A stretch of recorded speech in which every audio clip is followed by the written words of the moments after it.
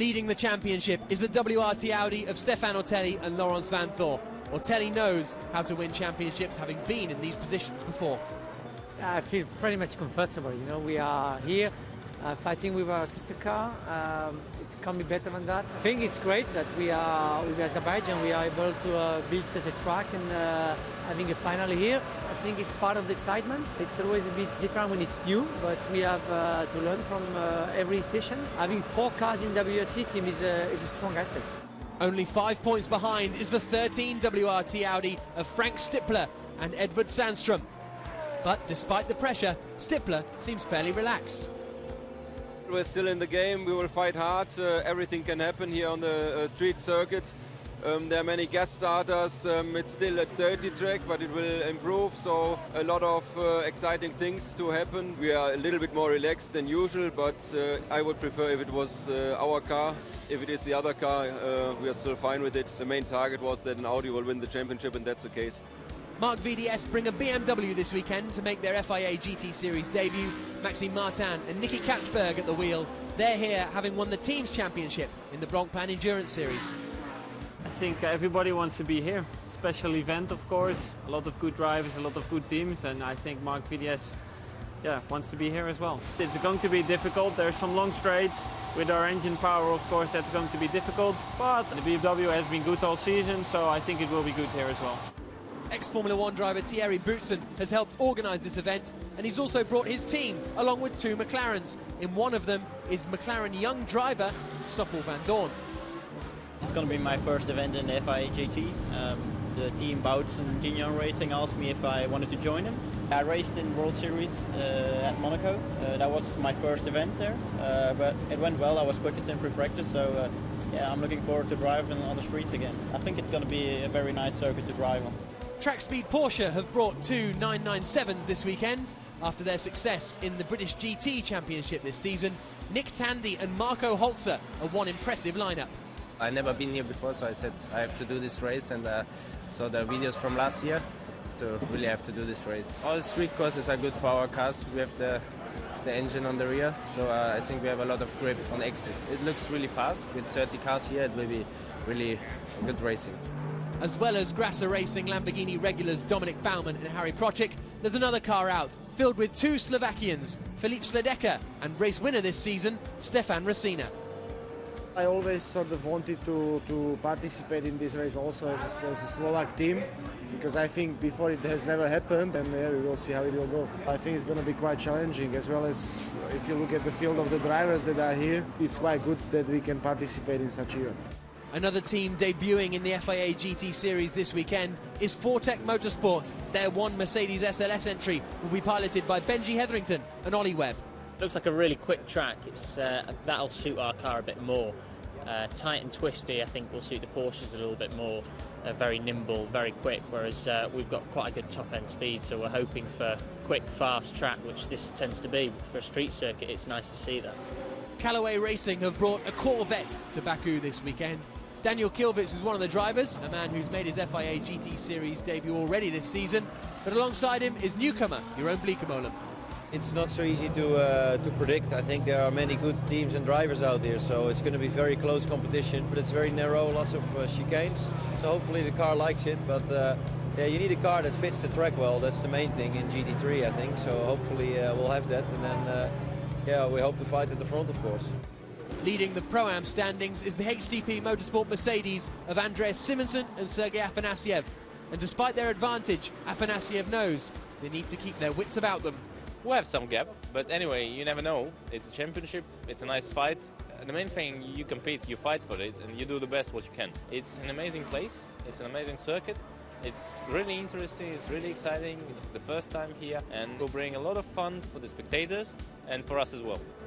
Federico Leo is joining Claudio Stanisvich in the AF Corsa Ferrari this weekend. Leo knows his way around a Ferrari, having won the GT3 European Championship in 2011. I'm with the gentleman class with Claudio Stanisvich. I think we can do very well.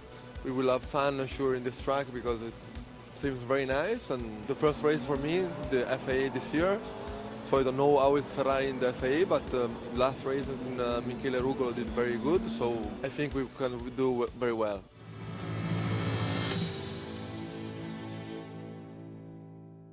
So the sun beginning to go down here in Azerbaijan, and here's a look at the results for the first section of qualifying. Marcus Winkelhock, a superb performance from him, 7/10 of a second quicker than Alexander Sims. Frederic Vervisch finishing third quickest, which is very good news. Nick Tandy and Marco Holzer fourth quickest, with Rob Bell and Kevin Estra in fifth place. Stefan Ortelli sixth quickest, snuck in there, not bad, but I'd say apart from Winkelhock and Sims, it's all going to be about this second session, because I don't think people really got the chance. But then, having said that, we might well have the same situation. We could have another 8 cars in the tyre barriers, and red flags are plenty. But despite all these incidents we've seen, we have only lost 1 car of the 28, which is the Jeroen Bleekemolen Corvette, and that still might be back tomorrow, but we'll have to wait and see. Further down the order, we've got Henri Acide and Anthony Beltoise finishing in 15th place. Sima Testump was there in 13th position. Although, in theory, I think Patrick Kuna probably should have been in the car, actually, because he was the designated driver 1, but that's a different story. Andy Soucek will be disappointed with 20th position. He's a McLaren master, but because of the door problems and other issues in that session, he could only manage 20th quickest. Peter Charoux, slowest man of all. Oliver Turvey will be in that car, and Oliver is somebody who is a major part of the McLaren young driver program. He spends an enormous amount of time doing testing and development work back in the simulator at Woking, and he's delighted to be in a GT McLaren for the first time in quite a long time as a race driver. So I'm looking to see what Oliver can deliver. We've seen a great job by Alexander Sims, another young McLaren part of that training program. But here we see all the cars going out, lights blazing. I hope they've all been set up for nighttime driving, not just there as a token gesture to the regulations. But the great news for Frederic Vervisch is that his teammate Stoffel Vandoorne is the first man out on circuit. The McLaren young driver will be out there with his lights ablaze in the number 22 Boots and Gignon McLaren MB412C. Who else to look out for in this session? Well, Sebastian Loeb. Exactly, Andreas Simonsen is out there. Mike Parisi finished that second free practice session in second position, so he's got some pace as well. Laurence Vanthor will be out in the number 11 Audi. It's going to be absolutely superb, because this is going to be the battle for pole position. This is your last chance to get it done. The time to aim for is Marcus Winkelhock, a 1 minute 43.062. They need to beat that to take pole position. But these cars will be lighter, but the track conditions will be cooler. It's getting darker as well. There's also a chance of losing time here, although it's not quite on the racing line. It isn't, but if anybody gets close to it, then it's only going to exaggerate the potential of hitting the barrier. And unfortunately, they didn't have the equipment at that part of the racetrack to clear away what you might call speedy dry that's been put down to clear up the fluids. Principally, I suspect that's been oil rather than water. Kevin Estra trying to find some room for his qualifying session as they all drop down through the left-hander at turn 13. But it's Stoffel Vandoorne who's the first man out there on the circuit. Up the hill towards the chicane of 14 and 15, and he's got plenty of space in front of him, obviously, and everyone pretty much is out on track. Interesting, Vandoorne did something I haven't seen anybody do. He braked actually earlier than you would normally do in a flying lap to ensure that he got the hard drive he needed off that chicane, rather than coming into it on the nose, dancing the car through.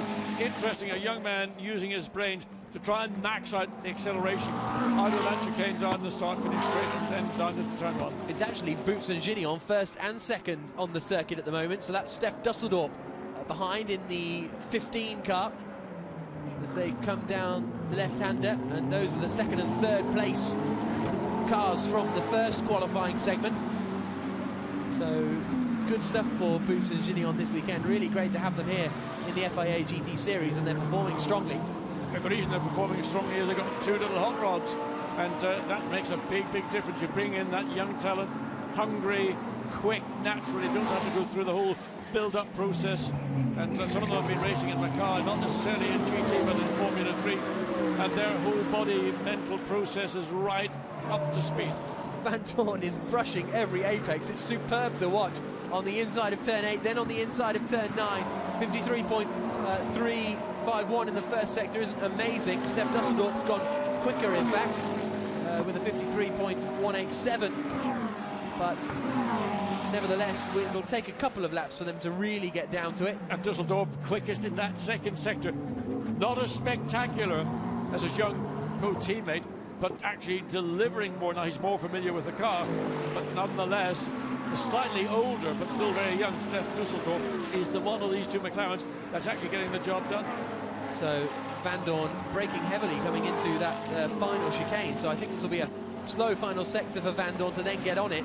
I imagine these first laps through will be maybe 44s, 45s before we get down into the 43s. That's a 46.6 for Dusseldorf and Van Dorn. So this will be very interesting. Long way away from what we saw. And look at the Van Dorn really sliding the tail of that McLaren through the exit of turn 2.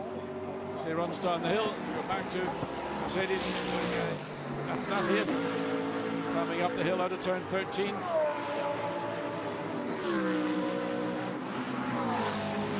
Out there also we've got Mike Parisi. Benji Hetherington has just gone quickest of anyone, a 45.660.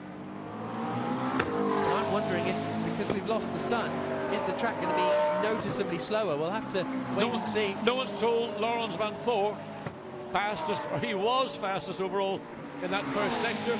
But now it's Sandstrom. Hetherington quickest overall, 145.660.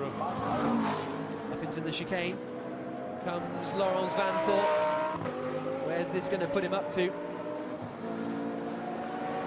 comes through the final corner at 16. It'll be a 44, I think, a 44.444, all the fours, and he goes provisionally quickest, and that's a good lap time from him. That would put him up in 4th position on the grid provisionally at the moment. So any thoughts that the track is slowing down is going to be about to be rebutted by René Rast, because he's gone purple in sector 1 and purple in sector 2. The young German is about to come across the line to presumably go quickest if he's kept it all together in the final sector. He hasn't. Why did he lose time in that 5 final seconds. sector? 5 seconds. Must be traffic. Absolutely traffic, or a mistake, but he's had to bail out of it massively. I mean, potentially the quickest of all, first, second, and then that big 5-second drop off in that final sector. So we're watching Sebastian Loeb out there on the circuit. Stef Dusseldorf jumps up to 2nd quickest, but no one yet is anywhere near Marcus Winkelhock on a 43.0. They're both 1.4 seconds off the pace as Loeb flies through that chicane at 11 and 12. He's done a 52.7 in sector 1, which is about 7/10 of a second slower than he needs to do. Now he comes into the hairpin. Just looking down right at the bottom of the timing and scoring of Aeropred. Well, he's keeping an eye on his team boss as well as his co-driver, but Enzo Eid, who we saw co-driver to Marcus Winkelhock, he has done 2 laps, just an out and in lap. I don't think he's going to bother doing a time. He's just going to rely on the fantastic result that Marcus Winkelhock got in that first qualifying segment of 43.062. Kevin Estre jumps up into 2nd position, a 1 minute 44.787, which is quicker than his teammate Rob Bell managed. But now Maxime Martin goes quickest in this session. That puts him in 3rd place overall, that lap time of 44.184. Good lap from Martin. That would see him start 3rd on the grid if things remain the same. Here comes Laurens Van Thor. No improvements in sectors 1 or 2. Cars 3 and 5 have just had their lap times deleted, so that's Enzo Eid and Jarek Yanis, so nothing particularly noteworthy. Sebastian Loeb just did the fastest final sector of anyone, has jumped up into 3rd position in this section. One of the BMs did that's Maxime Martin, I think. No, it might have been. It's one of the BMs certainly made a shortcut through entry into turn 4, so that lap will be deleted. That's lost time. 7 3/4 minutes remaining. And all drama for Harry Procik. That's up at turn 8. So Harry Procik's made the mistake coming down Mikhail Usanov Street. And he's managed to keep it all together and not cause too much drama around him, which is good to see. It was the number 4 car of Maxime Martin who cut the chicane. That's the car we're watching there, so this lap won't mean anything for Martin. René Rast has gone quickest, a 43.178, so finally he's a man close to challenging Winkelhock's time. Rast is only a 10th of a second behind Winkelhock. And that is a stunning run from René Rast, and Marcus Winkelhock, his glory has now been challenged. Enzo Eid sitting in the pits, well in fact Enzo Eid has gone out, but he's only done a 145.8, and I don't anticipate Enzo Eid is going to be anywhere near the pace of co-driver Winkelhock or René Rast for that matter. Maxime Martin further 2nd behind. 2nd in this session, 3rd overall. No, not 3rd overall. It's Sims. Alexander Sim is 2nd. 3rd overall at the minute. We just saw the replay of Harry Procik flying off down there at turn 8. but he's back out on the circuit now. And not only his time deleted for track limits. So here on the circuit is the 13 car we just saw of Edward Sandstrom, only 9th quickest for him. Rene Rast has gone purple in the first sector. His middle sector is very slow though, 4 or 5 seconds off the pace, unfortunately. Here he comes, and so he will get another shot at it, but you don't want to use up the best of your tyres. That's going to be a concern as well as Rast comes through. No improvement here, look at that, way off.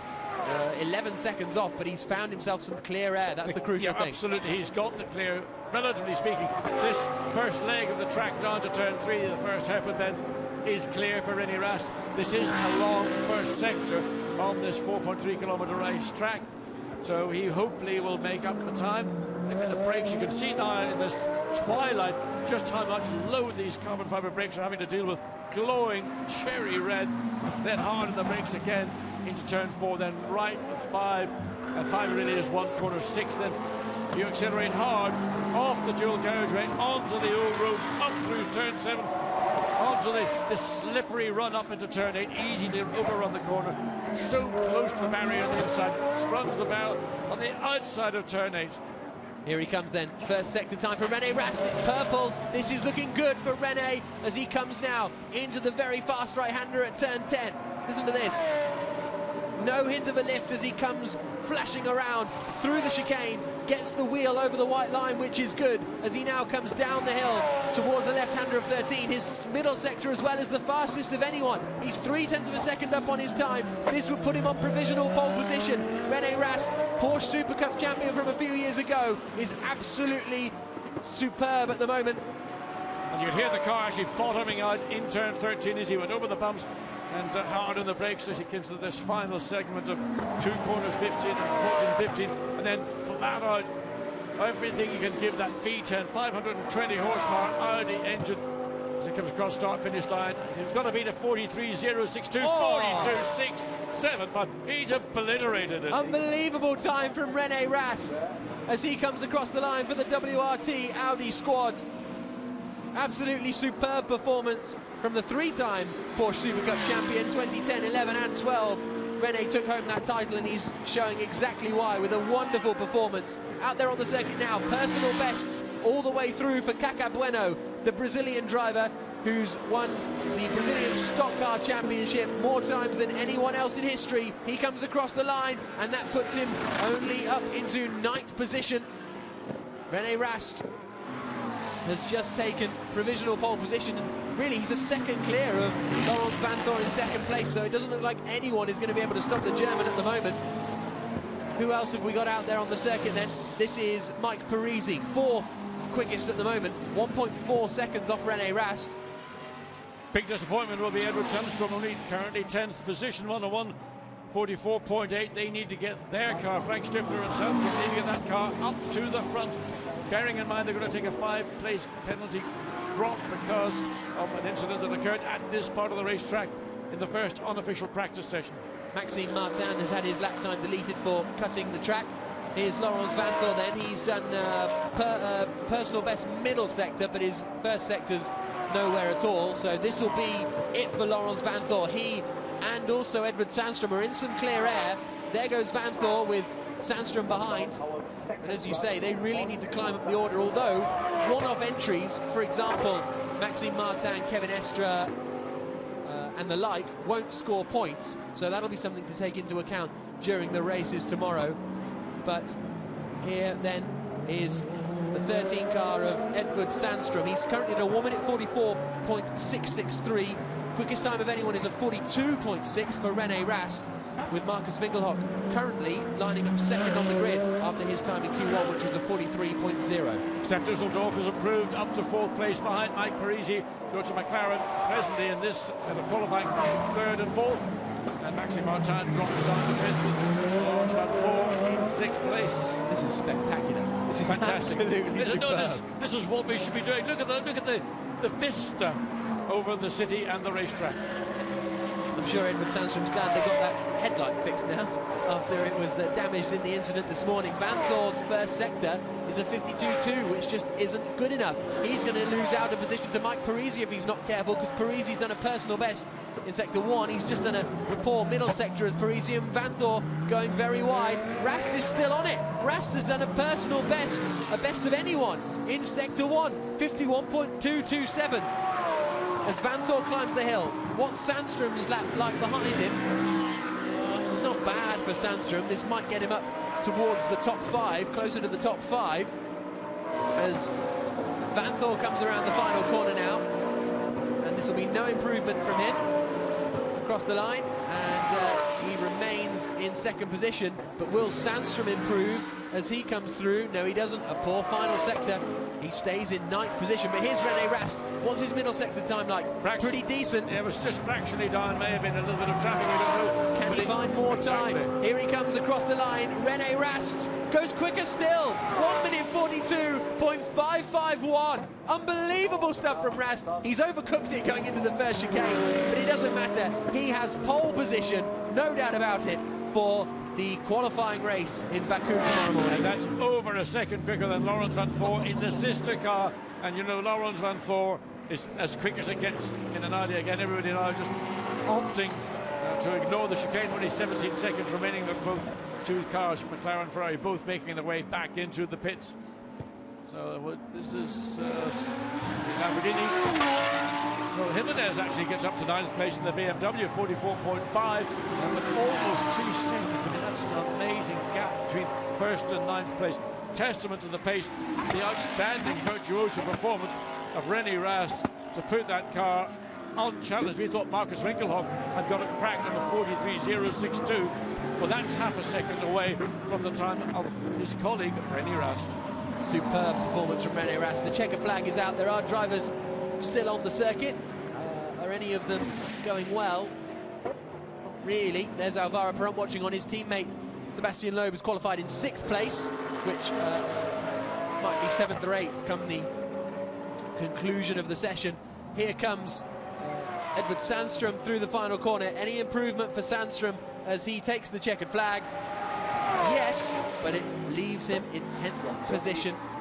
Danny Watts unfortunately had a bit of a problem. He's down in 23rd place. I'm not sure what happened to Danny in that session, in that Porsche, after you spoke to him in the break. No, I think he was explaining that he hasn't actually been in a Porsche for about 4 years.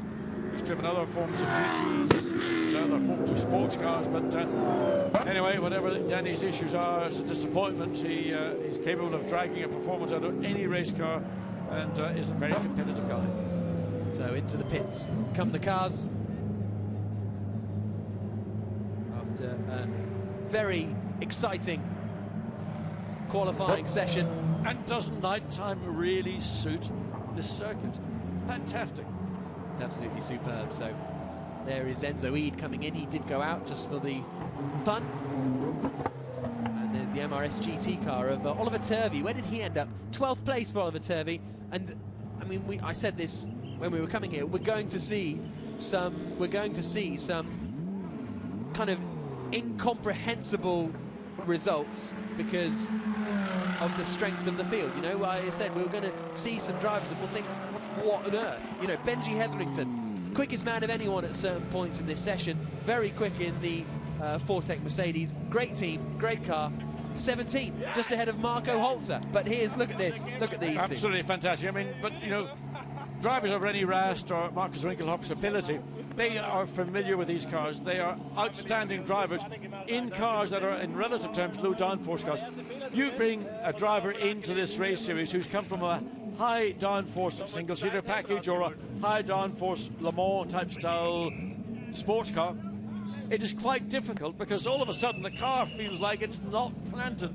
And if you become accustomed to that style of car, to go to a low downforce car, it takes a lot of time to adapt, and in particular on these sort of street tracks where the grip is naturally at a lower level than of a permanent racetrack. Here's a look at the results from qualifying 2. It will be René Rast and Nicky Melnoff starting the race tomorrow on pole position. But second on the grid will be Marcus Winkelhock and Enzo Eid in the number 5 Audi from Phoenix Racing. Alexander Sims will be starting third on the grid. Him and Steph Dusseldorp doing a great job, with fourth on the grid Mike Parisi and Andreas Suber out-qualifying their teammates. You're seeing here the results of the qualifying 2 on the screen, and it will be the combined results of 1 and 2 that will be confirmed in a few moments' time, but that's my particular take on it. They'll be confirmed when we're off air, so that's a basic idea of what will be the case. Rast on pole, Finkelhock second, Sims third.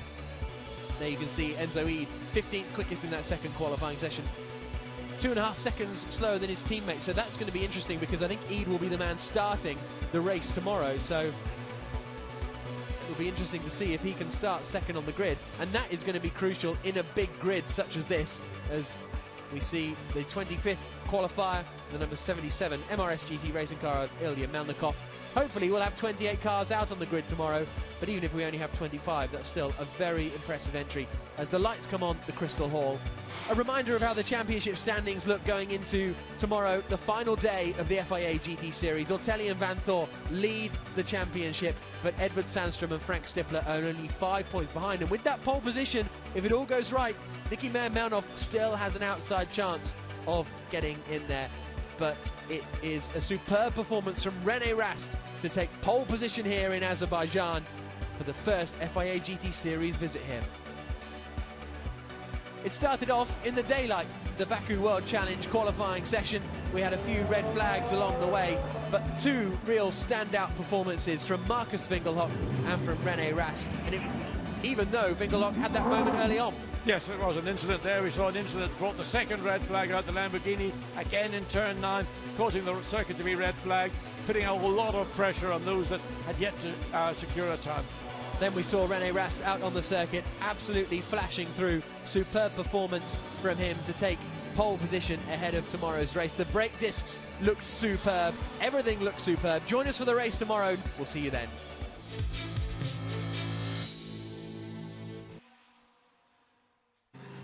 It's time for the qualifying race here in Baku, the capital city of Azerbaijan, and it should be a very entertaining one at that. There you can see the circuit. That's the first chicane that makes its way down along the seafront here, just by the Caspian Sea, and the cars are heading around to the grid. It's a WRT 1-2 on the front row.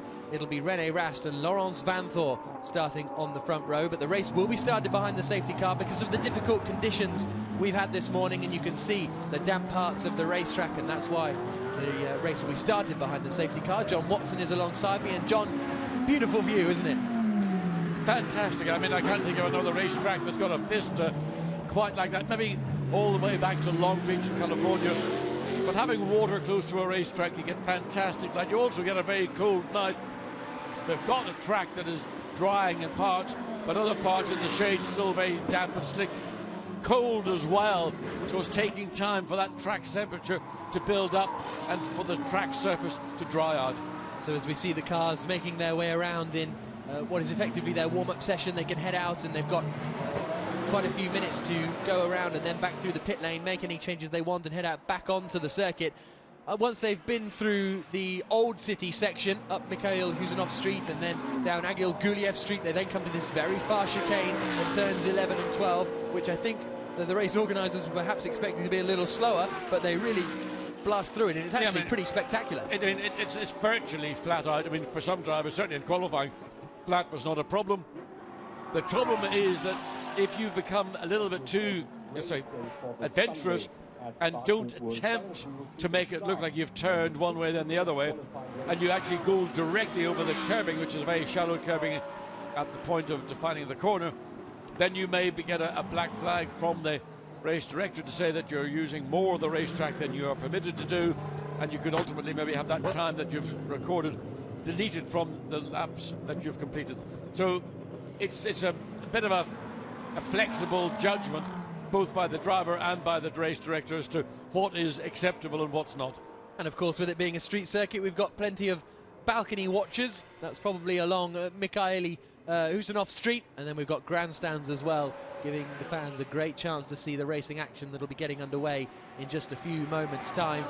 as far as the championship is concerned, Stefano Ortelli and Laurence Vanthor are leading the championship. Frank Stippler and Edward Sandstrom second in the standings, but they're only 5 points behind coming into this qualifying race. 8 points available for the win, and then in the main race later on, there's 25 points available for the win. So it's all to play for still, with only 5 points between them. Yeah, the big trouble for Stippler and Sandstrom is that in free practice, Edward Sandstrom made a misjudgment. He clipped the back of the Corvette coming up into turns 14 and 15. That's the chicane that has been introduced into the circuit. The slow cars down around turn 16. It was an error of judgment on the part of Sandstrom.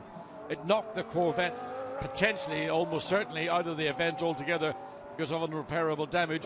But the consequence for Sandstrom was that he, and therefore Frank Stippler, received a 5-grid penalty drop. And they're chasing the Ortelli car, Laurence Vanthor Ortelli. They don't need to be 5 places further down the grid. Yeah, the Callaway Corvette, unfortunately, with Jeroen Bleekemolen and Daniel Kilvitz at the wheel, won't be taking part in the race weekend anymore because they claim to have damaged the fuel tank, which is a real shame. The car came back, I was in the pits when it came back in yesterday after the accident in free practice, and it was in a bit of a mess. The Azerbaijanis happy to be on the big screens out here that are littered around the circuit, and this is probably the second major event they've held here since the Eurovision Song Contest, or not since, but after the Eurovision Song Contest, being the first in 2012 at the Crystal Hall that you could just see over the hill on the sea front. Sweden won that. Edward Sandstrom, the Swede, is gunning for the championship. Perhaps, if you believe in omens, that's a good indication. Is he going to do his Benny Andersson interpretation? I can't even think of an ABBA song right now, but I'm sure Edward Sandstrom will, well, you know, wasn't my favourite gig, was it? Up into, now this is interesting, this little chicane here. This is turns 4, 5 and 6 between concrete walls. Really tough to get the cars through there, but not as tough as people first anticipated. It's been nicknamed the Brunsarider bus stop, and when some of the drivers first saw it, they were like, you know, this is outrageous, we can't drive a car through here, but actually it's fairly straightforward and quick, but there's no margin for error. No, the reason they thought it was outrageous is because it's like going down a sort of a cul-de-sac. Where do you turn, or can you turn, or what's going to happen? But in fact, if you take down the barrier on the inside and just give the drivers the opportunity to look across, there would be a lot more sight available, and also there was just that sense that it isn't actually as tight as they think it is. It's actually proving amongst the drivers to be a very likeable part of the racetrack.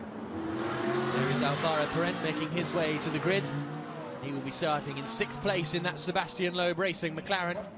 We've also got Porsches here this weekend, 2 track speed cars. Nick Tandy and Marco Holzer are definitely a pairing to look out for. In fact, both of them are there. You can see the car behind with the green spots. That is Martin Ragginger and Danny Watts whizzing past us and on their way up to the chicane. This is where the accident occurred yesterday between Edward Sandstrom and the Corvette, as they negotiate the tyre barriers and then slow down and pull into the pits once more. Soon they'll be making their way around to the grid for the start of this race. I know it's an awful negative thing to say, but actually, because that chicane is there for a very specific purpose, it almost would be ideal to have that as a localized yellow flag zone, because anybody who thinks they can make an overtaking maneuver coming up the hill into a very narrow entry and then a change of direction and get away with it and not have either contact with the car they're passing or hit the tyre bales, has got to think again.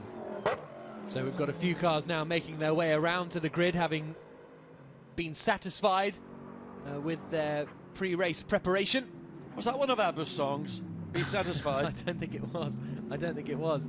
As I don't know, frankly. I'm not a big fan either. Maximilian Buch and Alan Day in that number 1 HDP Gravity Charoux Motorsport Mercedes. They had a difficult day yesterday. Alan Day put it in the concrete wall, and then Maximilian Buch put it in the tyre barrier, a mistake that we're not really used to seeing from Maxi. There's the right-hand turn up into the old city, and then down to the left-hand side, and to the left-hand corner here at the junction, back out onto the main dual carriageway, which is the E119, the pub there just on the left-hand side.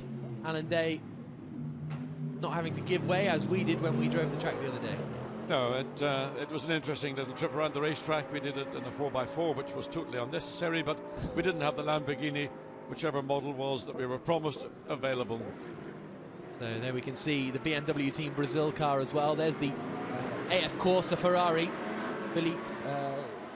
Claudio Stanisvich and Federico Leo will be driving that car. Leo actually did a great job in qualifying to put it up in 13th position on the grid as the cars head around to start the race. Qualifying race coming up here in Azerbaijan. The Azerbaijani national anthem is playing at the moment, and as you can see, the crowd have all got their flags out. There are a lot of flags around in Azerbaijan, both in the stands and also the biggest flying flag in the world on the national flag square that I'm sure we'll get a shot of because you really can't miss it. So there is the wonderful scenery. The track temperature is up to 12 degrees, air temperature 12 degrees as well.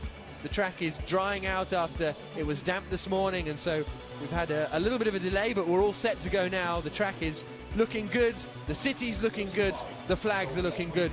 Most importantly, John, the grid is looking mega, frankly. Of course, also the driver. First of all, it's driver number 2 in the cars now ready in our starting grid. There are only 5 minutes left until the start of this 1 hour. The track temperature has been as low as 0 at some points here over the morning, and up to 12 Celsius now. Teams are trying to decide, and I think they've all probably much fixed now. They're all going to start on the slick tyre. Initially, when they went out and did an exploratory laps, they were going out on wets to see how much or little grip there might be. And here we are. Here's the track. There you can see the start line down to the first chicane, down towards turn 3. Then you come back up through another chicane, out into the old city for a bit before you rejoin the dual carriageway, pile down to the hairpin at turn 13, then back up towards the final corner at 16. 4.4 kilometers long, 16 corners, a lot of undulation as well. You can really see it on that track map. The run from that first corner down towards the chicane and the hairpin is quite dramatic. It's a fantastic view, the drivers are saying. When they drive down, they can see the skyline in front of them. Phenomenal. Yeah, I mean, it's the whole location of this racetrack and that whole sort of what I call the bay area, which the city of Baku, there we see it now, is built around. I mean, this is the Caspian Sea. It's a landlocked freshwater sea. It is the biggest piece of fresh water in the world, and it is spectacular. There you can see just to the left of your screen what I consider to be a flag that's probably about the size of a soccer pitch, and it is absolutely, I mean, it is to me the 9th wonder of the world. It's one of those things that you rarely ever see a flag of this scale. It's almost like one of those hot air balloons but with no hot air in it. It is that enormous. So that is the place that dominates the skyline, the flame towers up on the hill overlooking the city, which is actually the lowest lying national capital in the world at 28 meters below sea level, a population of 2 million here in Baku. Interesting, it's 28 meters below sea level as opposed to saltwater sea as freshwater. Exactly, as opposed because the Caspian Sea itself is below sea level. Yeah, amazing. Well, there's our travel guide for today. As you can see, the fans getting ready because the race will be starting in only 2 or 3 minutes' time. It will be starting behind the safety car because of the difficult conditions and the nature of the street circuit. Hopefully when we have the main race later on, that'll be a proper rolling start. But here's a look at the grid. 27 cars out there, all set to go racing with 54 drivers, 16 teams, and 26 of these drivers are making their FIA GT Series debut this weekend. We really have attracted the best racing talent from all around the world for this GT race. Yeah, and it is a major event, and I think, with hindsight, the decision to start behind the safety car as opposed to have the standard rolling start, even had conditions been perfect, because of this is a very, very quick part of the racetrack, coming through turn 16 all the way down to turns 2, 1 and 2. I mean, the top speed is high, and to have 27 of those cars in a rolling start for the first time here at Baku probably would have led to a little bit of trouble. So actually, as it turns out, the safety car start may well prove to be a blessing in disguise. At least we might get to see all the cars get through the chicane on the opening lap without tripping over each other. There's plenty of room at the first chicane here. It's not too bad, but the danger zone kind of comes when you get to turn 4, 5, 6, 7, 8 and 9, because then you go into the old city. It looks spectacular. it sounds spectacular, it feels spectacular, and but it's very narrow and there's not much margin for error at all, as you'd expect at a street circuit here. So we've seen plenty of practice over the weekend, seen qualifying as well that went into the night yesterday. That looks superb. We've had historic Formula One cars driving around these circuits, and we've had historic Formula One drivers driving around as well. We have. Or driver. Well, Philippe Alliot as well. Yeah. Indeed, Philippe Alliot out in the historics. Still has got that grin, still that big smile. Even when he stepped out of a car he'd wrecked, he always had a smile on his face. So the race gets underway behind the safety car because of the tricky conditions here in Azerbaijan. But make no mistake about it, when the race comes in, when the safety car comes in, the race will be well and truly underway as they wind through the first chicane. As you can see, there's plenty of room down there. It's all marked out by curbs, so that's not going to be too much of a drama at the start of a race, and really the drivers are saying that's one of the best places to try and make a pass. Equally, if you make a pass there, though, there's always the option that the person alongside you will skip over the chicane on the outside and regain the position. But there's the pole position car then, René Rast in the WRT Audi. He and, well, Nicky Mermelov, his teammate, is still in with a shot of winning the Drivers' Championship. Up at the front, it's Ortelli and Vanthor leading the championship, and they start second on the grid with Laurence Vanthor. Third on the grid will be the Brutson-Gignon McLaren of Steph Dusseldorp. Alongside him, Mike Parisi and the Sebastian Loeb Racing McLaren. There you can see the blue and white McLaren coming through. Then we've got the number 4 BMW Sports Trophy team, Marc VDS. Z4, which will be started by Maxime Martin. Watch out for that one. And Alvaro Parente as well in 6th position. Listing off these drivers, it's just superb. And then you get to Stoffel Vandoorne, Kevin Estre, Marco Holzer, Sergio Jimenez, Caca Bueno, Oliver Turvey. They're all huge GT names. It's fantastic to see. Yeah, I mean, and also amongst the GT names, you're getting youngsters like Stoffel Vandoorne, who did such a great job this year in Renault 3.5. He's in a McLaren MP412. He's a part of the McLaren, the sort of the group of drivers that McLaren bring into the team, put them through the sort of McLaren University, and at some point then they will use them where they feel fit. And there's Stoffel Vandoorne and others here who are, in a sense, strangers to FIA GT events, but thoroughly enjoying it. So the clock has started. The safety car will be pulling in at the end of this lap, and then it will be up to René Rast to decide when he gets the race underway. The big news really as far as the championship is concerned, that the main challengers, Frank Stipfer and Edward Sandstrom, will be starting in 16th place on the grid. They're only 5 points behind Ortelli and Vanthor, but they'll be starting down in 16th position. So the lights are still on the safety car, so I think we're going to go for another lap. Yes, we are. When the safety car pulls off, and in fact somebody's just pulled, one of the cars, I think it was a McLaren, has pulled into the pit lane. Now whether that's to come in because they feel that their tyre choice may not be the correct choice, or there's another issue, but one car did actually pull into the pit lane. It looks like it might have been Mike Parisi. So here's a look at the grid. René Rast on pole position, alongside him his teammate Laurence Vanthor. Steph Dusseldorp and Mike Parisi will in theory be starting 3rd and 4th, but Parisi has just pulled into the pits for some reason. Maxime Martin in the BMW will be 5th on the grid, alongside Alvaro Parente in 6th position. There's Stoffel Vandoorne then in 7th, ahead of the Hexis McLaren of Kevin Estre, starting in 8th position. Marco Holzer, the first of the track speed Porsches, is in 9th position ahead of Sergio Jimenez. His teammate Caca Bueno starts in 11th place in the BMW. Oliver Turvey starts in 12th position. Federico Leo, good qualifying from him to start 13th, just ahead of Andreas Simonsen in the championship leading Pro-Am car. Danny Watts starts 15th, with Edward Sandstrom, chasing man in the Pro Cup, starting down in 16th place. Disappointment for them. There are the two Gottfried Grasser Racing Lamborghinis in 19th and 20th. Harry Procek and Stefan Rossina will be starting them. Philippe Albuquerque's out in the 4th WRT Audi. Anthony Beltoise and Omri Assid will be starting in 23rd position, ahead of Kuna and Stump, who wrecked their car yesterday, but they've got it back out today, which is good to see. And then at the back of the grid will be Enzo Eid starting the Phoenix Racing Audi, which qualified in 2nd position, but has been put to the back of the grid for a technical infringement with the rear wing.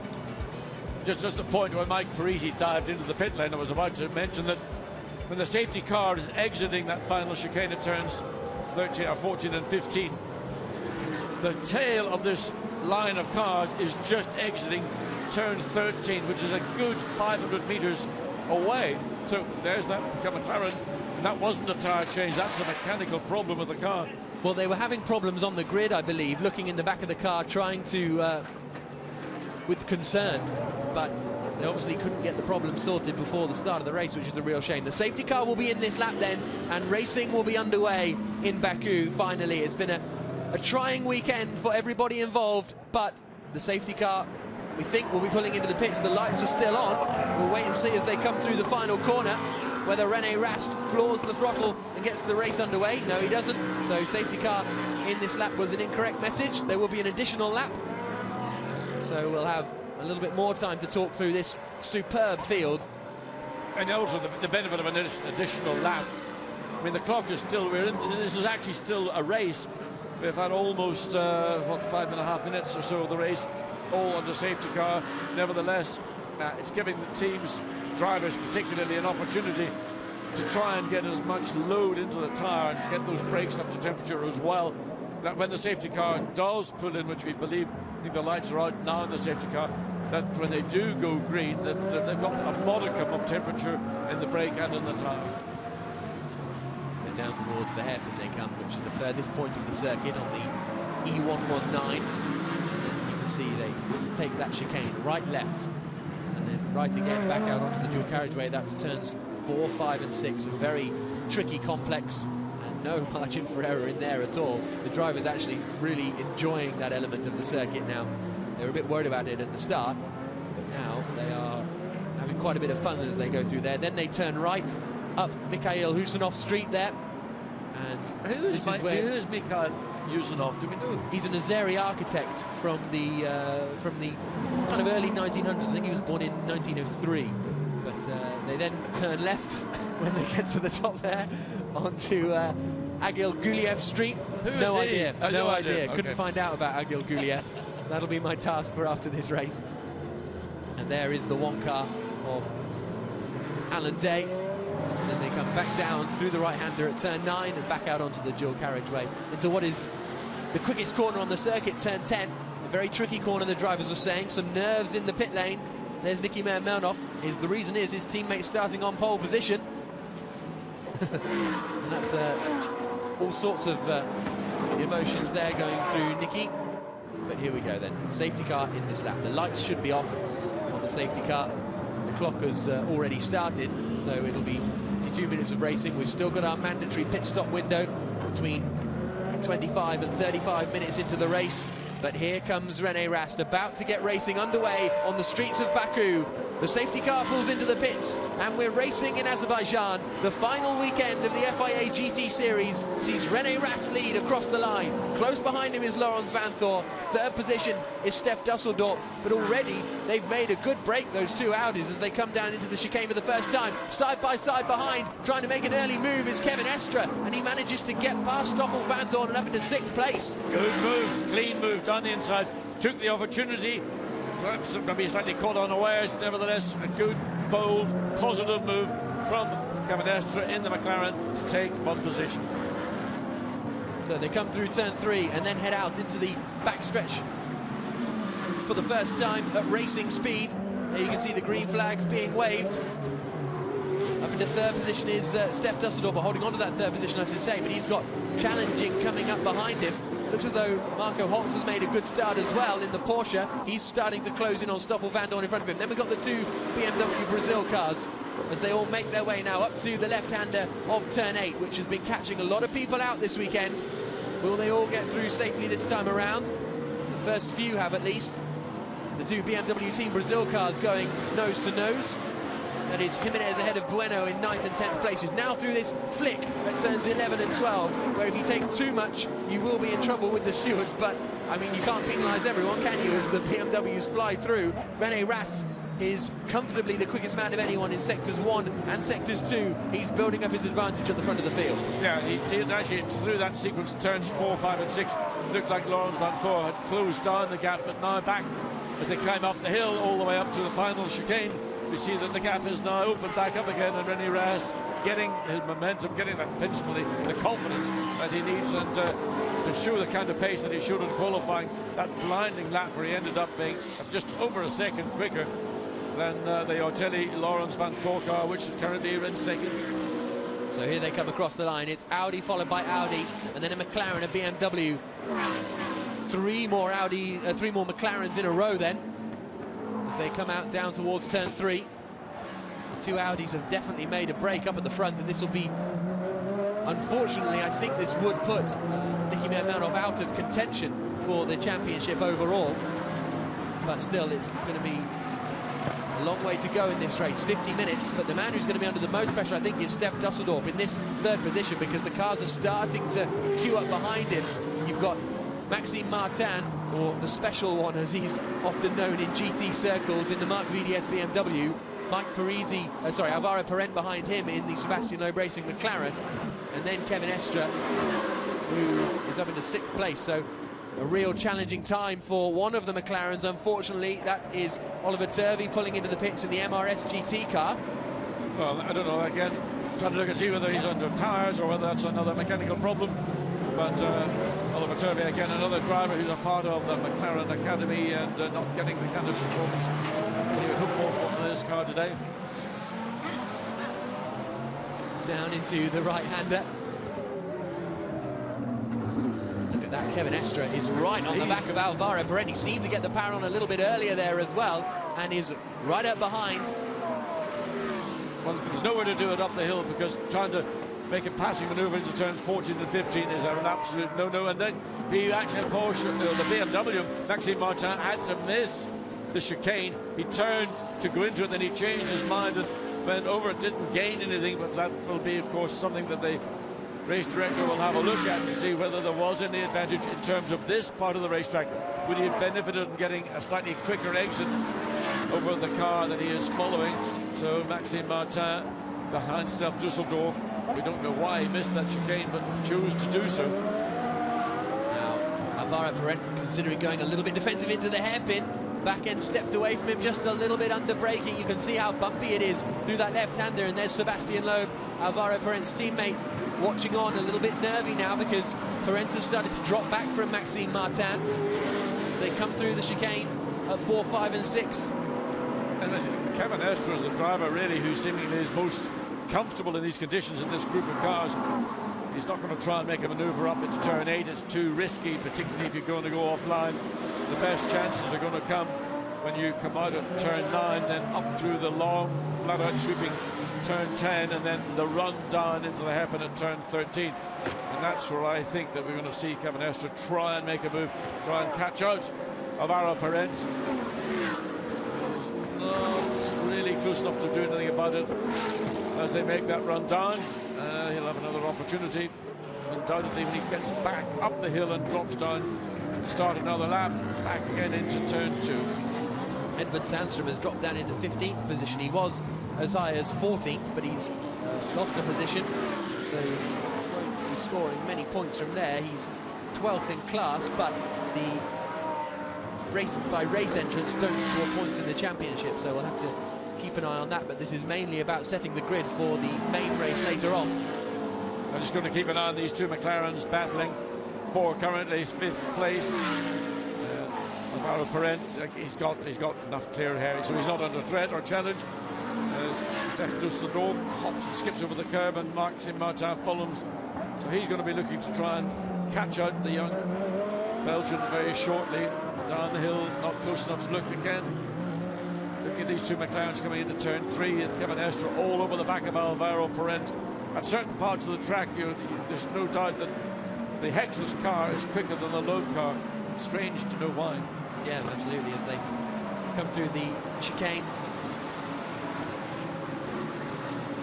René Rast has got a 4-second lead up at the front.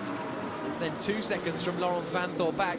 And look at this is a replay of a good move being made there. In fact, impressive stuff, although I think to a certain extent that was lappery taking place, the 44 MRS GT car of Oliver Turvey getting passed by Andreas Simonsen, but I think that was being lapped after it had been into the pit lane. All cars must respect track limits has just been announced on the timing screen. Stef Dusseldorp has just done the fastest first sector of anyone. Whoa, well, look at this, it's all getting busy here, isn't it? On the run down into the right-hander, this is a queue from 12th backwards. It's Danny Watts at the head of it in the Porsche.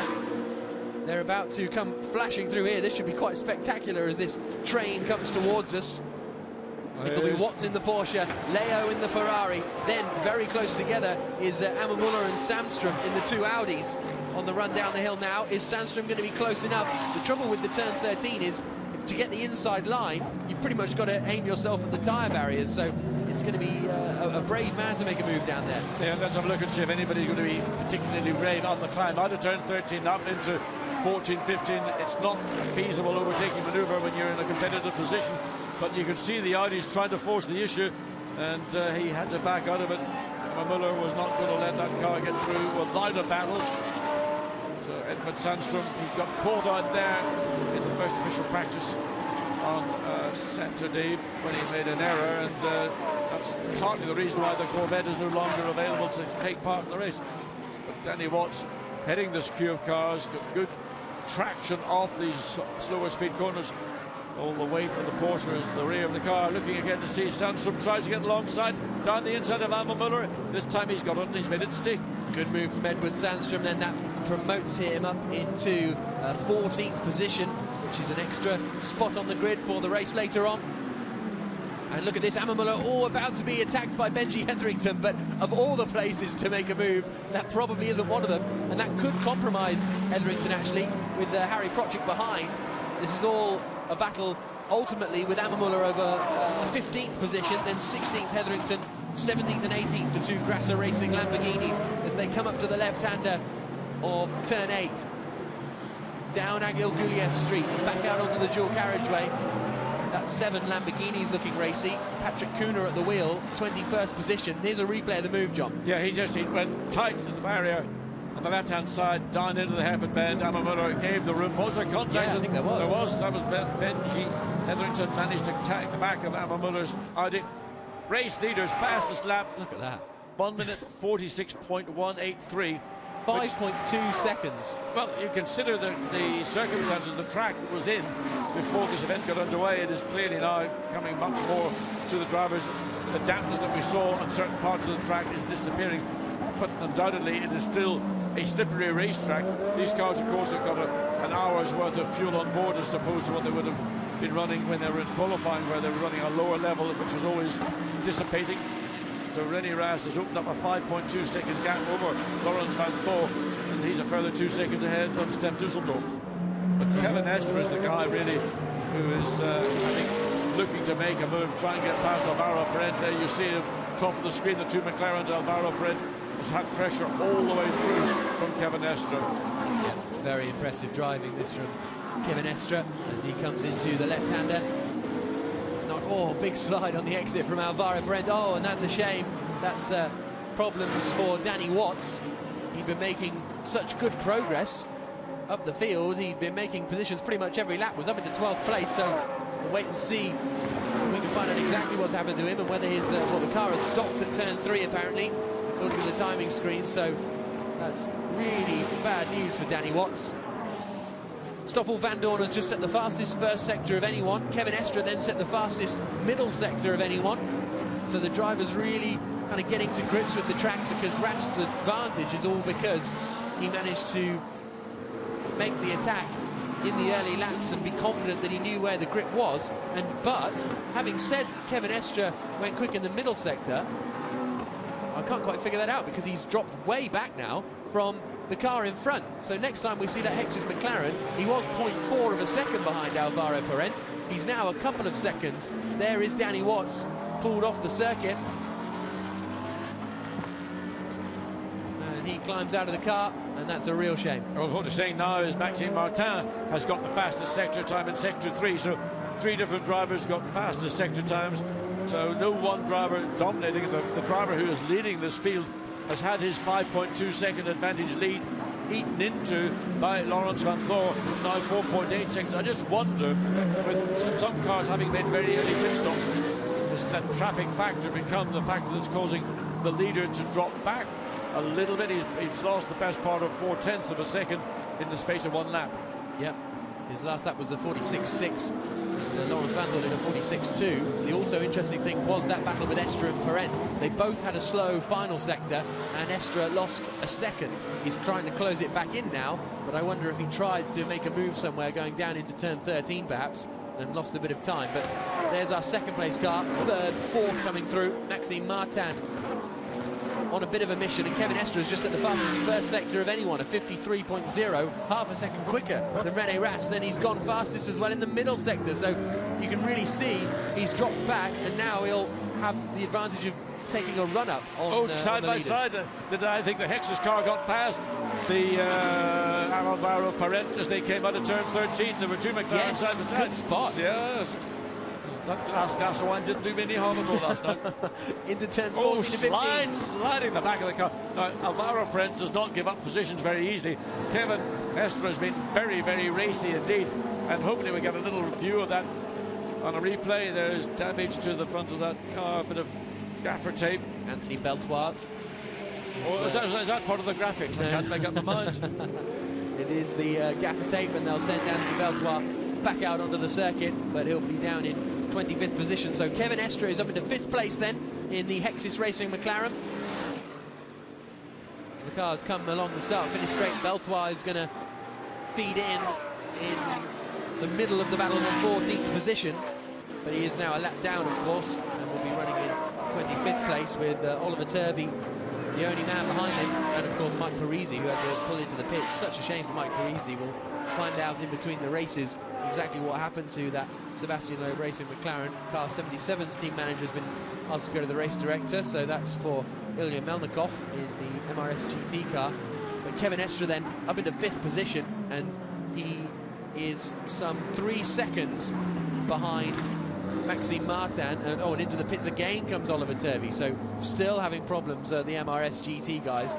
But Kevin Estre is 3 seconds behind Maxime Martin, and only lapped half a second quicker on that last lap, but he's taken half a second out of him in the middle sector. And here we've got some traffic trying to be lapped. This is Anthony Beltoir.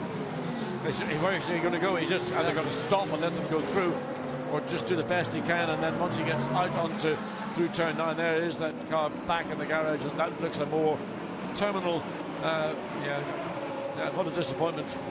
Yep, real shame for Oliver Turvey. Absolutely. And the MRS GT guys. It was a brake problem for Danny Watts in the Porsche, we're being told. Here's the replay. Perent went wide. He made a mistake. Yeah. Made a mistake.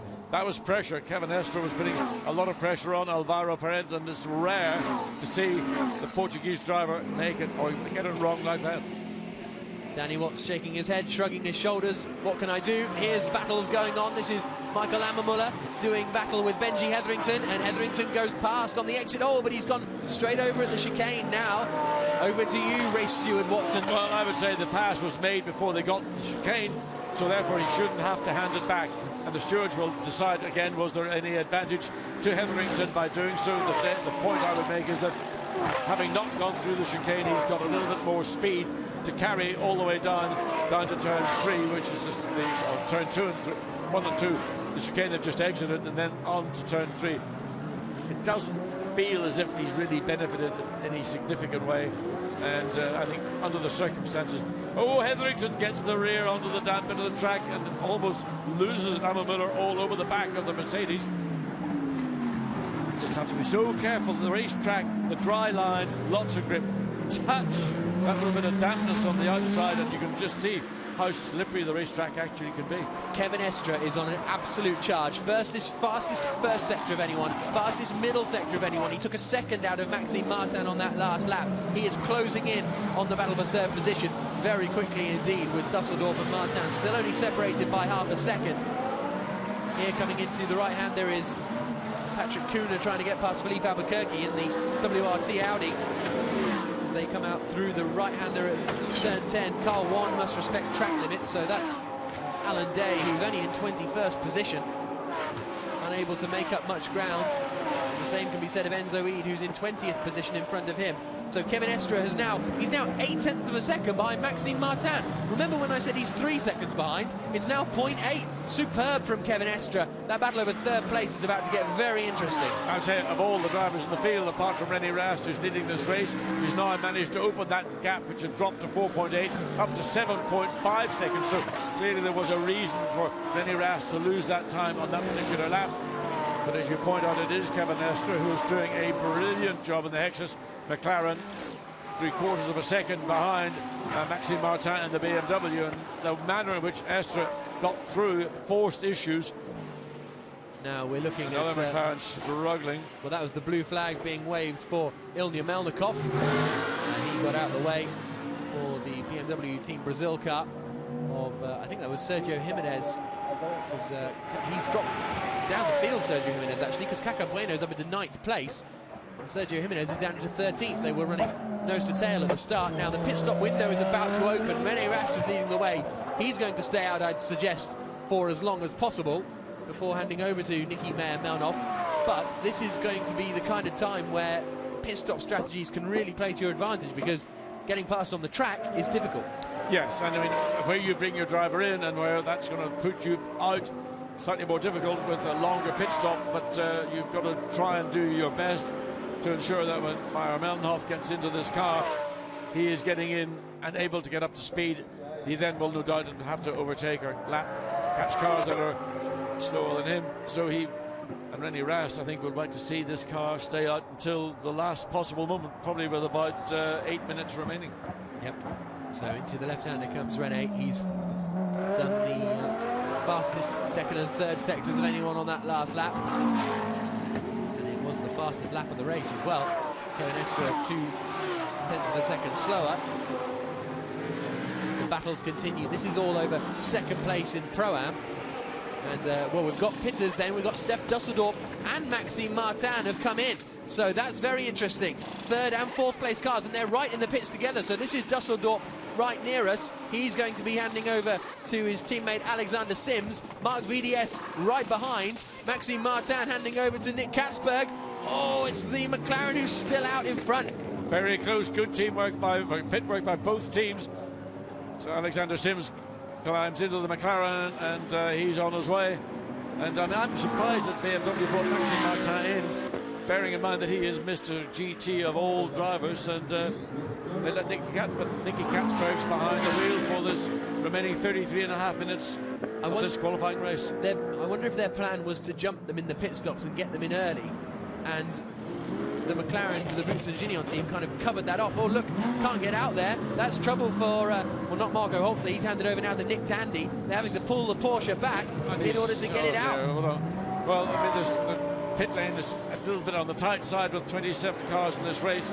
Nevertheless, it's just unfortunate that they had to go through that little routine and lost more time as the Porsche now actually goes out of the pit lane. There you see it just behind what was the Ammermüller Audi.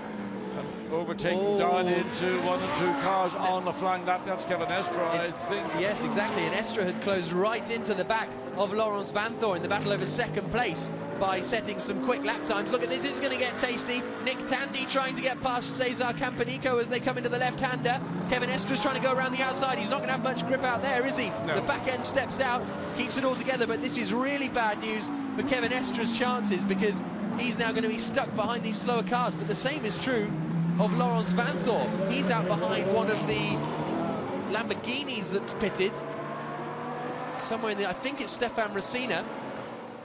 So we'll wait and see how this all shakes out in a few moments. But the bad news is for Kevin Estre, he was going very, very quickly as Sebastian Loeb heads out of the pits, but now he's got the traffic to contend with. Yeah, and he's got to be very, very cautious. This is all the work that he's done in the first, 20 minutes of the race could be easily undone by just being impatient.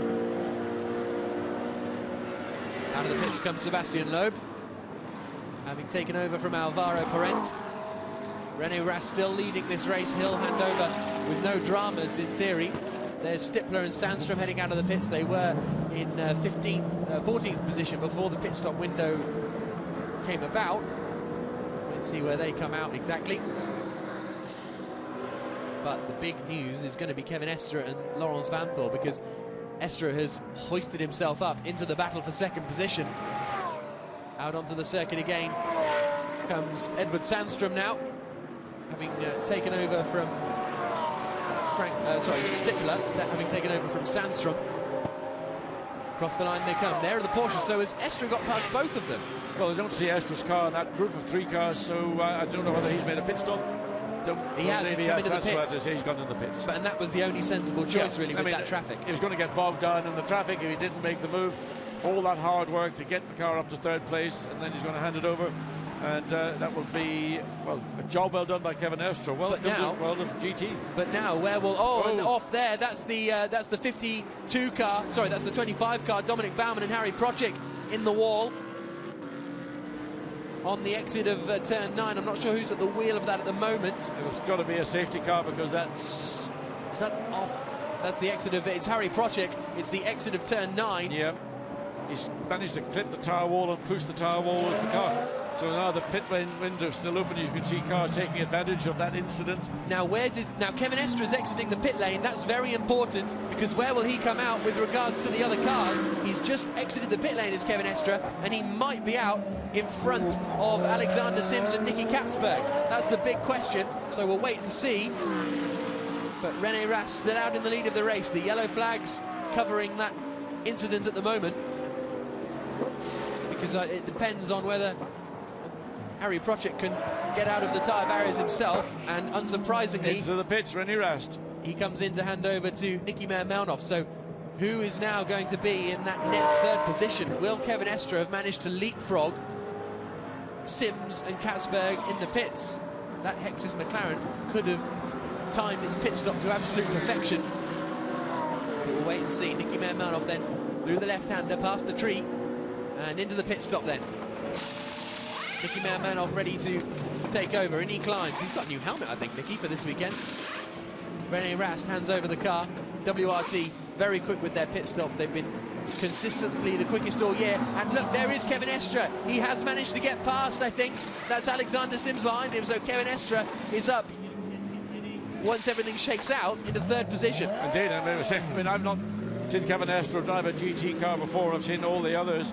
And he is doing an outstanding job, but he makes a mistake now. No, he's got sideways. To drag up the hill, he's managed to consolidate the position. Alexander Sim didn't get the momentum to carry him alongside. And it's Rob Bell, of course, at the wheel now, I should say.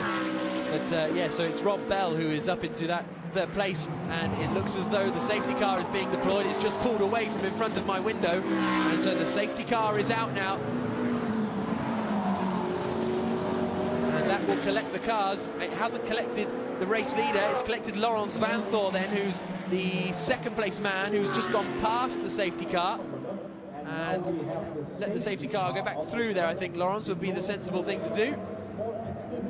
It's all for that Lamborghini in the wall. There's the 52 sister Lamborghini of Grasser Racing that's still in the race, running in, well, it was 11th when it came into the pits, but we'll wait and see where it all shakes out. Andreas Simonsen is yet to come into the pits. He and Sergei Afanasiev are still in the net lead of this race. But well, we'll have to see how this all shakes out when the safety car can sort the order out, because it just caught up with Laurens Vanthoor. Hopefully they won't have to let the whole of the field go through. There's our race leader then. Coming out of the pits here is Stefan Rosina. The engine is still running on the Grasser Racing Lamborghini, but Harry couldn't get it out of the tyres, and so that's why they've had to deploy the safety car. And there is the safety car, so it's picked up Rob Bell, so it's picked up effectively the third position car. So third, fourth, fifth, sixth are all in that queue. What would be net, I think, when the pit stops shake out. So Nicky Melnhoff is out there, and Stefan Otelli is out there. Sorry, not Laurens Vanthoor. He's handed over to Stefan Otelli. Well, will this be a wave through, or will they, I think in fact it may well be the safety car. Looked like it was pulled over, and maybe it was waving through those cars that were not the race lead. There is the lead, well, what would effectively be the leading car. So, well, Michael Ammermuller has stayed out, actually. He's just come across the line now, so, I mean, you can see the Nova driver Audi in front. There's no way he's going to get around in time to get into the pit stops, is it? Well, no, there's a minute and 30 left on the clock. Absolutely. Across the line. So 25 minutes. 25 minutes opens. So there's no way, I don't think, that Ammermuller will be able to get back before the pit stop window closes. So that could be a problem for the Nova driver squad. And there's Campanico. He was expecting him. Would that be what they might describe as a force majeure situation? Or is it still just if you don't get it right, then you pay the penalty? I think probably the latter. There is the 14 car that's sort of leading. We also need to see where Sergei Afanasyev filtered in after that pit stop, as the JCB gets ready to tow the car out of the wall, which hopefully, well, they've reversed it, so I wonder if now Harry Prochek will be able to drive off himself and get back to the pits, and he'd be allowed to continue racing under the rules of GT racing. If you get recovered, you can carry on. It's not like single-seater racing where if you're recovered, if you get outside assistance, that's it, your race is over. So the crowd watching on. Yeah, they're warming up at 2. I mean, it's a racetrack that started this morning covered in ice, and now it's virtually a dry racetrack. And we did have that rolling start, of course, which took away some of the potential excitement, but also potential. Oh, there's damage to that car, and I don't think that's going to continue, because certainly the bodywork damage, whether the suspension or steering damage. Harry Prochek, of course, he couldn't really get out of the car easily without having to clamber across and get out on the passenger side, which of course would mean getting out on the side where traffic was approaching. And that may well be the end of Harry Prochek's challenge for the Pro-Am category. Pit stop window closed. In comes Michael Ammermuller, and I think his team and his team boss, Cesar Campanico, who's also his co-driver, might have a word or two with him. Let's see how gently Campanico pulls him out of the car. Only Michael Ammermuller could do that. Yeah. It's unnecessary, but there we are. No conversation at all between them. So we'll wait and see, but they'll no doubt have to serve a penalty. So Nicky Mermanov leads the way in the number 12 Audi. Stefan Ortelli is second in the number 11 Audi.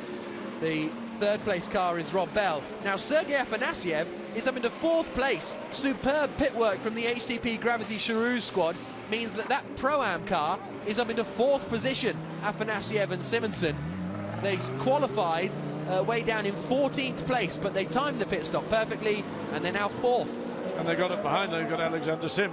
So Alexander Sim's lost 2 places. There is that Lamborghini pulled now to safety.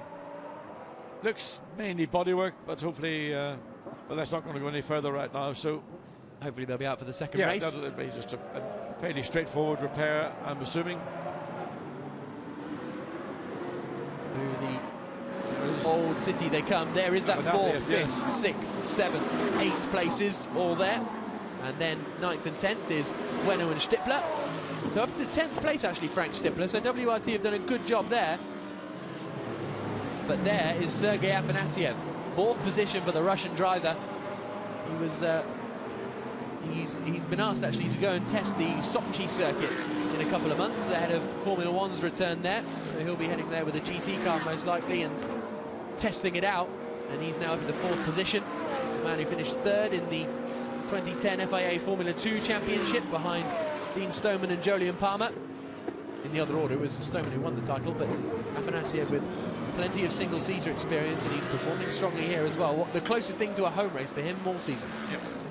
Silverth waved yellow flags, but Frank Stippler putting himself as close to the tail of Cacabueno's BMW as he possibly can. So what's happening now is we're waiting for Mermanov to catch up with the safety car, which is somewhere out there on the circuit, and that might have just happened. And then back down the road, not too far down the road, they're at turn 3. So, oh, here we go. Here comes the field now, joining on to the back. So there's first, second and third and fourth. But the racetrack's now clear. But of course, out of fairness to those that made their pit stops, then the safety car was unable to, at the point of exiting the pit lane. So they're having to let the whole lot cycle through. And once they're all back in line, then the safety car lights will go out and he'll pull back in the pit lane. See, the problem is you've got these 2 trains here. Once they get back together, it'll be kind of all right. But then there's a huge gap from Stippler back to what will be, I think, Ricardo Zonta and Marcus Winkelhock's up into 13th place. Great stuff from the number 5 Audi to be in 13th position from the back of the grid. Yeah, man. Enzoe did a good job, kept out of trouble, got the car up inside the top 20, and then through very good pit stops, no doubt, by our WRT as usual. And Marcus Winkelhock into 13th position. I mean, after that disappointment, rear wing height was strange that it was over the limit, but there we are. That was the circumstances that led to him being time disqualified and put to the tail of the field. So here are the other band of cars coming through, so whether they'll wait for the whole field to catch up the safety car or just the majority of it, we'll wait and see. There is Ricardo Zonta ahead of Cesar Campanico, ahead of Marcus Winkelhock, with Nick Tandy behind. Zonta, Winkelhock and Tandy, only in a field as strong as this could that be the order for 12th, 13th and 14th positions. Sadly for me, it's the Porsche who's in that position. 14. Waste of money, John. Waste of money, John. Porsche. No, it's not. Still a great car. Just, you know, let's see what happens when they get into the championship race. The Nick Tandy car can make progress. The safety car then. It's got a reasonable chunk of the field. It's got the top 10 queued up behind it. All the way back to Frank Stippler. Caca Bueno's doing a great job in 9th position. Great to see that BMW Team Brazil squad doing well.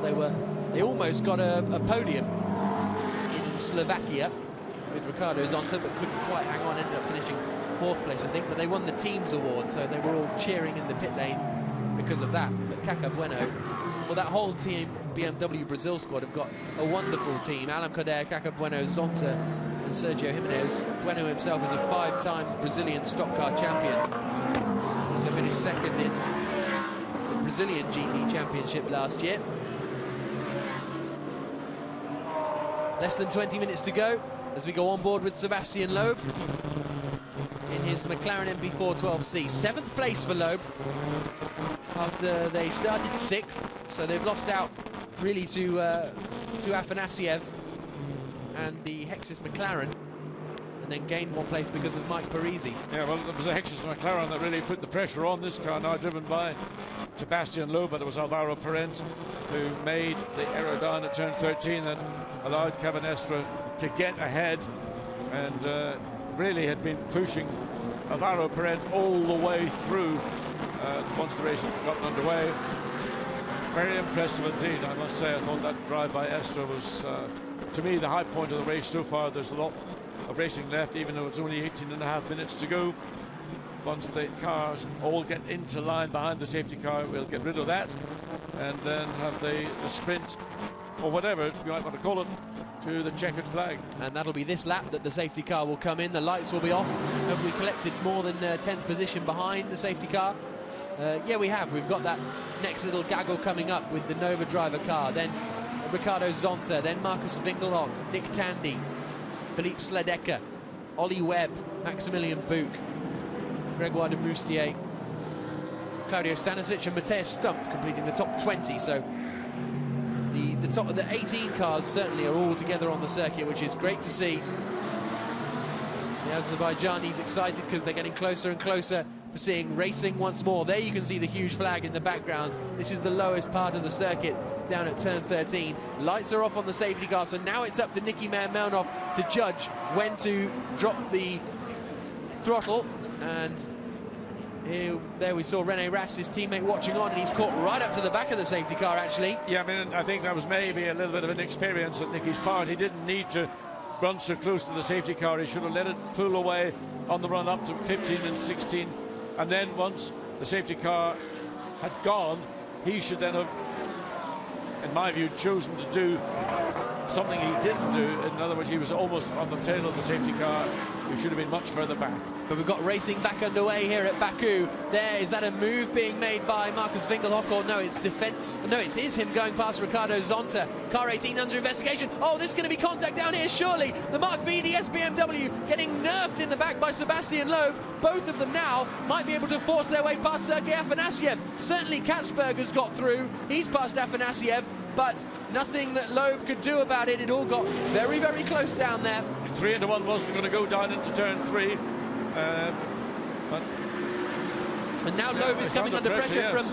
from Frederic Verviche behind him. Not really an overtaking opportunity into turn 8. But that was a good move from Marcus Winkelhock to get him into 12th place past Ricardo Zonta. They now come out through turn 9 and back out onto the dual carriageway.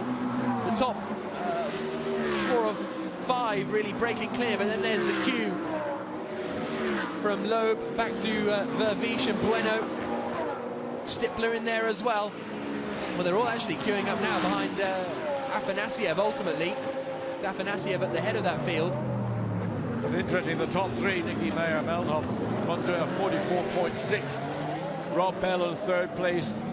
Here's the second replay. half. Yeah, it's just down the so sorry, there was the move being made in front. Yeah. That's what sent the Mercedes wide. I didn't spot that. That was Alexander Sims going past Afanasiev. That's what put the Mercedes out wide and allowed all the attacks going on behind. Yeah. But the pace of Rob Bell, currently the quickest car on the track on that last lap, in third place. Now he's lost time to Meyer Melnhoff. He's now 2.2 seconds behind, a further second behind Ortelli in the second place Audi. But here comes the challenge, surely, from Sebastian Loeb down into turn 3. Great traction off the corner. This is the battle over 6th position. The Mercedes covers the inside line. Loeb thinks about it, isn't quite close enough. And oh, there's contact. The red flag's come out, though. The red flag has come out here in Baku because we've got an incident there in the chicane. So there's a car off in the chicane. The cars are waved through. Is that? I think it's an Audi. It's definitely an Audi. I wonder if it's Campanico. It looks like Campanico to me. Yes, it is. Yep. Cesar ends what has been a difficult race for the Audis. For this particular Audi, anyway. The Audis up at the front, they're having a great time, but there we can see Cesar Campanico being towed away, and that has brought the red flag out, and that's the problem with the lack of margin for error. That's Zuba. Is that the Loeb come in? Zuba in the sister car. So the car that started didn't start the race because it had problems. Been out for a bit of a test run and then pulled back into the pits. Because there was damage to the front of, I think, Loeb's car as they were breaking down in to the hairpin bend. Got a Ferrari fan in the middle there, but the red flag has come out. I mean, the red flag means you come to a stop. But I wonder if they've just sent the safety car out of the pits, so I wonder if they'll essentially resume it behind the safety car. All the cars should come at a moderate pace, let's put it that way, and stop on the grid. That's what a red flag's there to do. Absolutely. So the safety car, the safety car's reversing up to the grid. So I think pretty much as soon as we get that car of Cesar Campanico moved, which looked like it was pretty much done, we'll resume the race with 15 minutes to go behind the safety car. That's my theory. I think you're going to be right. There is the safety car, and there are a field of cars coming to a stop on the grid. So the race will be restarted in a few moments' time, we believe, and it'll be a 15-minute sprint race. And Nicky Melnhoff will have to do his safety car start once more as the cars line up, and this will be a good opportunity to get everyone in order. You can see the mechanics on their way, just in case there's a chance to work on the cars. I don't think there will be. There shouldn't be. Anyway. No, the cars are not allowed to be worked on in normal circumstances in a red flag situation.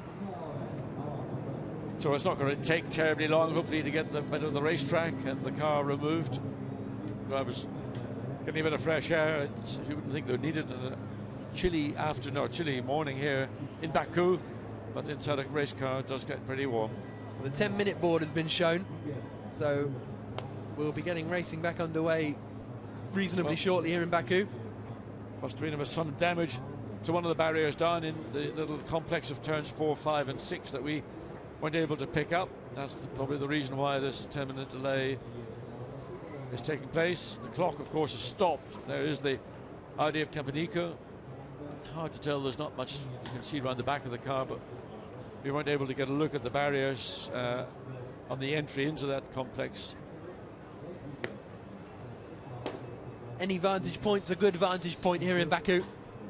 And I certainly watching, well, I waited to watch a little bit of warm-up out the front of the hotel this morning, but didn't quite happen because of the delays. But it's still a superb place to watch the racing, and certainly speaking to the cameramen who have been out there on the circuit filming for us this weekend, they come back in and they're like, it's fantastic, it's brilliant. Oh, okay, so we are allowing teams then out to see the cars, but there'll only be a few minutes before the race gets back underway, and we'll have, well, probably have 13 minutes of racing. But the clock's still running now. Well, the clock has started to run again, so the clock had stopped at the point when the field came to a standstill. It won't continue though, because then we won't have any racing at all. They'll restart the race, and and it'll be over soon enough because we're going to have 5 or 6 minutes before the race gets back underway. We'll wait for word from race control. Hopefully we'll have some more action to come from Baku. We certainly will this afternoon when the main race, the finale of the 2013 FIA GT Series, gets underway.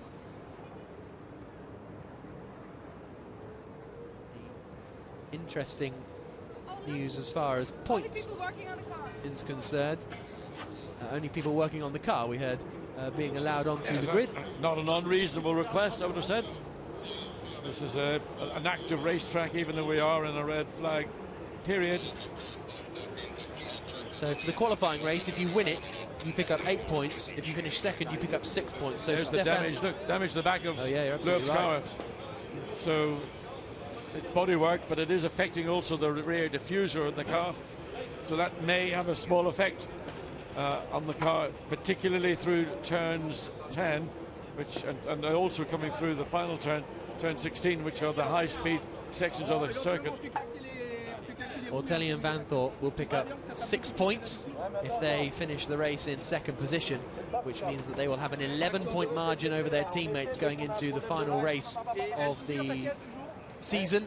It means they should, in theory, be able to sort it out, because Stippler and Sandstrom will be starting around 10th position. Loeb, you can see chatting to his race engineer. You can hear him too. I would translate, but I don't know French. Well, I think we're talking about is the incident. He got tagged in the rear, and I'm not sure he didn't actually bump into somebody himself.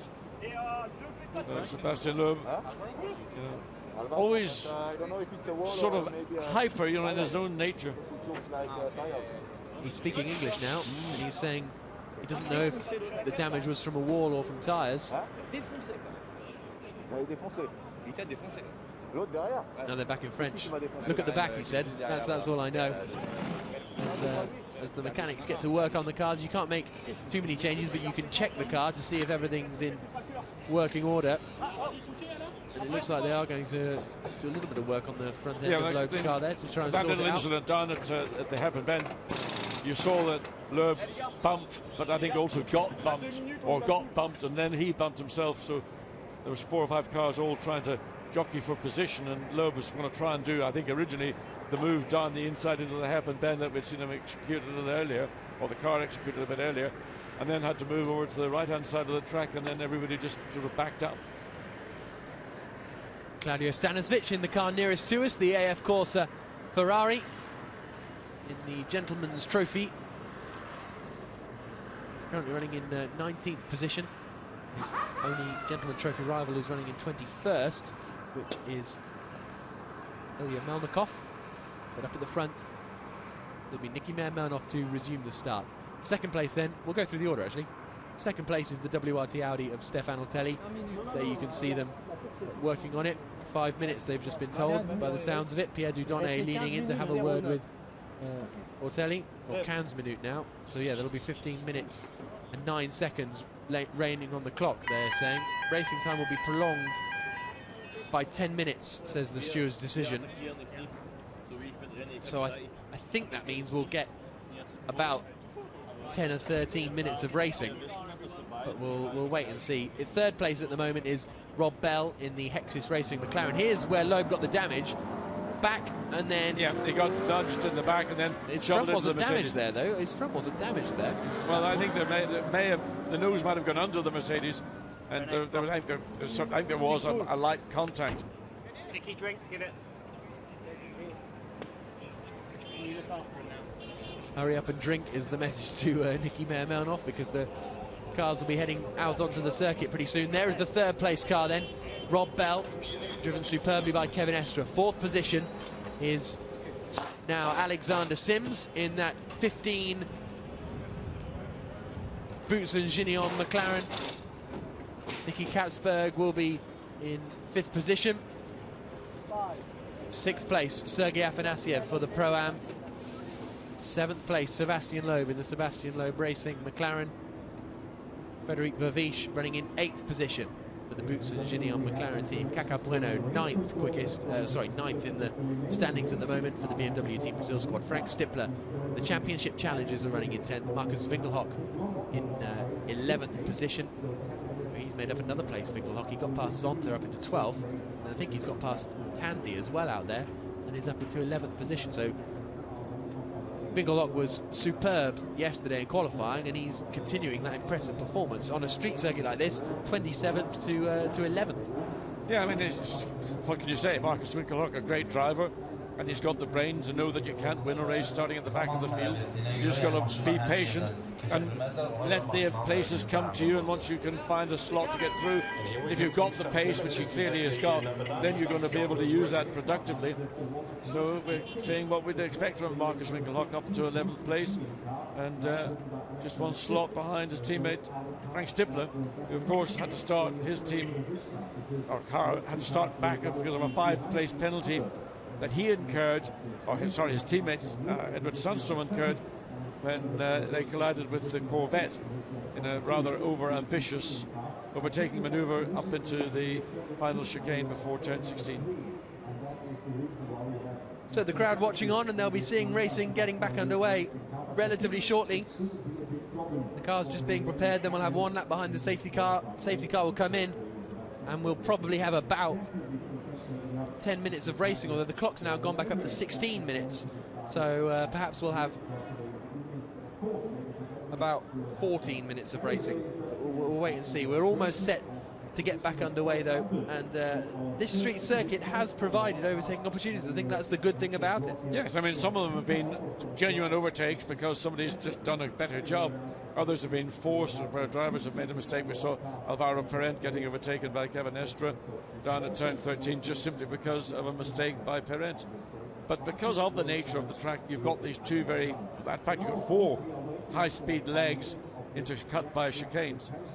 You're getting the kind of overtaking opportunities that you don't often see on a street track, or if you do see it in a street track, it gets very aggressive. A lot of driving that would not be considered to be sport-like.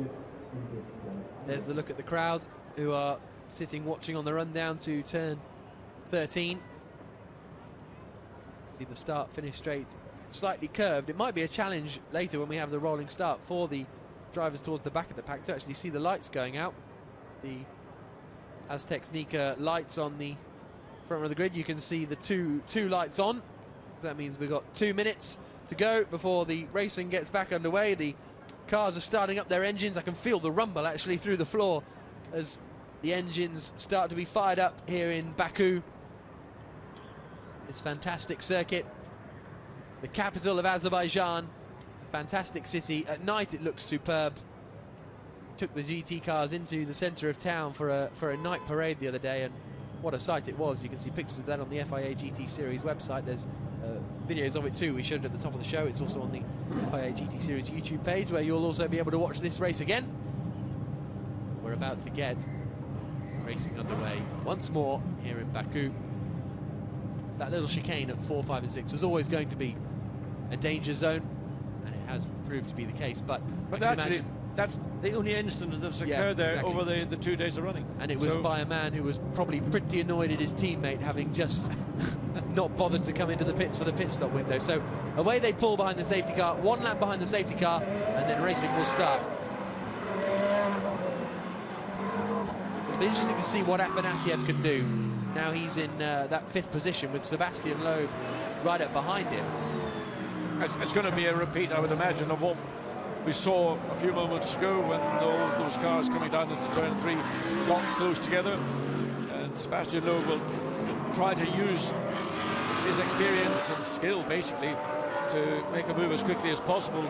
Sergei Afanasiev in the Mercedes, and he'll want to get onto the tail of the BMW with Nicky Katzberg in that car, running in 5th place, rather than having to get bogged down behind the Mercedes and not get any further than 7th. Down towards turn 3 they come. All about getting tyre temperature back into those Pirellis. Having let them all down on the grid as they wind through now, where they turn right up into the old city. The clock started ticking, so we'll have about probably 13.5 minutes of racing by the time they get back around to the start-finish line. I presume the safety car will be in this lap anyway. I think it'll just be 1 lap behind it. 11:44 local time. Heading towards the midday. Safety car is actually a little bit ahead of Nicky Meyer-Melnhof, who's at the front of the field. Now, what will Nicky do this time? Well, I think the fact that the safety car is further ahead of the leader of the pack, Nicky Meyer-Melnhof, maybe because Nicky realised that he was too close to the safety car at the original safety car restart, and by backing off, he then gives himself the option of when he decides to go. That's his option, and he can gain an advantage from doing so. By keeping the field pretty much jammed behind him on the previous safety car restart, he didn't really gain any significant advantage, which is what he ought to have been able to do. So the safety car will be in this lap, and the final 13 minutes or so will be back underway. Starting procedure of car 9 is under investigation. That's Sebastian Loeb, but here's Nicky Meyer-Melnhof then. The safety car has pulled in, and Meyer-Melnhof has gone for it through the chicane. Green flags are waving, but look at Rob Bell in that third position in the Hexus McLaren. He is right up behind Stefan Ortelli as they come through the left-hander and start the race again.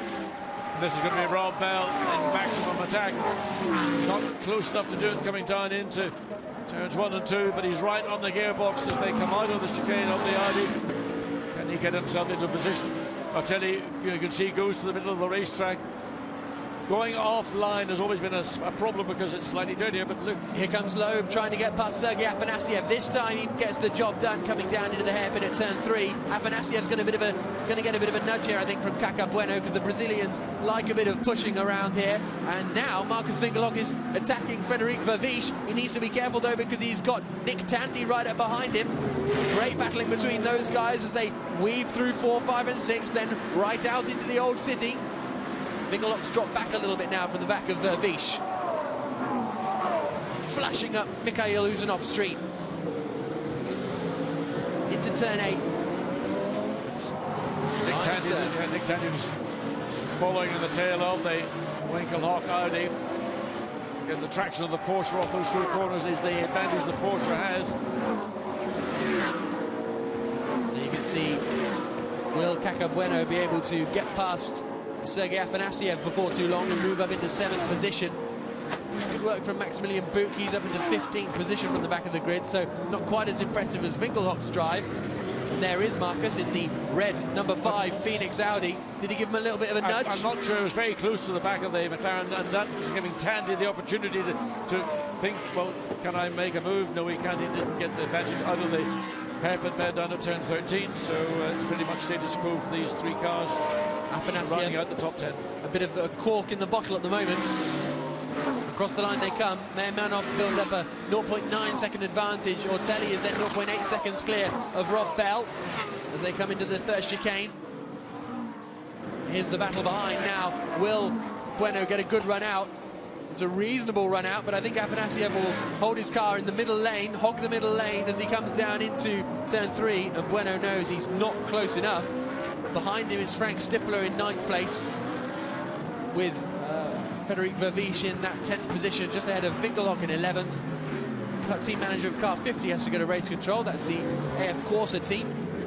So something Claudio Stanovic has done out there in 19th position. But Nicky Meyer-Melnhof continues to lead the way. But he's got Stefan Ortelli less than a second behind. Up towards turn 8. And Tandy has actually got a big gap back now to Ricardo Zonta, some 3 seconds. Zonta and Buch are actually having a good old battle over that 13th position as well. So just under a second. The advantage Meyer-Melnhof has over Ortelli, and Rob Bell just under a second behind Ortelli. So those 3 cars covered by 1 3/4 seconds. But Nicky Meyer-Melnhof seems to be able to control it. He's not really being pressured by Ortelli. And Rob Bell potentially has got the quickest of the 3 cars. He's now getting the attention again of Alexander Sims in the Butson Giron car. In fact, what's probably more likely to see is Ortelli slightly slowing down the progress of Rob Bell. Through turn 16 flat out through this turn.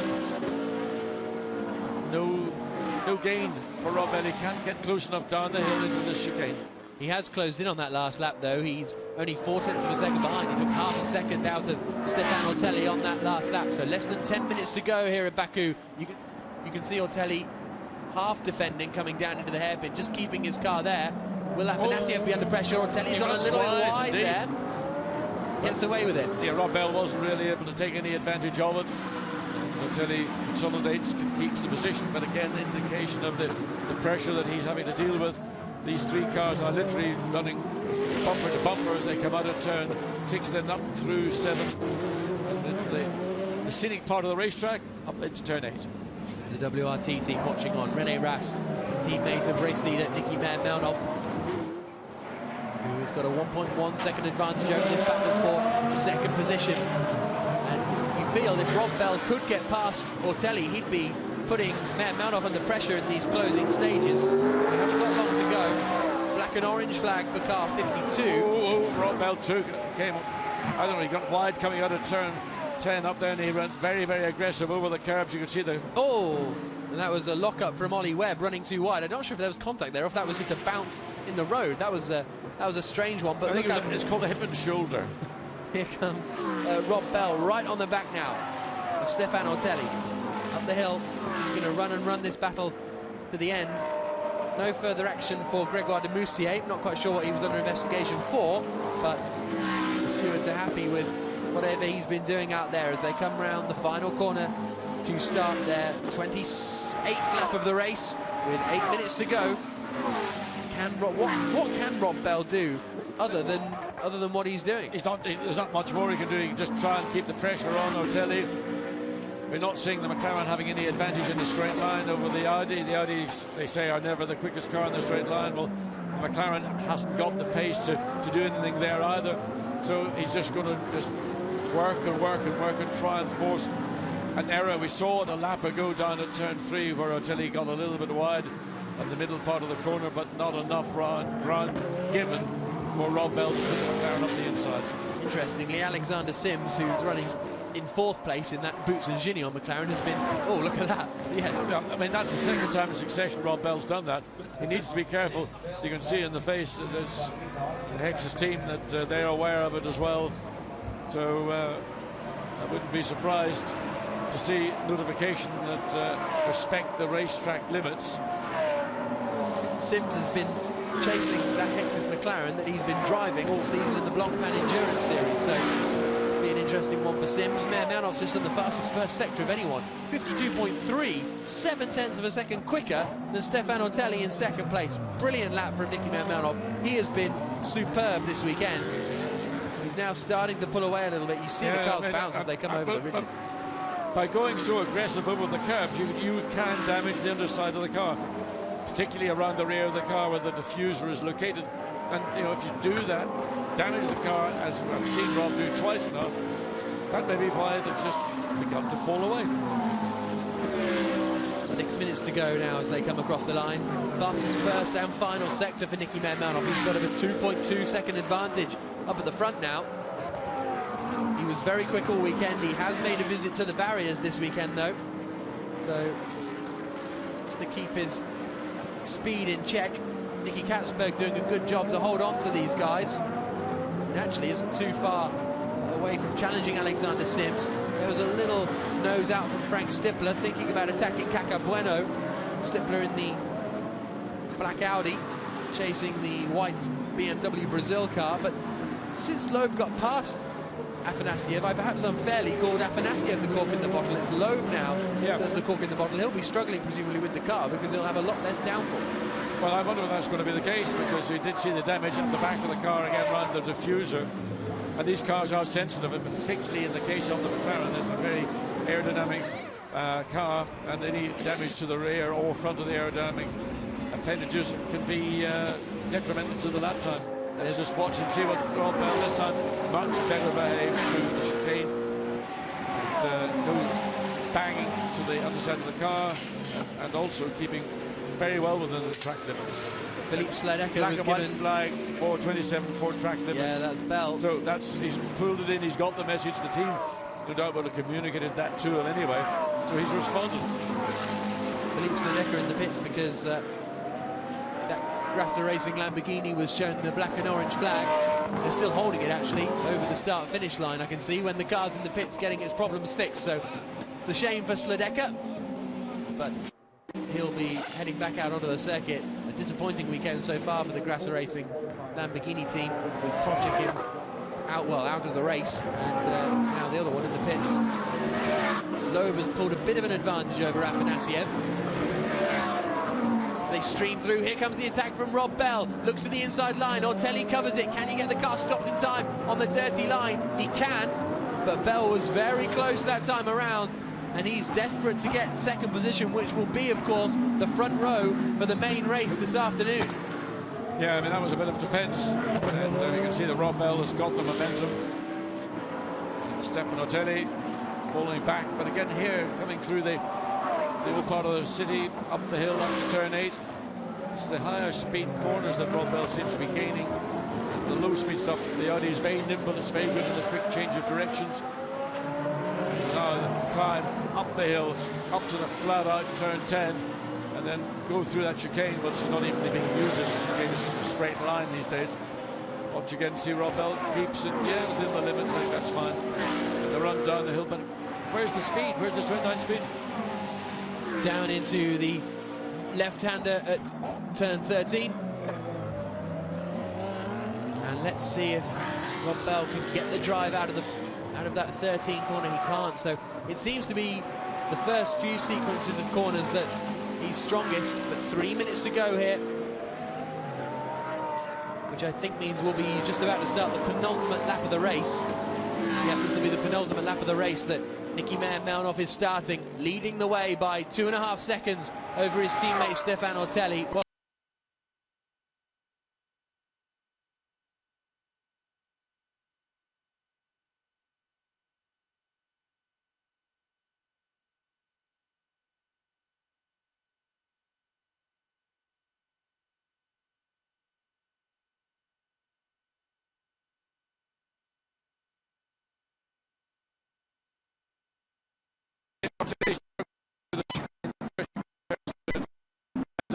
gave Rob Bell the momentum to get up alongside, but Ortelli was in the middle of the road, and it was a big time.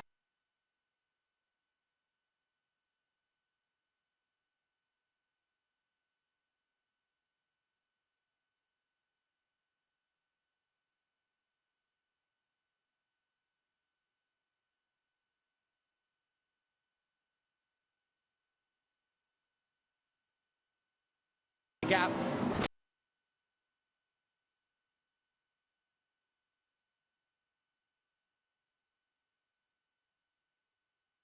The final lap when Melnhoff comes across the line. Here's a replay of the Lamborghini. Oh, nice little slide coming out of there. That was Matthias Stumpf, currently in 14th position. And there, minute 13 still. This queue that has now been joined actually by Maximilian Buch. There's Vincent Voss, the team manager at WRT. He's about to oversee certainly a race win, possibly a 1-2, depending on what can be done by Rob Bell. Nicky Melnhoff starts the final lap of the race. Look at this camera angle. Look how much more speed Bell is able to take through. Not quite as dramatic that time around, and so that could have been Bell's last opportunity to get past.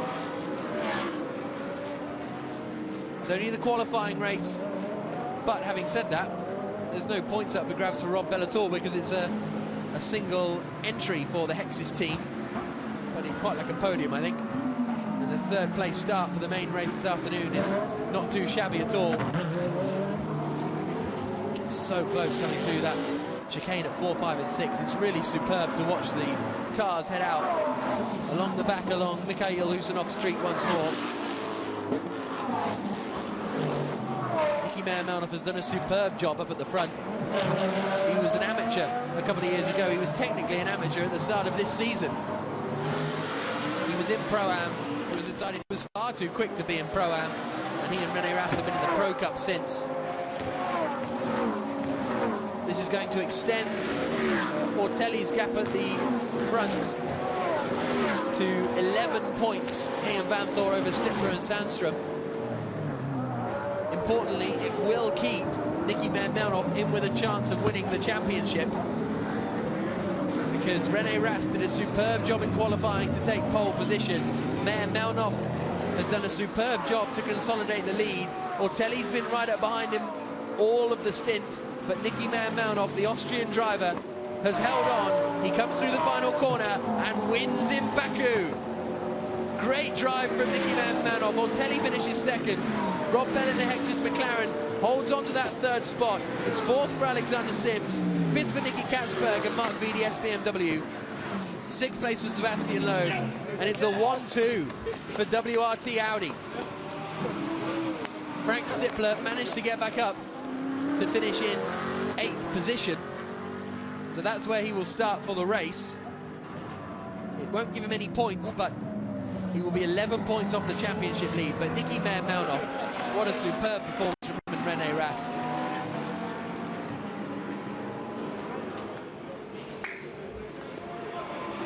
They won the qualifying race at the opening round of the season in Nogaro. Now they've performed very impressively here to take the first win of the weekend on the streets of Baku. We may have had a few delays here and there, but it's certainly worth waiting for. Great action, great overtaking, great racing. Pierre Dieudonné happy. And these drivers and cars will be the drivers and cars that start the main race later on.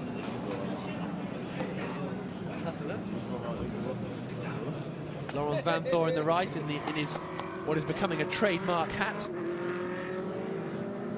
But the race winner of the qualifying race here in Baku, Nicky Melnoff and René Rast.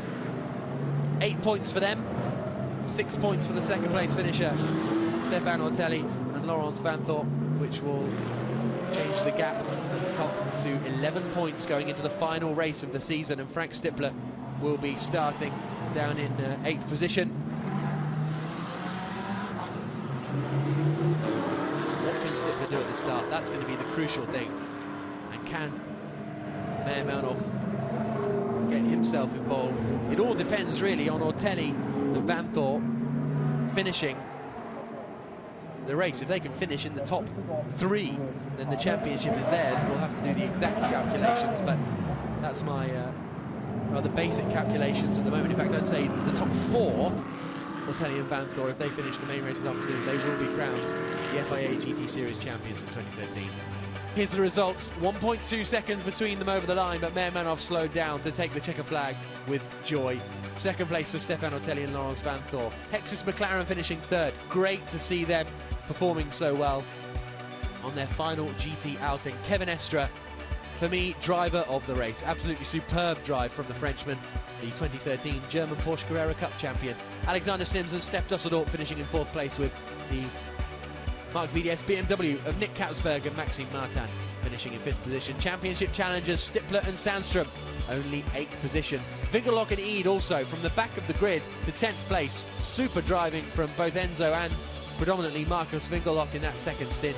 Nick Tandy and Marco Holzer, I think, will be disappointed they couldn't make more progress. Frederic Verviche and Stoffel Van Dorn dropped back. They started the race in 7th place, finished it in 12th, and were running as high as 5th, I think, at one point after the retirement of Mike Parisi and Andreas Zuber. What a shame for them as well, because they were all set to line up 4th on the grid. It would have been great to see them getting involved. 13th position from the back of the grid for Max Buch and Alan Day. That'll give them encouragement going into the main race this afternoon. Patrick Kuhner and Matthias Stump finishing second in Pro-Am after Sergei Afanasiev and Andreas Simonsen. For the HTP Motorsport Gravity Charoux squad won the Pro-Am category with their 7th place overall finish. We saw all sorts of battles with Ollie Webb and Ricardo Zonta. Gregoire de Moustier and Philippe Albuquerque, I think, will be happy with their 17th place finish after starting 21st. Claudio Stanišić and Federico Leo win the Gentleman Trophy. So here come the cars into Parc Fermé, and a fantastic performance from René Rast to build up a huge margin. It was up as high as 9 seconds, but Nicky Melnoff had the stress to deal with. He had to deal with a safety car restart, a red flag, another restart, but he dealt with it superbly. Yeah, baby is the call from René Rast. both of them over the moon. And that keeps Nicky Meyer-Melnoff in the hunt for the championship as well. What a astonishing performance it would be if he could win the championship this weekend. He's always good fun, is Nicky? And it's he and Ortelli first and second, with Rob Bell in third position. So that sets the grid for the main race that will be coming up this afternoon. That will be the championship deciding race here in Baku. So make sure you join us for it. It'll be a great way to round off the 2013 FIA GT Series. It's given us some spectacular racing here. So from myself, Jack Nicholls, John Watson, who's been alongside me, we urge you to join us later on for what will be the final round of the 2013 FIA GT Series. But for now, it's Nicky Meyer-Melnoff and René Rast who take the spoils.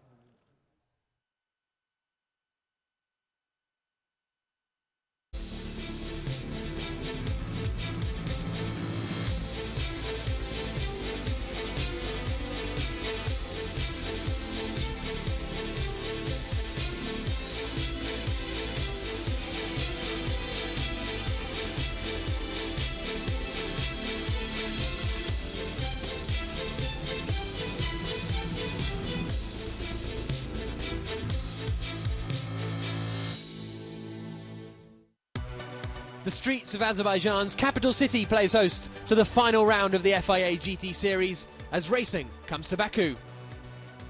At the previous round in Spain, Sebastian Loeb started his McLaren on pole position.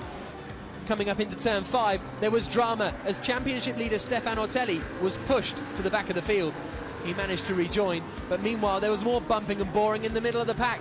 The Mercedes and the BMW coming to blows, and then once again, this time Alain Coder being spun out by Alan Day, and that caused the BMW some terminal damage, whilst Day had another spin by himself. There were some great battles throughout the pack, but Karun Chandhok lost it all by himself, bouncing into the gravel in his Vita for One Racing BMW Z4. Racecraft allowed Nicky Meyer-Melnoff to make up 2 places after contact in front of him, but it was the Sebastian Loeb Racing McLarens that were running first and second at the front of the order. There were battles between the Nissan as well. Steve Doherty wanted to come into the pits, but couldn't make it because his teammate was there. A close shave for Alvaro Parente as he exited the pit lane. Meanwhile in Pro-Am, it was the 2 Mercedes leading the way. Marc Basseng then lost 2 places in 1 lap. Firstly Wolfgang Reip around the outside of the first corner, and then René Rast getting past him, much to Nicky Meyer-Melnoff's delight. Laurens Vanthoor then had to retire the championship-leading Audi, which left the path clear for Sebastian Loeb and Alvaro Parente to take victory for the first time in a main race all season. But at the top of the championship, there's only a 5-point gap between the 2 Audis.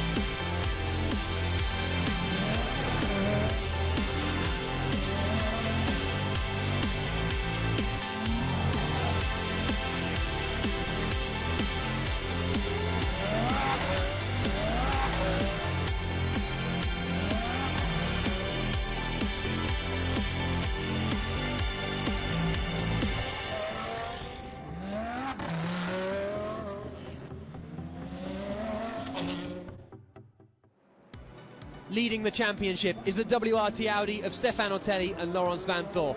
Ortelli knows how to win championships, having been in these positions before.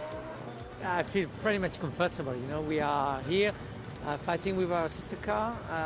It can be better than that. I think it's great that we are with Azerbaijan. We are able to build such a track and having a final here. I think it's part of the excitement. It's always a bit different when it's new, but we have to learn from every session. Having 4 cars in WRT team is a strong asset. Only 5 points behind is the 13 WRT Audi of Frank Stippler and Edvard Sandström. But despite the pressure, Stippler seems fairly relaxed. We're still in the game, we will fight hard, everything can happen here on the street circuit. There are many gas starters. It's still a dirty track, but it will improve. So a lot of exciting things to happen. We are a little bit more relaxed than usual, but I would prefer if it was our car. If it is the other car, we are still fine with it. The main target was that an Audi will win the championship, and that's the case. Marc VDS bring a BMW this weekend to make their FIA GT Series debut. Maxime Martin and Nicky Katzberg at the wheel. They're here having won the team's championship in the Blancpain Endurance Series. I think everybody wants to be here. Special event, of course. A lot of good drivers, a lot of good teams, and I think Marc VDS wants to be here as well. It's going to be difficult. There's some long straights. With our engine power, of course, that's going to be difficult. But the BMW has been good all season, so I think it will be good here as well. Ex-Formula One driver Thierry Boutsen has helped organise this event, and he's also brought his team along with two McLarens. In one of them is McLaren young driver Stoffel van Dorn. It's going to be my first event in the FIA GT. The team Bouts and Gignon Racing asked me if I wanted to join them. I raced in World Series at Monaco. That was my first event there, but it went well. I was quickest in free practice, so yeah, I'm looking forward to driving on the streets again. I think it's going to be a very nice circuit to drive on. Track Speed Porsche have brought two 997s this weekend after their success in the British GT Championship this season. Nick Tandy and Marco Holzer are one impressive lineup. I've never been here before, so I said I have to do this race, and saw the videos from last year to really have to do this race. All street courses are good for our cars. We have the engine on the rear, so I think we have a lot of grip on exit. It looks really fast. With 30 cars here, it will be really good racing. As well as Grasser Racing Lamborghini regulars Dominik Baumann and Harry Procik, there's another car out, filled with two Slovakians, Filip Sledeka and race winner this season, Stefan Rasina. I always sort of wanted to participate in this race also as a Slovak team, because I think before it has never happened, and we will see how it will go. I think it's going to be quite challenging, as well as if you look at the field of the drivers that are here, it's quite good that we can participate in such event. Another team debuting in the FIA GT Series this weekend is Fortec Motorsport. Their one Mercedes SLS entry will be piloted by Benji Hetherington and Ollie Webb. Looks like a really quick track. That'll suit our car a bit more. Tight and twisty, I think, will suit the Porsches a little bit more. Very nimble, very quick, whereas we've got quite a good top-end speed, so we're hoping for quick, fast track, which this tends to be. For a street circuit, it's nice to see that. Callaway Racing have brought a Corvette to Baku this weekend. Daniel Kilvitz is one of the drivers, a man who's made his FIA GT Series debut already this season, but alongside him is newcomer Jeroen Bleekemolen. It's not so easy to predict. I think there are many good teams and drivers out there, so it's going to be very close competition, but it's very narrow, lots of chicanes, so hopefully the car likes it, but yeah, you need a car that fits the track well. That's the main thing in GT3, I think, so hopefully we'll have that, and then yeah, we hope to fight at the front, of course. Leading the Pro-Am standings is the HDP Motorsport Mercedes of Andreas Simonsen and Sergei Afanasyev. And despite their advantage, Afanasyev knows they need to keep their wits about them. We'll have some gap, but anyway, you never know. It's a championship, it's a nice fight. The main thing, you compete, you fight for it, and you do the best what you can. It's an amazing place, it's an amazing circuit. It's really interesting, it's really exciting, it's the first time here, and will bring a lot of fun for the spectators and for us as well. Federico Leo is joining Claudio Stanisvich in the AF Corsa Ferrari this weekend. Leo knows his way around a Ferrari, having won the GT3 European Championship in 2011. I'm with the gentleman class with Claudio Stanisvich. I think we can do very well. We will have fun, sure, in this track because it seems very nice. And the first race for me, the FIA this year. So I don't know how is Ferrari in the FIA, but last races in Michele Rugolo did very good. So I think we can do very well. A glorious day on the shores of the Caspian Sea seems to be an appropriate way to end the FIA GT Series. We're on the streets of Baku, the capital city of Azerbaijan, for the title decider of the 2013 championship. My name is Jack Nichols. John Watson is down in the pits and on the grid, and then alongside me in the commentary box later on. And we're all set for what should be an absolutely spectacular end of the season. It's a beautiful day. We've got 25-degree temperatures now. It was very cold this morning, only 6 or 7 degrees when we got up, but it's a beautiful day now. As you can see, the sun beaming down over the packed grandstands that have come here to view the racing on the streets of Baku. The championship is to be decided today between 3 WRT Audi drivers. We'll get more into the what's and whatnots of that in a few moments' time. But first of all, well, here we go. Stefan Otelli and Laurens Vanthoor are at the top of the championship. They've got 107 points. Edward Sandstrom and Frank Stippler, they're second place in the standings. They've actually got 100 points after a late amendment to the previous race result. Nicky Meyer-Melnhof has 84 points. He's in third place. And those are the drivers that stand a chance of winning today. René Rast in fourth place will be Meyer-Melnhof's teammate, but he won't be able to win the title today. Belgian Audi Club Team WRT wrapped up the Teams Championship earlier on today in the qualifying race. They cannot be caught now by the Sebastian Loeb Racing team, so it's delight for WRT as they take the Teams title. There you can see the national flag of Azerbaijan at the National Flag Square. A real superb centre point to this circuit that's 4.3 kilometres long, 16 corners. You can see it descending down to the first chicane, then down to the hairpin left at turn 3, through another little chicane, and then out right into the old city. You then rejoin this dual carriageway that forms the basis of the circuit, head down towards another hairpin at the roundabout at turn 13, all the way back up to the very quick left-hander at 16, and across the start-finish line, and that completes your 4.4 kilometre technically lap. There is the hairpin at turn 3, and there are the Azeris in the crowd. Very excited to have this FIA GT Series come here. The grandstands have been packed all weekend, but now they are absolutely packed to the rafters. There's people trying to get views of the circuit wherever they can. One of the best places is that camera shot, which is in the hotel. And there is the championship leading car, number 11, Stefan Otelli and Laurens Vanthoor. They'll be starting in second place on the grid. If they finish first or second in this race, they will be the drivers' champions of 2013, which is what they set out to do last year, really, when they joined the championship. They won the opening race last season in Nogaro.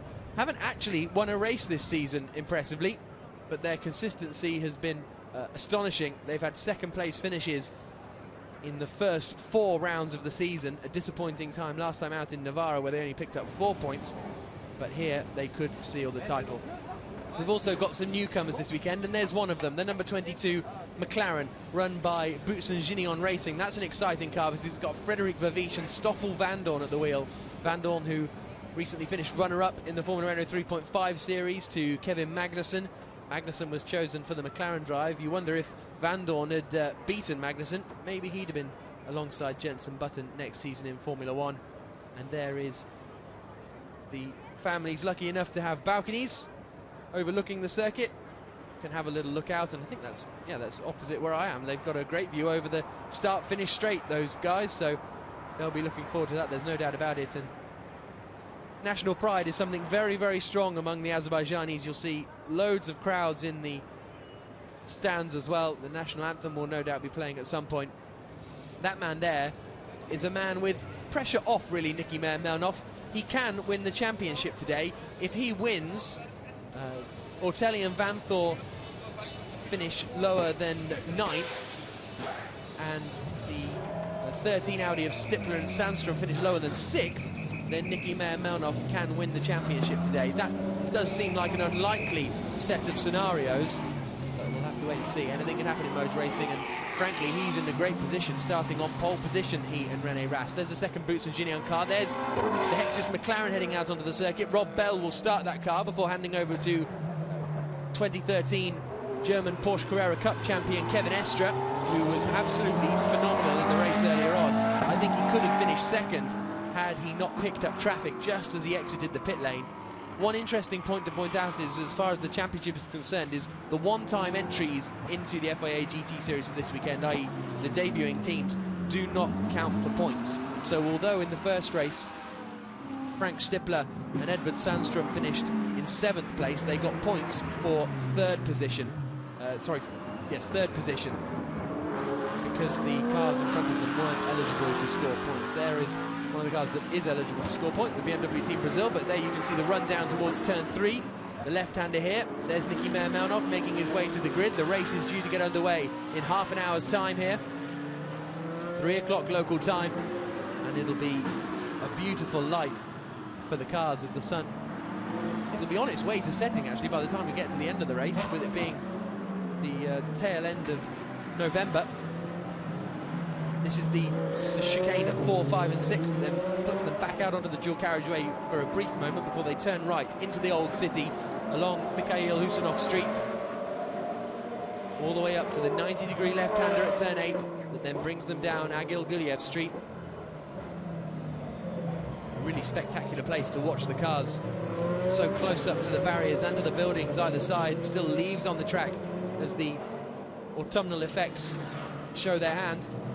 And then down to the right-hander of 9 that once again brings them out onto the E119, as it's normally known, the back straight as it's known this weekend. Right-hander at turn 10, very quick corner that leads into a chicane in inverted commas. You can see there, it doesn't really slow the cars down too much. Nicky Mermanov going reasonably slowly on his way to the grid. He's collected a bit of traffic behind him, including the number 5 Audi, which is worth pointing out. Markus Winkelhock will be starting that car. He'll be starting it from 9th position on the grid. He qualified 2nd yesterday with a superb lap, but unfortunately the rear wing was 3 millimeters too high, which meant the car did not conform to the regulations and he had to start the race from the back of the grid, the qualifying race that decided the grid for this race. But he managed to fight all the way through and finish in 10th position. Sebastian Loeb finished that race in 6th place, the qualifying race, but he did not have his tyres fitted in time. We had a red flag in the race earlier on, and his tyres, there he is, were not fitted in time by the time they were meant to be, and as a result he was handed a 30-second time penalty at the end of the race, which means that he will be starting further down the order than he would have wanted. 14th position for Sebastian Loeb at the start, and he's had a few altercations at the start of races in the past, so hopefully he can keep it all together in what will be a very busy run. It'll also be the first run because of the difficult conditions we had this morning. The first race was started behind the safety car. We should be getting a full rolling start 2x2 for this one, which will be such a spectacular sight. There are the 2 BMW Team Brazil cars, and the furthest forward of them will be Alain Coder, starting in 8th position. He and his teammate Kaka Bueno drove a good race earlier on. That'll be the 0 car. The quickest BMW was the Mark VDS BMW of Nicky Katzberg and Max Martin, and they'll be starting in 5th place on the grid. We'll take you fully through the grid a little bit later on. The cars make their way around this old city section once more.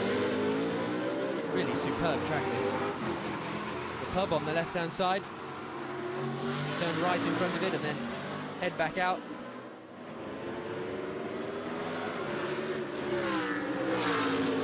There could be an issue. That kind of corner with the sun coming down, you can see the rays almost blinding the drivers. Not quite, but it's going to be very challenging to see going through there, I would have thought, as they then come down to this hairpin at turn 13, which is an interesting one because it's a roundabout. You have to turn right to get into it and then go left all the way around it, similar to the Halfords hairpin at the Birmingham Super Prix back in the late 80s and early 90s. It's a great shot, isn't it? The 2 Team Brazil cars side by side, back up the hill towards this chicane at turns 14 and 15, which is a slow chicane, but a tricky one nevertheless. We see a lot of cars getting sideways there as the 2 BMWs pull into the pit lane. They will have another chance to go through the pits and perhaps change something on the car if they want to. If not, then just go for another lap because the grid procedure is starting. There's the AF Corsa Ferrari. There at the back is the Grasser Racing Lamborghini. Sandwiched in the middle is the MRS GT 44 car of Andy Soucek and Oliver Turvey. Sorry, tell a lie, it's the sister MRS GT car. It's Mark Thomas and Ilya Melnikov. Hopefully both Grasser Racing Lamborghinis will be out because Harry Prochet crashed his 25 Grasser Racing Lamborghini earlier on, which handed the Pro-Am title to Sergei Afanasiev and Andreas Simonsen. They are now the Pro-Am champions of 2013, so that means the only championship we've got to be decided is the Pro Cup.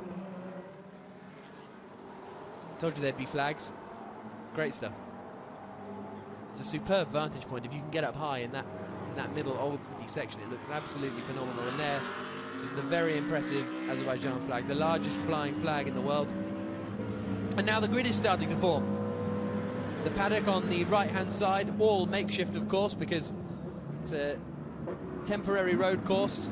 It was a public road until I was going to say Friday night, but pretty much Saturday morning. If you got here early enough, there were still plenty of cars and buses being driven along the road. There is the championship leading car. Laurens Vanthoor, Stefan Ortelli. Ortelli will start. Huge pressure on him, especially at the last race in Spain. He got tapped out at the 5th corner, I think it was, coming down the left-hander. And that put him to the back of the field, and that's what allowed Sandstrom and Stippler to really close the gap. As we see Sebastian Loeb, after that penalty, will start in 14th place. That's the little chicane at 4, 5 and 6. Only 25 minutes now till the start of the race. Everybody trying to capture the action in whatever way they can. And that's the kind of vantage point you can get. There are not many circuits actually around the world where you can get that close to these FIA GT cars. Now that's been a corner that's caught a few people out this weekend, turn 9. We must have had 5 or 6 cars go into that tyre barrier. Normally it's low speed enough for it not to cause too much damage, but it can sometimes get the car stuck and bring out the safety car. The safety car obviously a real possibility here. As we look at Sebastian Loeb, the 39-year-old Frenchman, 9 times World Rally Champion, making his full season racing debut. He's done Le Mans twice.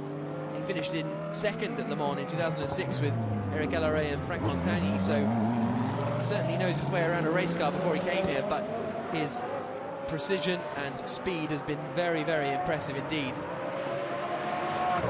And from the Alsace region, Haguenau in France, has been superb in FIA GT this year. The results haven't come, but it's been a very impressive performance from him. Right back to the opening round in Nogaro, where he and Alvaro Parente, his teammate, managed to take pole position and win the qualifying race. It all went wrong in the main race, though, unfortunately, and he'll be hoping that it's the opposite story this weekend. On board with the WRT Audi. This is the tricky corner where we've seen a few people end up in the tyre barriers. That was on board with Ortelli.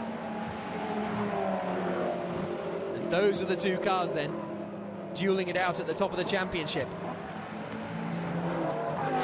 There are 3 cars involved, but it's a long shot for Niki Melnhoff.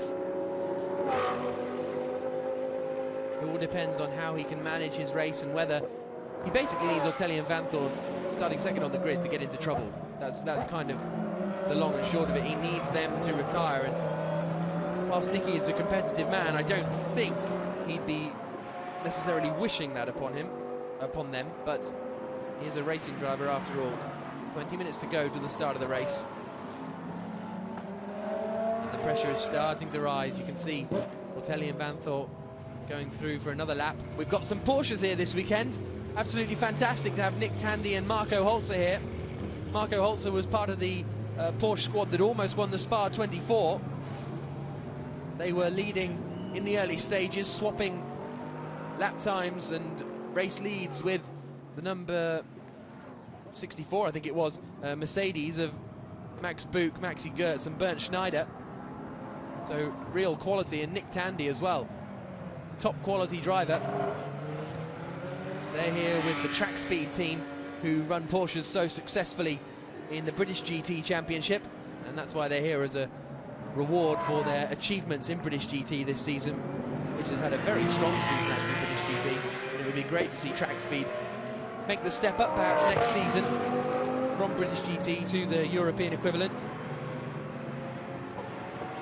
There is Stefan Ortelli out of the pits again, doing another lap.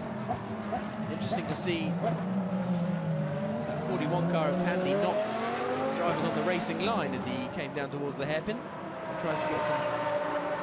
Well, you don't really want to get heat into the tyres at this point, because you're then going to sit on the grid for a while, so it doesn't really make too much difference. There's that tricky chicane. We've seen only one issue there this weekend, which was in the qualifying race earlier on. Cesar Campanico put it in the wall. He couldn't get out of the wall when the red flag came out, but we soon got racing back underway. It wasn't a huge drama, but many people were expecting it to be a little bit more dramatic. So we can now hear from the Mark VDS racing team. John Watson's in the pits with Nicky Katzberg. Nicky, fifth in the qualifying race. Very busy part of the racetrack you're in as well. Yeah, it was a great race. I was in fight with, I think it was Afanichev in a Mercedes. I had Sims in front of me, I had Loeb behind me, so it was a great race, and I'm looking forward to an even better one this time. Why? Why? I took it a little bit easy in the first one. I wanted it to survive the first one, to score in the second one. Conditions are a lot warmer than they were for the qualifying race. Is that going to have any issues for you? No, all is better for the BMW now, so we're going for a podium.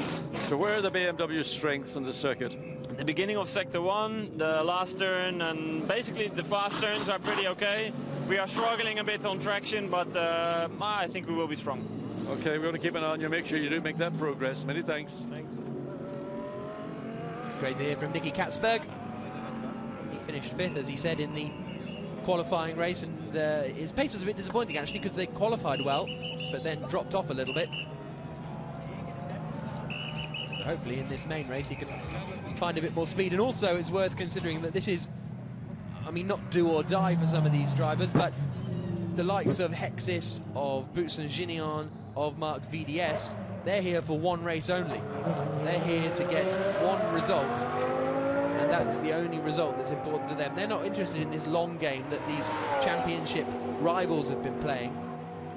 They are here to get a good result. If they see a chance, they will try and take it, because they want to win this Baku World Challenge as it is billed. The final race of the European GT season anyway. So we are technically in Europe here. A quarter of Azerbaijan is in Europe, 3/4 of it is in Asia. There's second on the grid. Stefan Ortelli pulls up. The man he has to battle is Frank Stippler and Edward Sandstrom. We can hear from Frank Stippler now. John Watson's found him.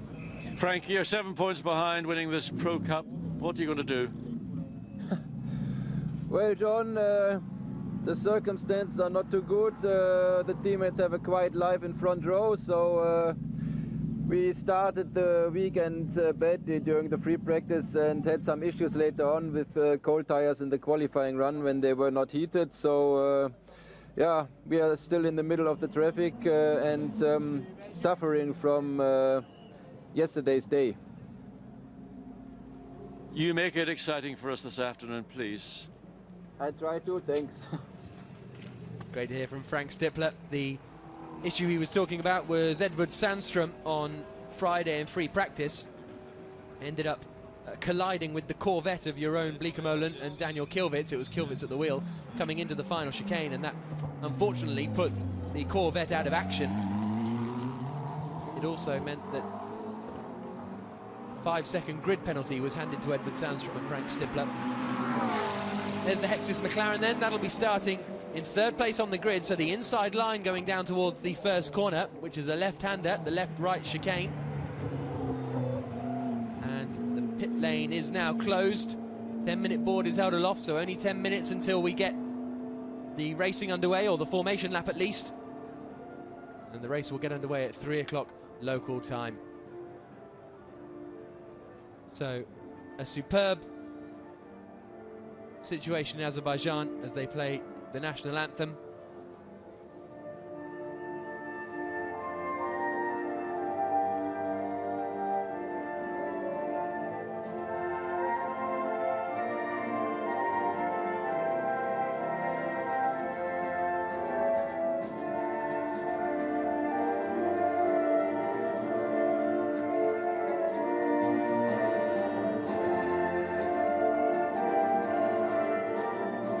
So great to hear the Azerbaijani national anthem playing out around the streets of Baku. And the man who is the organizer of the FIA GT Series, the CEO of the SRO organisation, Stefan Rattel, is with John. Stefan, a fabulous entry here in Baku, a great street track. You are smiling. It's an exceptional event, a beautiful city, a great weather, one of the most beautiful and competitive grids we've had in years. And all I can hope is, first of all, that we have a good and safe race, and second of all, that we can make it a classic. Have you any tips for who might be the champion in the Pro Cup? I mean, a champion, it looks like it's going to be a WRT car. For this race, I think the McLaren, the Exis McLaren, has shown great performance in the first race, so I think there will be a serious contender. I mean, the Mark VDS BMW is not far behind either, so I mean, it's going to be a very interesting show. I think you've covered the entire field there. I think you've covered the entire field there. Well, the entire field is there, and I think, out of two days on a challenging circuit, I think we lost only one car, so it's great to start with 27, and I think that's the first satisfaction. Excellent, many thanks. What a fantastic country. Great to hear from Stefan Rattel, CEO of SRO, organisers of the FIA GT Series, as the Azerbaijanis sit ready to watch the racing, which will be getting underway soon. And he's absolutely right, there's so much depth of quality in this field, including at the back. Andy Zuber will be starting the Sebastian Loeb Racing McLaren from 27th position on the grid after troubles in race 1. So he and Mike Parisi will have an awful lot of work to do, but we saw Marcus Winkelhock and Enzo Eid come through to 10th position from the back of the grid. Can they do the same? We've also got Andy Soucek starting at the back as well, and Martin Raginger, and they are 3 of the last 4 on the grid. There is Andy Soucek, so the performance and the quality in this field is absolutely astonishing, frankly. The MRS GT McLaren's had a difficult weekend, so we can now hear from our Pro-Am champions, Andreas Simonsen and Sergei Afanasiev. Andreas is with John. Very good pit stop they did. Andreas, you and Sergei have tied up the Pro-Am championship. You're just out here to have fun now, aren't you?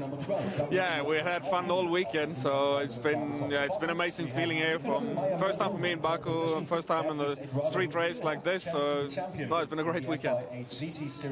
So what are you planning to do? I mean, because there's a big battle going on ahead of you for the Pro Cup. You're not going to get involved in that? Yeah, for sure. Now there's some prize money, so the team, I'm guessing, want us to be top 3 this race, but yeah, for sure. Now we will try to go as fast as possible, and we, yeah, like you say, we can drive a bit not on the edge now when we have the title secure, so no, we'll just have fun and make our best. And what are your feelings about the racetrack? I mean, it's a very fast street track.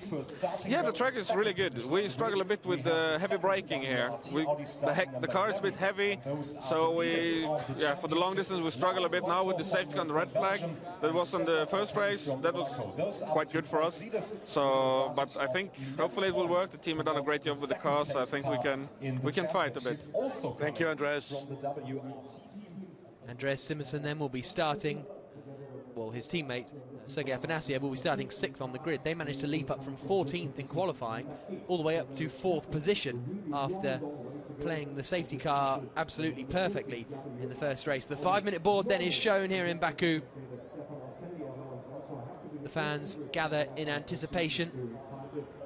Remember, if Stefan Ortelli and Laurence Vanthor finish 1st or 2nd, they will be the FIA GT Series champions of 2013. Anything else, and it is dependent on other people's results, most notably Frank Stippler and Edward Sandstrom. But it's also worth noting that 4 of the cars in between, well, in fact, all of the cars in between Ortelli and Vanthor and Stippler and Sandstrom are not eligible for points in the Pro Cup. They're either in Pro-Am or they're guest entries for this weekend. So it's not that impossible a task for Frank Stippler and Edward Sandstrom, but we'll have to wait and see how the racing progresses. A few last people allowed to cross the circuit before the racing gets underway. There is the 25 Gottfried Grasser Racing Lamborghini. Dominic Baumann will be starting that car. He didn't get the chance to drive it this morning because his teammate Harry Prochik put it in the tyre barriers. There's Harry on the right-hand side with the white hat, and Dominic Baumann is at the wheel. So Sebastian Loeb and Alvaro Parent will start further back down the grid. Let's hear from Loeb. Sebastian, last drive in a GT car. Any feelings? Yeah, it's okay. For sure we are not so happy because of the position. We had a a penalty again, so we start a bit further on the grid. It's not an easy track to overtake, so we will see, but okay, at the moment we try to prepare the race as well as possible, so we will see what we can do.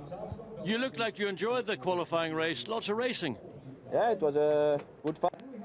Some damage on the car that made the car was not perfect, but it was okay, so now I hope we can do a good race now. Thank you very much. Yeah, an awful lot of fighting for Sebastian Loeb in that first race. It was very entertaining. He ended up with damage to the front and the rear of the car because it got so congested in the middle of the pack. 3-minute board is shown now. So the green flag lap will be getting underway very shortly indeed for the final race of the season. 27 cars on the grid, 54 drivers, 16 teams, 17 nationalities and 7 car brands, all about to hurtle down at something approaching probably 250 kilometers an hour by the time they get the cars going after the rolling start down towards turn 1.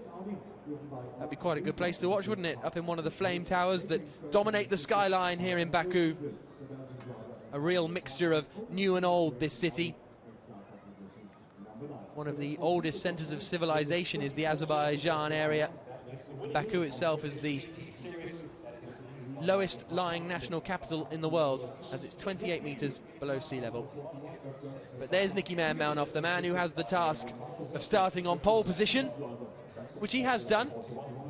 He's no stranger to that, and he's dealt with it admirably. He also, in the qualifying race this morning, had to deal with safety car restarts, red flag restarts.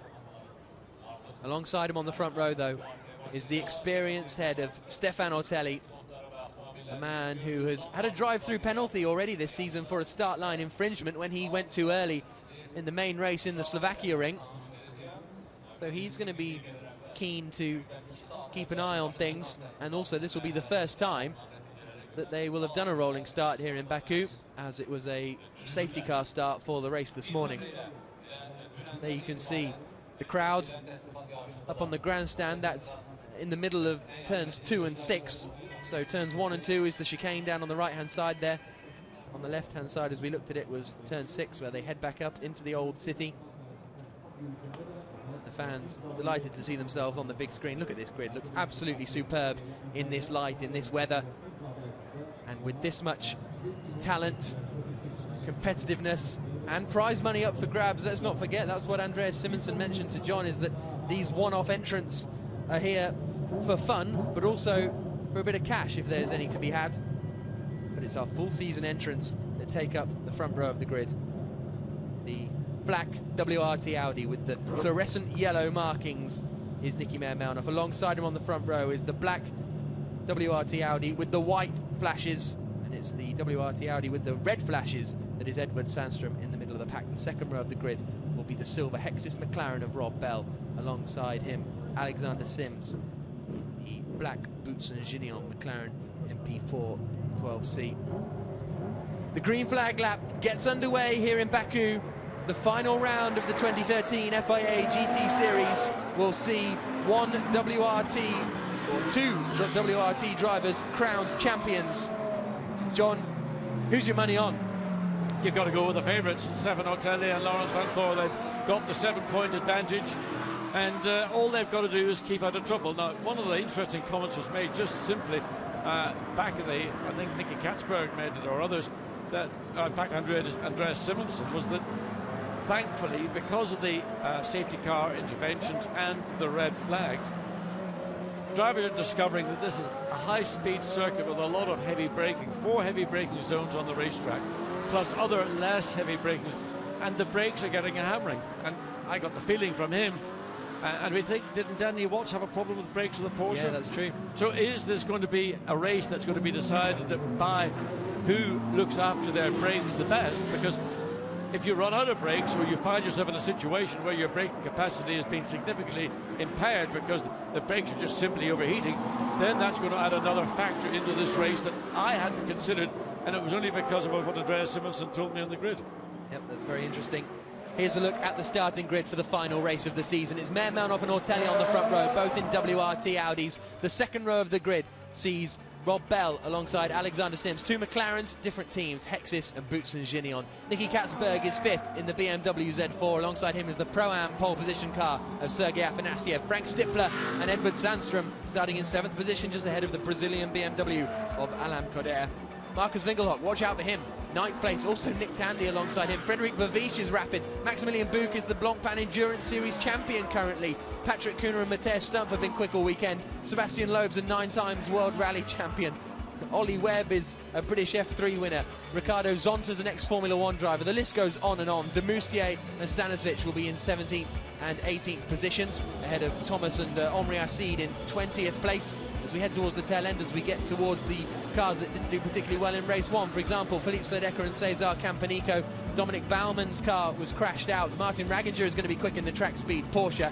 Petr Schrues in 25th place. Andy Soucek in 26th position.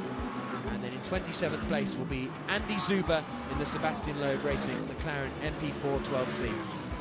So we're starting to go 2 by 2. Nicky Meyer-Melnoff slows them down as they come towards the final corner.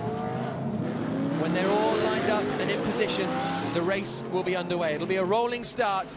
It's WRT Audis on the front row of the grid. Ortelli's a little bit behind Nicky Meyer-Melnoff. He gets up alongside now as we wait for the lights to go out here in Baku. It's going to be a challenge to see them. We go green now on the run down to the first corner. It's a good start from Nicky Meyer-Melnoff, but Ortelli's got a great start as well. He's pulling alongside as they come down to turn 1. Ortelli leads. There's contact in the middle of the pack. The BMWs are involved. One of the HTP Gravity Charoux Mercedes is involved as well. Oh, there's debris flying everywhere. Everyone somehow survived. But Ortelli it is who's in the lead of the race defending. We go on board with Sebastian Loeb down into the hairpin of turn 3. He tries to send it to the outside. Oh, the BMW spun on the inside. That's Alain Coder facing backwards in the middle of the pack. Everyone takes avoiding action. And Alain Coder will have dropped right to the back of the pack. An action-packed start, but Stefan Ortelli is right where he wants to be, in the lead of the race and the lead of the championship. Absolutely, the key thing for the two Audis was to get clear of the rest of the pack. We saw the Mercedes of Sergei Afanasiev coming down the outside, also Sebastian Loeb, just quite simply 27 cars on a charge, as we saw there. Starting on Marcus Winkelhock. Marcus Winkelhock's in 3rd position. What a phenomenal start. Street racing throws up. Problem for Rob Bell in the Hexis. A front right puncture, I think, for Rob Bell in the Hexis Racing McLaren. That's a real shame if that turns out to be the case. Okay, there was a bit of bumping and boring, but everyone is pretty much safely through. Yeah, but we've now got a race of two fields. The first half of the field is pretty clear. The rest of the field's got congested. First of all, down in turns 1 and 2 in the chicane. Then down in turn 3, we're getting further action. Oh, also problem for Mark VDS, Nicky Katzberg. He's in trouble as well by the looks of things. Smoke coming off the right rear. Also, one of the cars making its way down into turn 13. So that's had contact from behind. Don't know which car it is. Trying to catch it. Is it? Look, it's Nicky Meyer-Melnoff. It's Nicky Meyer-Melnoff. That's going to put him out of the championship hunt. Oh, what a shame for Nicky. He's got the smoke pouring out the rear right-hand side, and surely he will have to come into the pits now with that. But how did he get so far down? Was he one of the cars? He must have been involved at the first corner. First or second corners. He's staying out there though. He's not coming into the pits. It looked as though there was a problem with that car. Maybe it's just a bit of tyre rubbing. Somebody you saw did dive it was the McLaren. It was the Hexis McLaren. So across the line at the end of a frantic lap 1, Stefan Ortelli leads. 9/10 of a second clear of Frederic Verviche, who's up into 2nd place. He started 11th on the grid. Marcus Winkelhock is 3rd, having started 9th on the grid. Alexander Sims is 4th in the other Boots and Ginion McLaren. Nick Tandy is in 5th position. Sebastian Loeb, credit to him, up into 6th place. Great start from Nick Tandy, actually, in the 41 Porsche to be up into 5th position. There is Sebastian Loeb coming through. 7th is Matthias Stumpf. 8th then is Maximilian Buch. 9th is Ricardo Zonta. 10th is Frank Stippler. So if things stay like this, it'll be Stefan Ortelli and Laurens Vanthoor who will be the champions. But we've got 57 minutes of frantic racing to come. And catching him, yeah, good pair of lungs. Look at the right, the left rear tyre of the BMW, absolutely shredded as a consequence of contact. But Nick Tandy in 5th place in the Porsche, that 50-year-old design, remember, oldest racing car in the world, in fastest first sector. Now we've got Marcus Winkelhock in 3rd place. He's fastest sector 2. That's now changed to Maximilian Buch. So literally, as the race is beginning, on the second lap to slow down, seeing very, very strong performances from those drivers that have got the clearer bits of the racetrack. Normally it'll be interesting to see that start again, because normally it's the middle of the pack that gets into trouble, but it was more here, second, third and fourth place men that all got involved in the collisions. Well, there was a good run down into turn one from the second and third row grid seaters. The two front row guys had that lockout, but it was all going on behind. But where Nicky Meyer-Melnoff did finally end up as a consequence of what happened in turns 1 and 2, or probably in his case it was turns 1 and 2, not turn 3. So he's fallen all the way down. Okay, so as we calm down, Ortelli continues to lead this race, a second clear of Frederic Verviche. Look at this, this is close between Nick Tandy and Alexander Sims in the battle over fourth position. Sims in the Boots and Gignon black McLaren, Tandy the back end weaving on that Porsche as he tries to get it stopped. But he's also, you can just get the sense of the pace of Nick Tandy in the Porsche car going slowly. Another of the BMs. Back marking the BM that's just been in the pits, yeah. But just indicates that the pace, and Marcus Winkelhock having a look at Verdiche. I mean, that is a audacious place to try and show your nose, even just to simply distract the driver, because you can also contact it. Something has caught the side of Winkelhock's car. You can see on the left side some of the either tape or bodywork flapping loose just behind the driver door. Well, I'd be amazed if he went from 9th to 3rd in all that melee and didn't touch anyone at all. As they come down the back straight then, Winkelhock weaving around behind. The Porsche is also trying to have a look as they come into the hairpin of 13, but because it turns right just before you turn left, it can be quite difficult. Look how close the Porsche is. Does he give him a little love tap there? Well, he's all over the rear of the McLaren, and clearly Nick Tandy feels he's got the quicker car. He feels that the McLaren is not running at the pace the Porsche is capable of doing, and therefore he's being held up, and his options around this racetrack are fairly limited. The best chance is going to come now on the exit out of the chicane through the flat out right left-hand turn 16. Try and get into the rear wing of the McLaren ahead of you, and hopefully Alexander Sims doesn't be too combative. Well, he doesn't even need to be, because Nick Tandy didn't get close enough, but he gets close under brakes. And again, down into turn 3 What's will be happened to another Stefan opportunity. Ortelli? Stefan Ortelli, sorry to interrupt you, he's dropped back into 3rd position. I didn't quite spot what happened there. Oh, and we've got another spin for a BMW. Can't quite make out which one that is, but this is all of a sudden the battle for the race win. How did, or the race lead at least? We've been following what's been going on. There are the first and second in the play. Verdash and Marcus Winkelhock. So, what happened to Ortelli? Did he make a mistake? Because he was pretty much on his own. He didn't have any pressure from behind. He was okay, so he lost 3 seconds in the first sector on that last lap, so it must have happened first sector of that last lap. We didn't spot it because we were so engrossed in this battle. Yes, well, the Porsche as well, Tandy and Alexander. You can see them too quick to go through. Oh, that's a shame. That's what's happened there. Benji Hetherington. Yep, there's been a contact and the radiator's been punctured. Sorry, Ollie Webb starting that Fortec Mercedes, a real shame for them. So, Stefan Ortelli has all of a sudden dropped back into 3rd place. He's still in the position to win the championship, but let's keep an eye out for Sims and Tandy. Oh, safety car, flag. Or is that double wave yellows? Double wave yellows. So someone, a moment there for one of the Grasser Racing Lamborghinis. It was Philippe Sledecka who got very close to going off up there at turn 8. So that must be the BMW that slowed up there, and was that damage perhaps on the MRS GT car of Mark Thomas? It's difficult to know where to look at the moment. The sun now is also very low in terms of where we are, and the covers are both right under our eyes. And but the battle that we've been watching, that was for the lead, and then the battle for 4th place. And Nick Tandy trying to push Alexander Sim as hard as he can, and Mark Winkelhock doing the same with the lead McLaren. Stippler is in 9th place. Meyer-Melnoff is in 16th place, so this is looking very, very strong for Stefan Ortelli, and plus he's effectively leading the class, so that would be enough for him to win anyway. 52 minutes to go here, and Frederic Verviche in the Boots and Gignon McLaren is leading the way. Marcus Winkelhock is 2nd position at the moment, and right behind him, and Ortelli's not going that quickly, you know. I think the cars behind are closing in on him. On that last lap, he lost 0.2 of a second to Alexander Sims. We'll have a look as they come through the first sector. So I think Ortelli, Sims and Tandy might be right together very soon. Now here's a look at the replay. Oh, goodness me. Ever a chance of what was going on, and that's that's the 10th. Is that Parisi? Yes, that's Zuber. So that was much later on. that wasn't what initially caused the damage. Audi working on the racetrack, so we're probably at some point going to see. We've got yellow flags in that zone, whether it's a general yellow around the racetrack. There's no yellows down here now. They've all been withdrawn, so they've obviously sorted out whatever the problem was down there. But that was Nicky Meyer-Melnov smashing his way past Andy Zuber, and we've got a bit of the curbing come away at the very quick chicane in inverted commas. I think they're going to have to keep an eye on that, because if one bit of that curbing does break up, then you can be guaranteed. Safety car deployed. Yeah, I'm not surprised. That's going to be the beginning of the end of that bit of curbing. Okay. It's been very, very aggressive opening laps. I mean, compared to what we saw in the qualifying race, okay, the conditions were much more tricky, but everybody in this, in the championship race, are just driving like it is a championship race. Exactly. Final race of the season, and that was who's going out the pits? Andy Zuber, I think it was. No, he can't have made it back to the pits, surely. He has done so. Good work from Andy Zuber.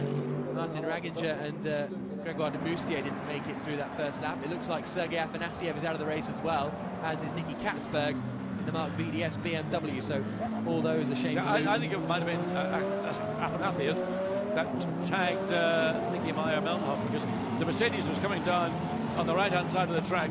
Keep an eye on this. We're going to see it again. Now watch the two Audis blocking out the whole racetrack. We'll catch up with that in a few moments. Here we go. So down into the first corner. Now it's the Mercedes, I think. No, that was the contact. You're absolutely right. The Mercedes and the Audi got into each other. There we are. Watch that Mercedes. Oh, the Mercedes gets hit sideways. And he goes across the way down, and that is unfortunate. Nicky Meyer-Melnhof was a complete passenger in that situation, and the Mercedes got tagged in behind, shot across the inside of the turn, and then just tagged the back of the Audi of Meyer-Melnhof. Now lap one is under investigation. The way Marcus Winkelhock made up all those places was by going straight on at the chicane. But he had no choice, I would say, because all the melee was developing around him. And there you can see one of the MRS cars making its way through the chicane to avoid all the dramas. There's Afanasiev going through as well, right at the back of the pack. He's now out of the race, unfortunately, as we are under safety car conditions here in Baku after a frantic opening 10 minutes. Nuts. I'll not say what. It was mad. I mean, that was mad, that opening sector into turn 1 and 2. There is Nicky Meyer-Melnhof. He's coming to the pits now with so much damage on that car. He took a hit to the right, and then he took a hit to the left when he tried to get past Andy Zuber as well. Yeah, I mean, that was a no-brainer. I mean, why Nicky felt, and what's that There is Zuber's car, so he obviously didn't make it back. No, he didn't make it back. And that was a big, I didn't think he could have made it back, because that was a substantial hit on the right-hand side of Zuber's McLaren, and it was like a snooker ball being punched. You know, he didn't find the pocket, he found the wall. Okay, so let's have a look where we are then. Frederic Vavish is leading the way with the Boots and Gini on McLaren. Marcus Winkelhock in second place with the Phoenix Racing Audi. Stefan Otelli third, and in the perfect position to win the championship for the WRT Audi team. Sims is in fourth place, Tandy fifth, Loeb sixth. We know that much. Maximilian Buch in the HTP Mercedes has climbed his way up into seventh place, which is good work. Matthias Stump is leading the Pro-Am class in the ACL by Road Drive Lamborghini. Frank Stippler's ninth, Ricardo Zonta's in 10th position. Andy Soucek's done well, actually. He's up into 12th place from the back of the grid.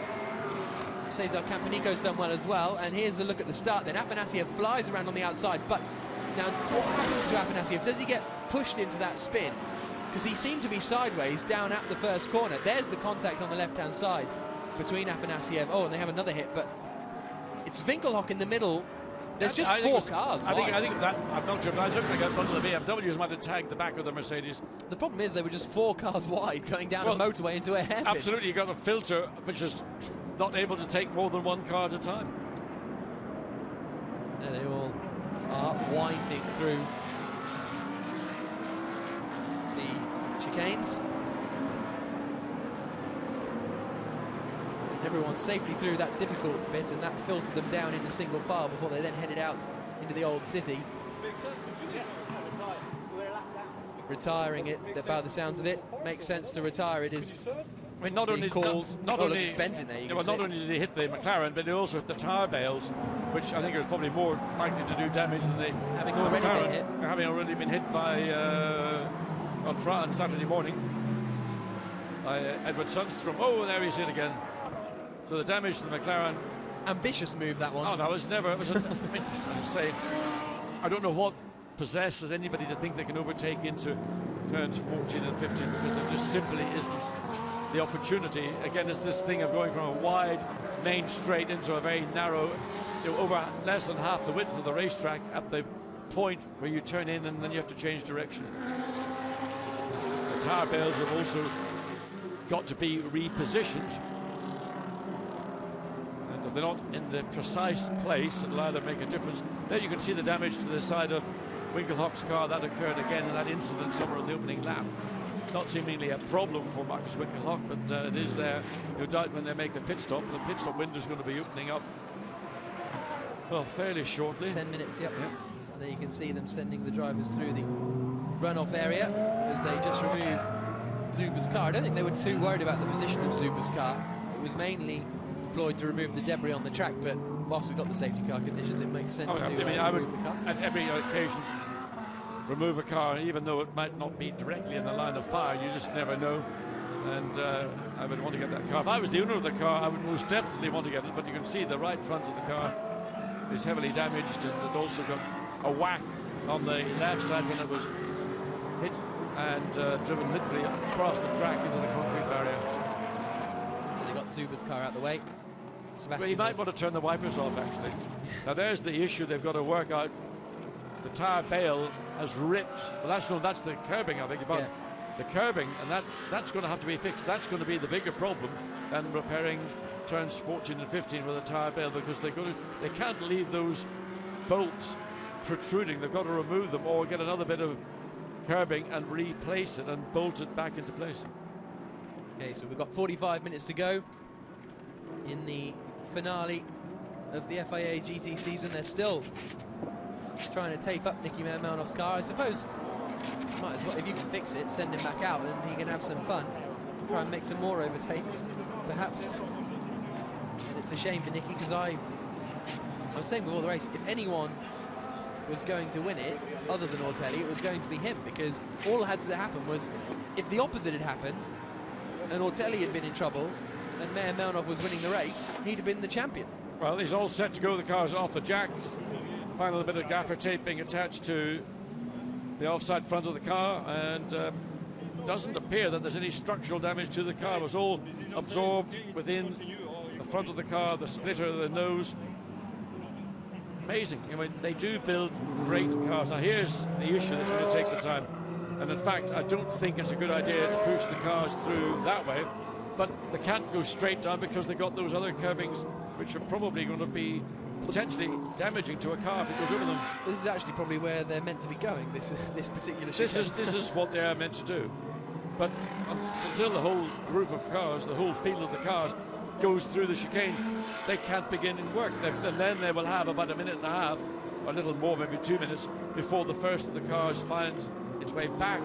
So it's a lot of pressure for the circuit organisation to get that repaired as quickly as possible. There is the Hexus McLaren.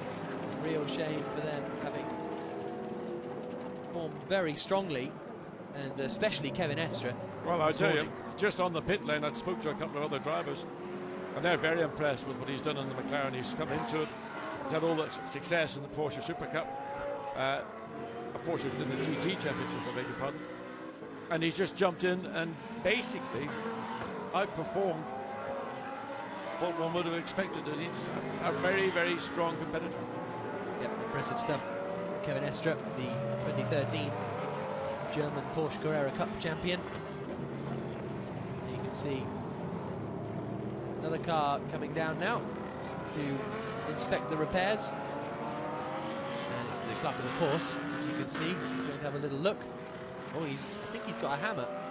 I think he needs a big, not a screwdriver, a big pair of spanner or something, because he's got to remove the bolts from the inserts that have been placed into the concrete, which then hold the actual curbing in place, and until he can get those removed, he's not going to be able to put into place another, and I'm assuming that they've got a spare. What they might do is just take those bolts out, but then it's going to leave a very sharp edge on that bit of curbing that would normally not be the edge of the curbing. So a lot of work's got to be thought about before they let these cars get back into race conditions.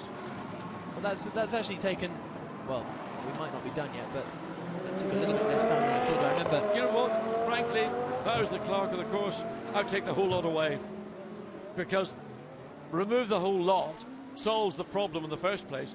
By trying to replace the bit of broken curbing, the same thing could happen again. So we tried to take the whole lot away. Pretty much everybody's ignoring it. Yeah. And I mean, it's flat out anyway. So just lance the boil, as they say.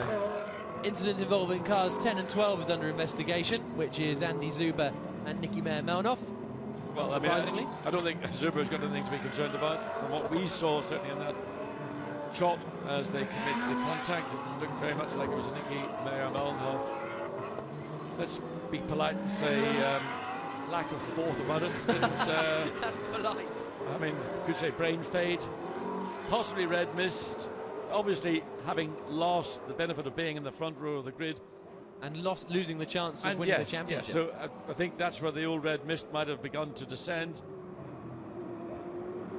So, they're hammering, they're trying to use a pair of vice grips or whatever they've got. Here we go again. Look at this. Oh. Look, there you see. I mean, Sergei, he really had, he got sideways. He probably put the brakes on, which on the dirty bit of the racetrack that he was on, meaning he was going to lock even with ABS brakes. He was just going to slide into the car that was coming through as Nicky Meyer-Melnoff, smoke pouring off the back of that car. Well, I think the problem was it was pretty much 4 wide as they got into the braking zone. There you can see middle of the pack, Winkelhock. It was Vervish actually. Vervish was right in the middle of that. The current race leader is now right in the middle of that incident. And in fact, Winkelhock and Vervish didn't cause the incident perhaps, but it was certainly part of it. And here was the coming down into the hairpin. Ortelli holding on the inside line, and we'll see a spin. Okay, so that's where Katzberg got the damage. Yeah, he was just tagged in the rear. But Katzberg hit the back of the BMW. The two BMWs came together. Okay. And Katzberg it was who spun out Alain Coder. Yeah, which is a shame. It limped back with a punctured tyre. So safety car still out here for the final race of the season in the FIA GT Series. At the moment, it looks as though Stefan Ortelli and Laurence Van Thor are going to be winning the 2013 drivers' title. Their team have already wrapped up the team's championship. Afanasiev and Simonsen, despite being out of the race, have already wrapped up the Pro-Am championship. And I think the pit stop window will be open. What is going to be in 3 minutes? Yeah, it opens at 35, so 4 minutes time until the pit stop window opens. And they're still not going to have that work finished at the stage. As you can see what happens. Teams and drivers decide to do. Well, some of them are getting prepared. Laurence Van Thor. Edward Sandstrom, that is. Edward Sandstrom. There's Edward on the side of his I helmet. beg your pardon. I thought it said Laurent. I thought it was Laurent. Go to Boots and get my glasses changed. Sandstrom, yes. About to take over from Frank Stippler. Yeah, man, he's got a position 9th. Still a long way to go. We don't know what's going to happen. Whether they're going to have to stop the race even to make effect a proper track repair. That's a possibility. They could red flag it if they so choose. Let the guys get on and and repair the thing. They could take the whole lot out because nobody's really bothering with it as a chicane. I don't think this is the option I would choose, letting everybody trundle around behind a safety car for lap after lap after lap. Here's a replay of the start. Then look, there it is. Yeah. It's those 5 cars all coming together. It was the BMW, and then they go into the back of Afanasiev. Yeah. It was the BMW that tagged the back of the Brazil BMW that tagged the back of Afanasiev and the Mercedes, and that set off that chain reaction in the middle of turn 1 to turn 2. So the safety car still out on circuit. 37.5 minutes to go. It's only a couple of minutes until the pit stop window opens. Board with Sebastian Loeb, as you can see him making his way down towards the hairpin at turn 3. He's keeping some heat in the tyres. As he turns through the left-hander before he hands over to his teammate Alvaro Perrin. Last GT event for Sebastian Loeb before he goes on to other challenges in motorsport. Yep, absolutely. He'll be moving with Citroën next year after an impressive season in FIA GT, if not particularly successful. I think the greatest, I mean, the speed obviously is natural. Car control is just basically phenomenal. It's just the lack of, motor racing experience, the kind of experience that comes second nature to some of the more seasoned competitors. And Sebastian's learning on the hoof, and he's got the speed, but he got caught out. I mean, even something as fundamental in Nagaro at the start of the year, coming into the pit lane to do the driver change. And not only did he loosen the shoulder straps and the seat belts, he actually undid the buckle before he came to a standstill. And that is against regulations. Unfortunately for Sebastian, it was the onboard camera that spotted it. And therefore the stewards became aware of it, and then there was a penalty. And it's that little detail and experience. But he's learned a great deal, and I think in terms of his competition driving in this series this season, he has been a major star. Pit window has been delayed, so that was unsurprising considering the safety car is out. They don't want, pretty much everyone would come to the pits and it would be chaos. Well, no, it's not so much the chaos. What it would mean is that if you've got people coming in and out of the pits, then there will be more cars around more of the circuit. When they're behind the safety car, they're all fundamentally at the same area, let's say same sector at one time.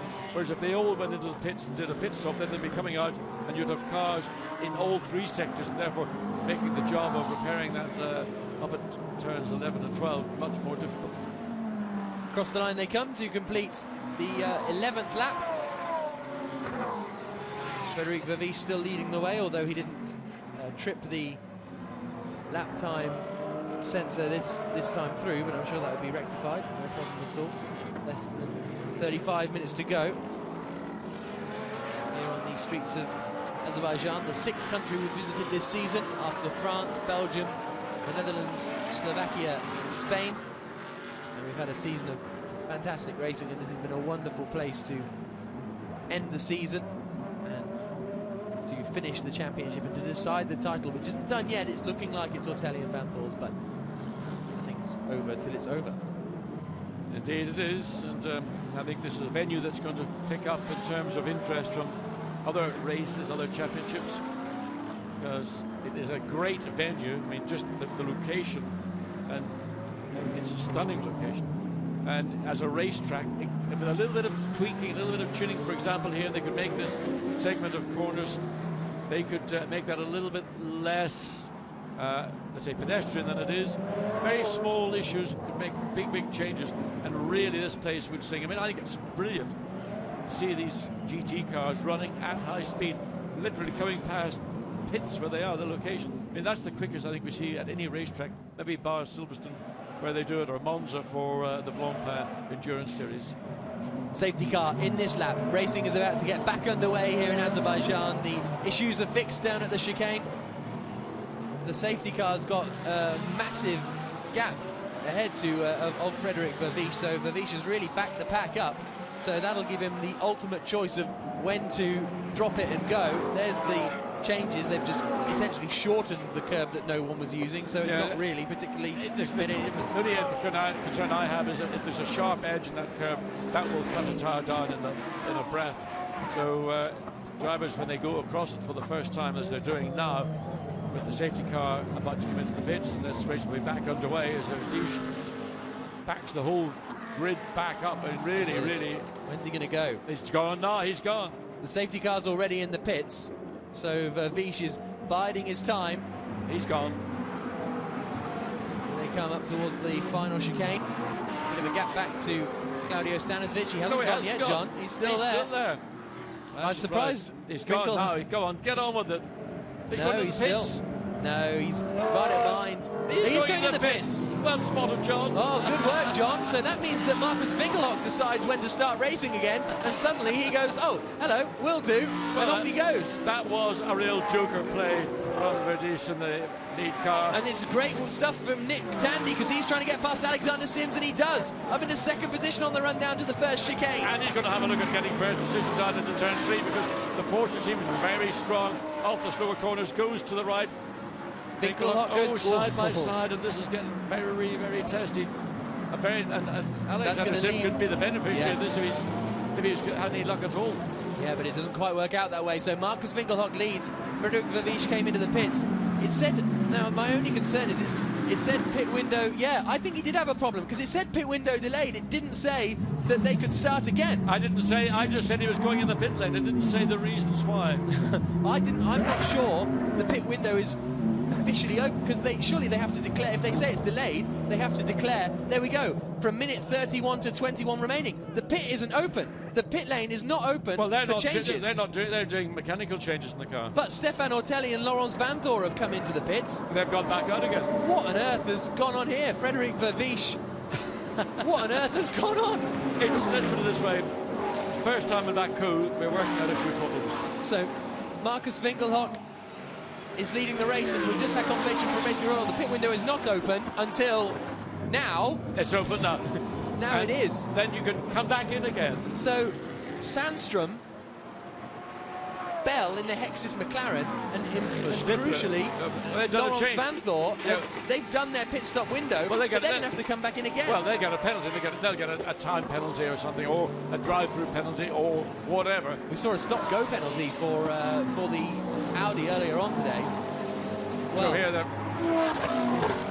Marcus Winkelhock leads anyway. Nick Tandy's in second place, right up behind him as they come down to the first chicane. Can Tandy get a good exit and try to attack down into the hairpin? The left-hander at turn 3. He's not going to be quite close enough, I don't think. I tell you, I think he's going to have a go into turn 4. Here he goes, no just at the last minute, Winkelhock comes across. Watch the acceleration off the corner. He's going to have a go. He's trying to get up alongside the Audi. If he can't do it, he's not close enough to make a slingshot down the inside into turn 4 on this occasion. But I think he's going to try it because it is feasible. If you can get alongside the car before you turn, then you're in pound seat. So Winkelhock continues to lead in the Audi, and that would have caught him unawares as it did all of us. Well, apart from you, John, you spotted Vervisch going into the pits, but that will also be why, as out of the pits now comes Sandstrom, and that's a disaster for them. Because also, if they'd have been fine and stayed out, they went in before the window opened, so they have to come back in. But if that hadn't happened, they have the chance of winning the title now because of Ortelli and Vanthor coming in. Well, they didn't see the script. That's the trouble. No one gave it to them before. If they'd known that, they wouldn't have pumped it, would they? Now, Marcus Winkelhock has got it together now and has just taken about 0.8 of a second of an advantage over Nick Tandy in that middle sector. The next battle is going to be the third place battle between Alexander Sims and Maximilian Buch in the... Oh, is that problems? There's a problem with the Porsche. Yeah, there's blue smoke or certainly something coming from the rear quarter or the left rear quarter. But a drive-through penalty for Marcus Winkelhock and Alexander Sims. Damaged the radiator. That's what's happened. Sims, Winkelhock and Tandy have all got drive-through penalties as well. For leaving track, gaining an advantage on lap 1. Well, that's going to be interesting, because where do you go? Well, the Porsche is going to retire because it's punctured the radiator and it isn't going to do very many more laps. You can see the steam pouring out of it. Yeah, there we are. The Porsche is always very, very vulnerable to contact right anywhere around the nose.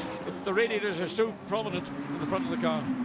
So, the news is then that Maximilian Buch is leading this race in the #1 Mercedes, essentially, because the 3 drivers in front of him all have to serve drive-through penalties for leaving the track and gaining advantage on lap 1. I don't understand why Nick Tandy is still driving at race pace.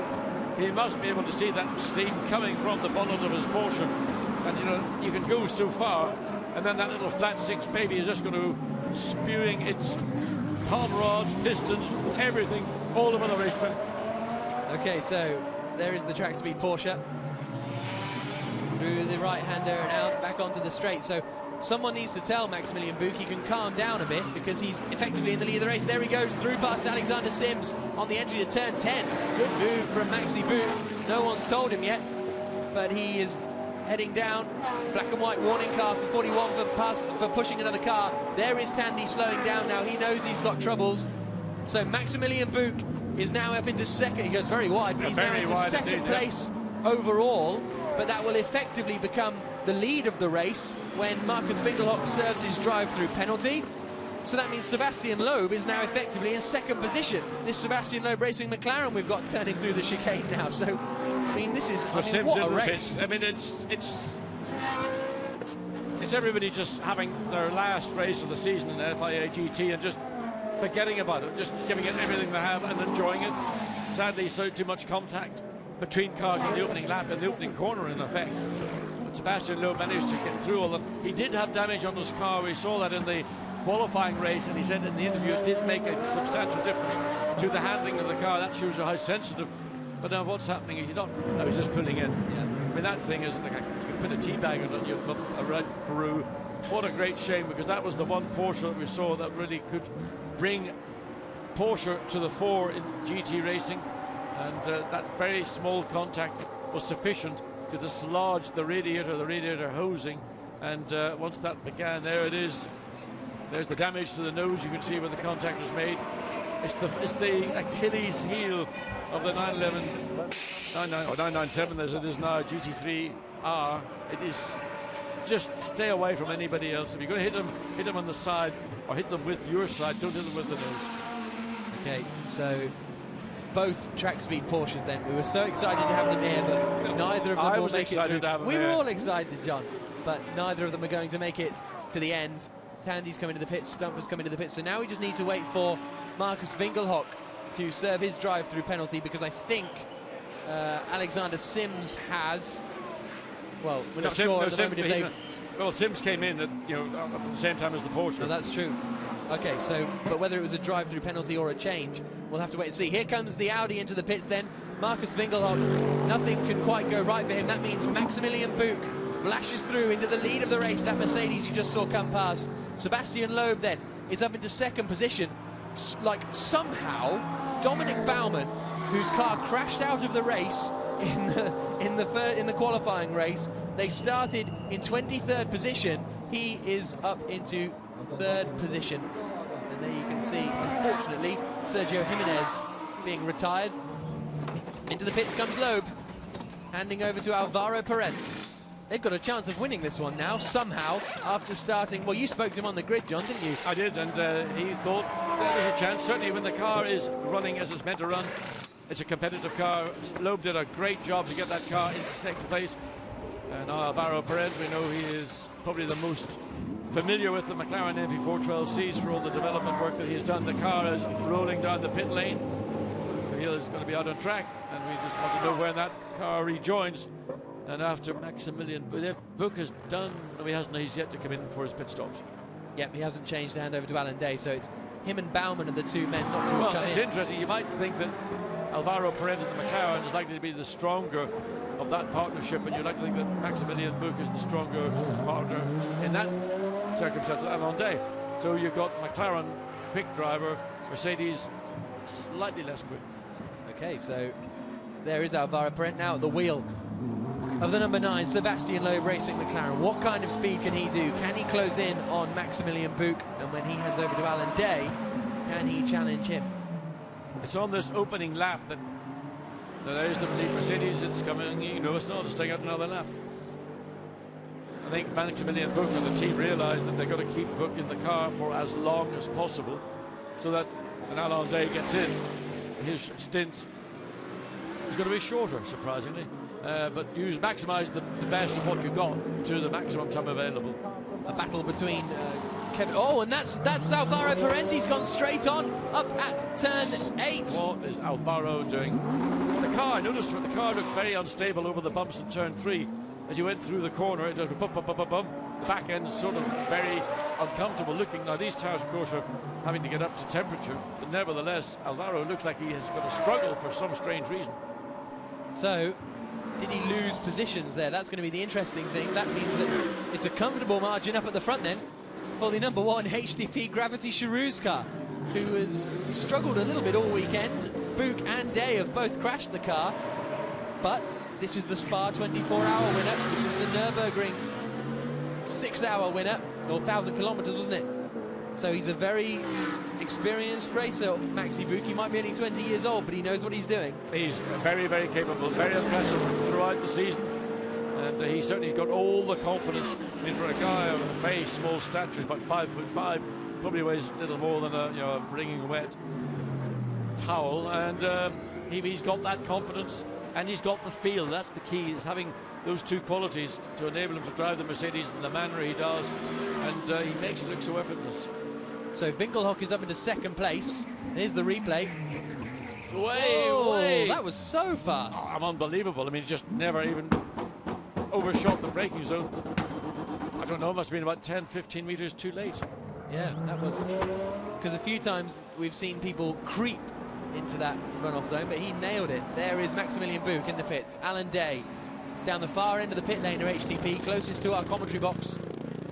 Through the left-hander now, around the tree, past WRT there, and Alan Day is getting excited. He knows it's his chance to try and take a second win of the season for the pairing, a third win of the season for the HTP squad, which would be superbly impressive for them to win 3 of the 6 races in FIA GT this season. One of the benefits of being small is the ease of getting in and out of these cars. They're not easy. There's a lot of tubing, a lot of the road structure. You have to negotiate your way around, then getting the seat belts. Make sure when you come in that the belts are released in the manner in which the driver getting in can get them easily. So we're hearing that the pit stop for Stefan Ortelli was okay, actually. We have been told that the pit stop window was open when the safety car came in. So a little bit of communication issues here and there with various strange occurrences going on. Alan Day comes down into turn 1, gets it wrong, and then bumps over the curbing. So that means Laurens Vanthoor is in second position after all that. I mean, palaver is the only word I can think of. Laurens Vanthoor is in second place. Alvaro Parente is in third place, 12 seconds behind. Dominic Baumann is in fourth position, 9/10 of a second behind Alvaro Parente. Patrick Kuhner is fifth position. Sixth place for Stefan Racina, which would be fourth in the pro class. That would be great stuff for the Gottfried Grasser Racing Lamborghini. Kevin Estre has just done the fastest first sector of anyone. But it's Alan Day who's got a 14-second advantage up at the front. And all that chaos means that really the battle's over third position, because third down to 8th place is covered by just 4 seconds. And Kevin Estre is joining that party as well. He's closing in on them. Well, that last lap he took 4 seconds out of Michael Ammermuller in front. So third to 7th is the battle, but this is the race leader. Race leader, and he's got, was it 14-second advantage. And we've got 19 minutes of the race remaining. It's a very, very tall task indeed for Laurens Vanthoor to even catch to the tail of the Mercedes, let alone challenge it to take that lead. But anything can happen. We've seen incidents all the way through this championship race, and it's not beyond the reasons, a bound to possibility we could see more, which would then, again, safety car introduced, be absolutely perfect for Laurens Vanthoor, not so ideal for Alan Day. Let's have a look and see the time gap as they come across the line for the first time as they were running in anger. So it was 14 seconds. Right, it's down to 6.2. Well, that must have been taken then as Alan Day just had come out of the pit lane, so he probably wasn't up to speed, so it's a lot closer in reality then. It's not only is it closer, he's in visual. There he is. You can both, well, certainly Vanthoor has got a clear vision ahead of him. I don't know where Alan Day knows precisely which Audi it is behind him, but there's no doubt that Laurens Vanthoor sees that as the race leader, and I'm going to go for it. Enzo Eid has lost 2 positions on that last lap to Michael Ammermuller and Kevin Estre in what is now the battle over 7th position between Ammermuller and Estre. There's the 3rd place car, then Alvaro Parente, then it's 4th, 5th, 6th, 7th. Here we go. Estre going past Ammermuller for 7th position down into the hairpin. This is where the battles are on the circuit as Parente starts to pull away. It's pretty close between Patrick Kuhner and Stefan Racina. These 2 Lamborghinis, then the McLaren of Kevin Estre and the Nova Driver Audi of Michael Ammermuller. Well, Kevin Estre is the driver who's made a lot of progress. Certainly in the qualifying race, he was one of the few that were able to make really well executed clean overtakes, and he's got speed, and currently he's now in 7th place. He's going to be closing down on Stefano Rosina, and suddenly he could find himself, that group of cars which is racing together from 4th all the way down to 7th, he could find himself leading that before this race gets to a finish. Look at these 2 Lamborghinis right together, and Racina's got past Patrick Kuhner now. So Racina is in front of Kuhner as they come into the braking zone for the left-hander of 13. Stefan Racina has won a race already this season back in the Netherlands. Sorry, it's Zolder, wasn't it, in Belgium? And he's now made his way up into 5th place. And how far in front is Dominic Baumann. That's only 0.8 of a second. Let me just check I've got that right. No, I haven't. Sorry. That's Baumann and Kuna, and then Racina is behind them. I got my Gottfried Grasser Lamborghinis in a muddle there. As they come around the final corner, let's just clarify. Baumann 4th, Kuna 5th, Estra is 6th, so Racina has dropped down to 7th. My apologies for all that.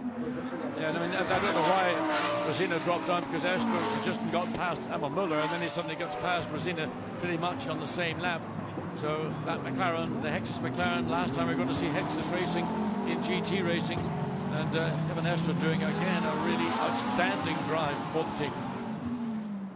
16 minutes to go then here in Baku. 16 minutes left of the FIA GT Series season finale, and this is the battle over 4th position. Dominic Baumann in the Gottfried Grasser Racing Lamborghini against Patrick Kuna in the ACL by Road Drive Lamborghini, and behind them Kevin Estra in the Hexus McLaren, really coming into the fight now. Gap between first and second down to 4.8 seconds. We've got 15, just under 16 minutes of this race remaining, so it is entirely feasible that we're going to see Laurens van Thor challenging Alain Dave, and that could happen within the next 10 minutes. Certainly could.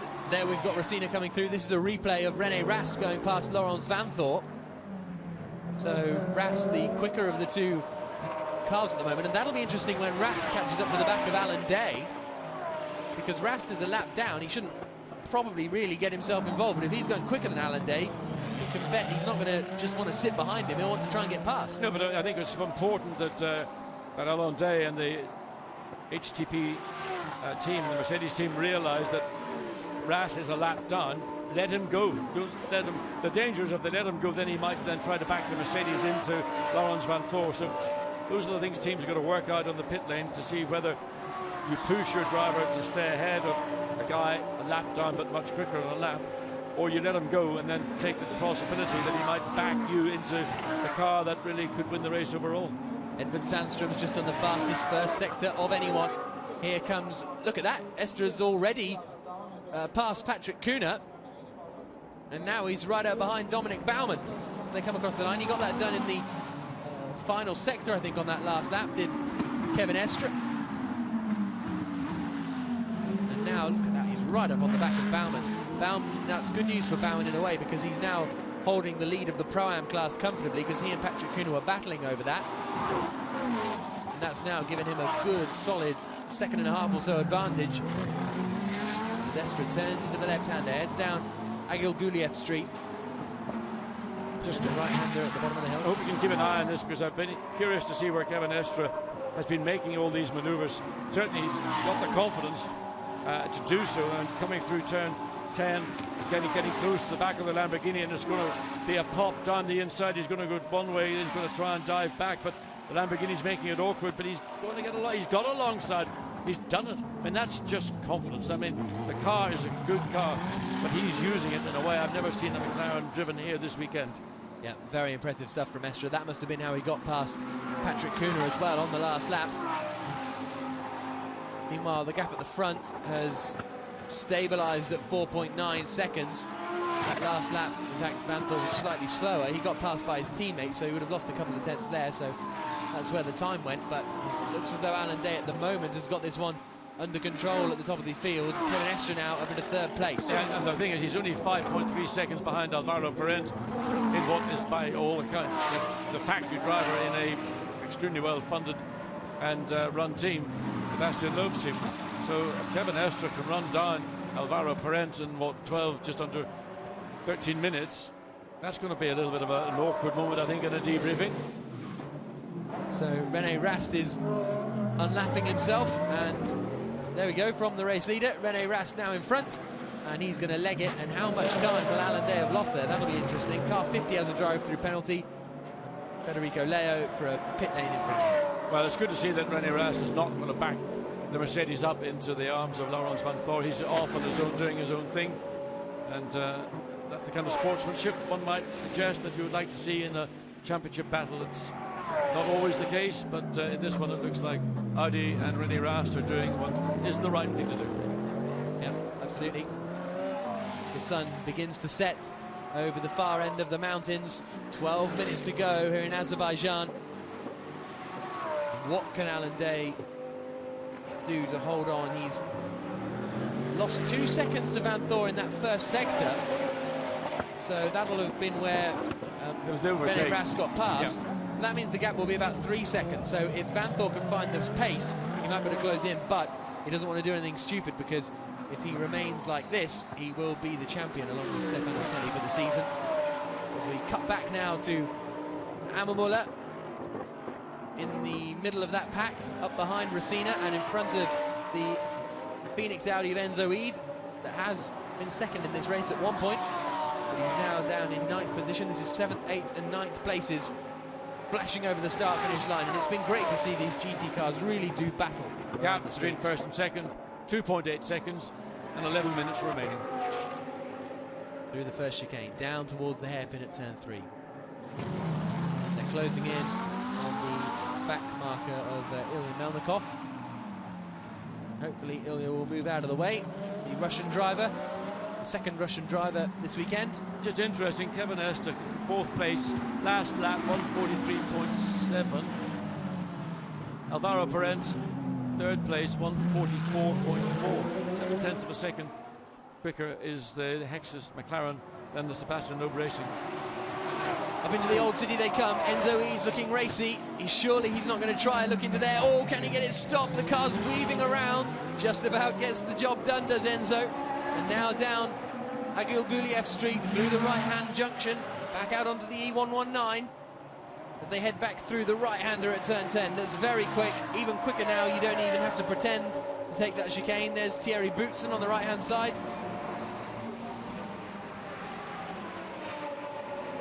He has been part of getting this whole Baku street event together. His Boutsen and Gignon cars haven't had the best of times. Sims is down in 12th place. Look how close Enzo Eid is. Bumps, and that's Enzo Eid just hit the back of Michael Ammermuller. Well, I tell you, Michael Ammermuller and Enzo Eid together are going to be an amusing pairing to watch. And that was a message to Michael Ammermuller from young Enzo to say, I'm quicker than you and I want you to let me go through. Michael Ammermuller doesn't do that. Enzo took a few laps to get up to speed, really, I think. He lost a lot of ground in the early laps, but now he's got his head in the zone. Look at this, the battle for the lead is closing in. It's only, well, it was 2 point... Well, that's interesting. It was 2.8 seconds. Yeah, on the previous lap, both but they're drivers, only in the first sector. Yeah, but on the previous lap, both drivers had done the same time. So the gap probably at that point was very little change from when it was in the former lap. But now, this is half a second, John. Yeah, I agree, but that's the fact. But that's 2 seconds will have been taken out in the first sector here. Yep, 55.9. So Alan Day's made a mistake in the first sector. Absolutely. And now that allows Lawrence Van Thor to be right behind him. Maybe Day's got a problem because he's letting him through. I suspect he might have picked up a puncture or cut a tyre. That's one of the problems with the way the curbing has been left in the 11 and 12 section of the circuit. And as Alan Day now going to have to make a pit stop, because clearly you could see an acceleration at a turn 9 up through turn 10, that the pace that the Audi had, it wasn't just acceleration. There's a problem for Alan Day with the Mercedes. So out of the hairpin comes Alan Day. That means that Lawrence Van Thor and Stefano Telli are into the lead of this race. It looked for a moment as though they'd be pretty much out of it, but now they are in the lead of it. What a topsy-turvy afternoon we've had. What a topsy-turvy weekend we've had here in Baku. He's staying out, though, the Mercedes, so it must be nothing, you know, too serious. The thing that made me worry was that his acceleration out of turn 9 up to turn 10, the Audi just gobbled it up and had no problem getting past, which under normal circumstances you would not expect to see happening. Down towards the hairpin of turn 3. Lawrence Van Thor pulling away. This is surely going to allow Alvaro Perez up into second place. How far behind is Kevin Estre? He's only... Again, that's the back end of the McLaren. You know, if it's in control, it's fine. If it starts to lose brake traction, then it's a handful. Patrick Kuhn has come into the pits, which is a shame. So that means Michael Ammermuller is now up in the second position in the Pro-Am class. But Kevin Estre is only 5 seconds or so behind Alan Day now, and will be lapping about 7 seconds a lap quicker by the looks of things. So I think we could see Kevin Estre on the podium, which would be ridiculous considering Rob Bell had to come into the pits on the opening lap after getting involved in all that shunting. Nothing surprises me, but I think the one thing that has impressed me is the pace of Kevin Estre this weekend in the McLaren. To me, he's been the outstanding driver. There's the Lamborghini. That's is that a stop, or is it having a problem getting the car rolling again? Yeah, it's doesn't sound healthy, no, does it does not sound healthy at all. Not at all. So there's the gap between second and third. It was 2.1 seconds when they came across the line at the end of the 25th lap. Mercedes has picked up his pace a little bit now, hasn't it? Strange. Why is Rene Rast now behind Laurens Vanthoor? Wonder what's happened there. Unless they're thinking of a photo finish across the line, we'll have to wait and see. See, we'll find that one out later. Into the chicane they come, but certainly Rene Rast has backed off on that last lap. Yeah, he lost 12 seconds, so I presume he's just backed off to let his teammate through, so it'll look nice and pretty across the line, or perhaps to give him a buffer. It's a buffer, that's what it is. They're concerned potentially that, I mean, we don't know if anybody's having a brake problem. We did allude to some of the drivers, and in fact, Andreas Simonsen, who was in that Mercedes that triggered the whole incident in turn 1 on the opening lap, suggested that brake problems may be an issue. And because the temperatures now are much warmer than they were for the qualifying race, and because we've only had that one interlude with the safety car, it may be that a number of people are struggling with what will be principally a long brake pedal.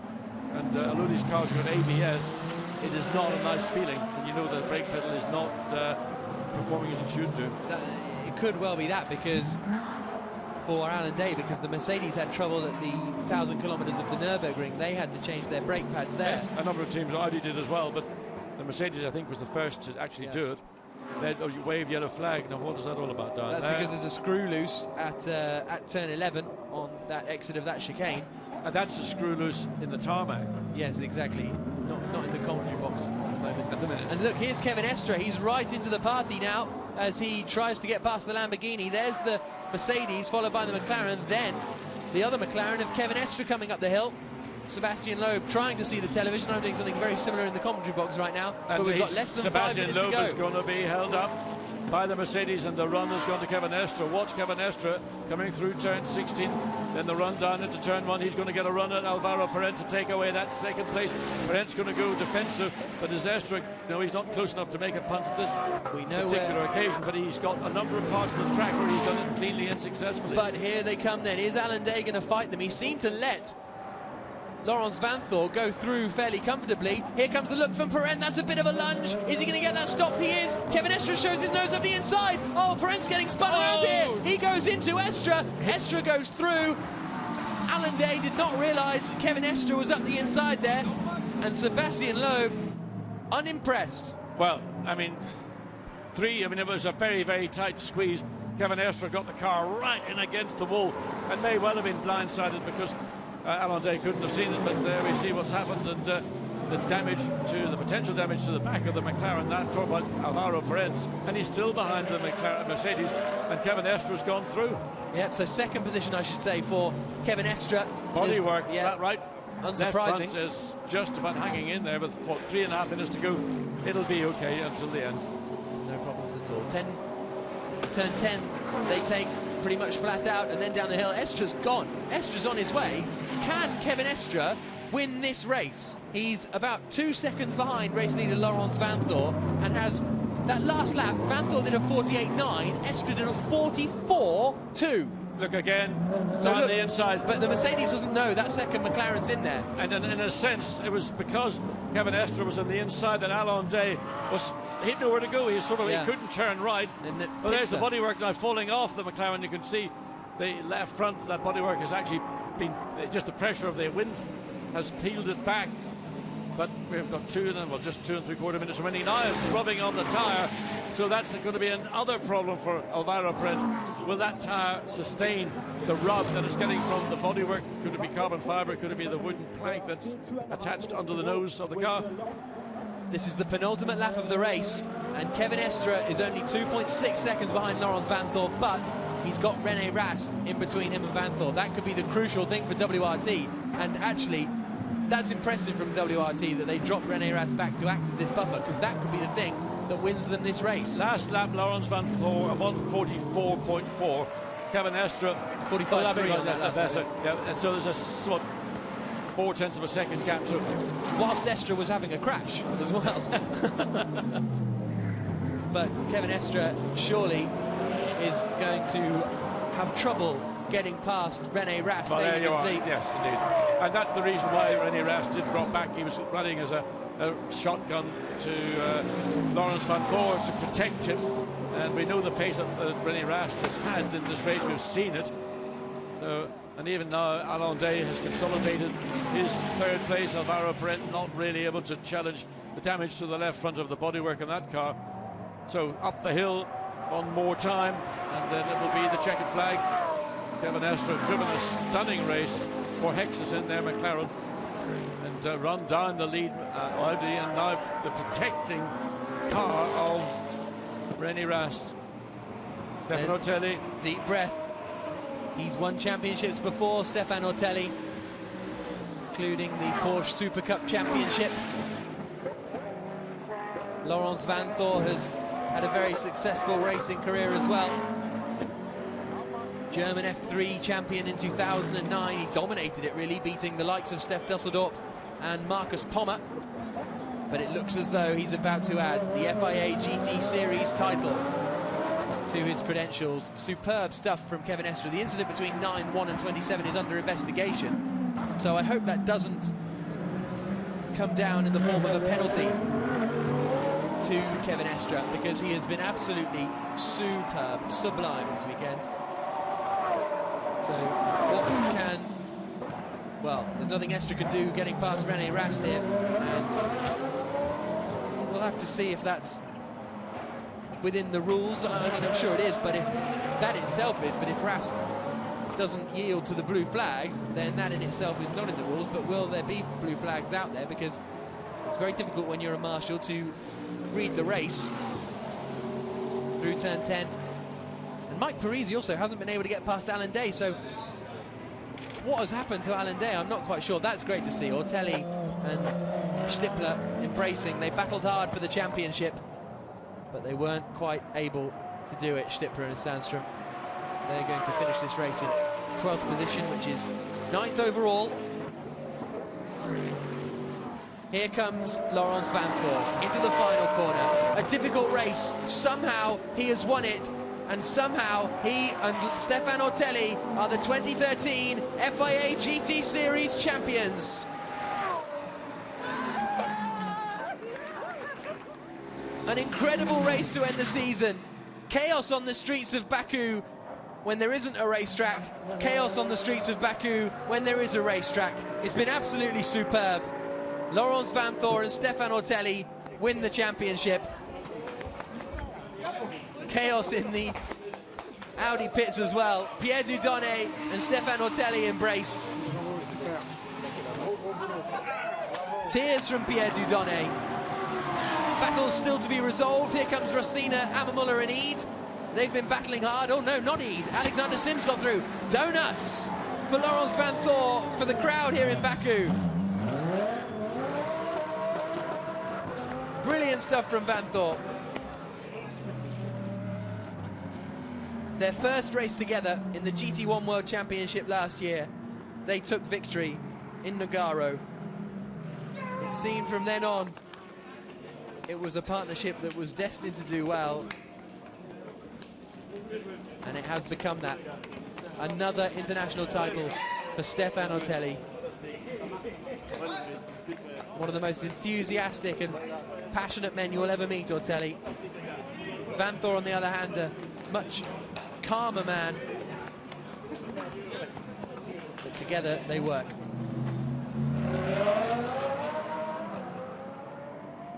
Don't know what happened to Alain Day. Weird, wasn't it? Seemed to lose pace and then gain it again in order to battle with the other guys. I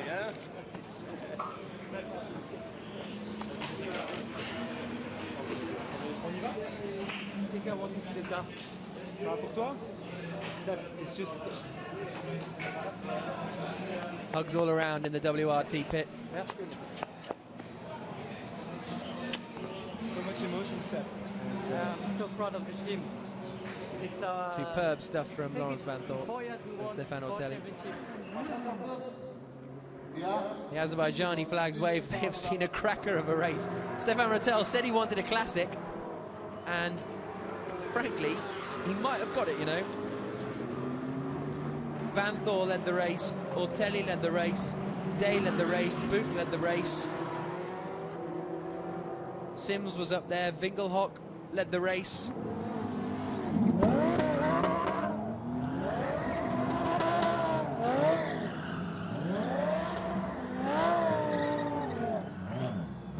Great stuff from Laurens Vanthoor, the 2013 FIA GT Series champion. And disappointment for Edvard Sandstrom and Frank Stippeler as well. But that man, Kevin Estre, the man about to climb out of the car, absolutely top job from him.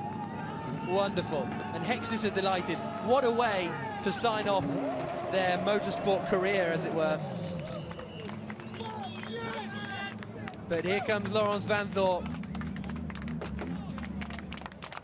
Ortelli kisses the car.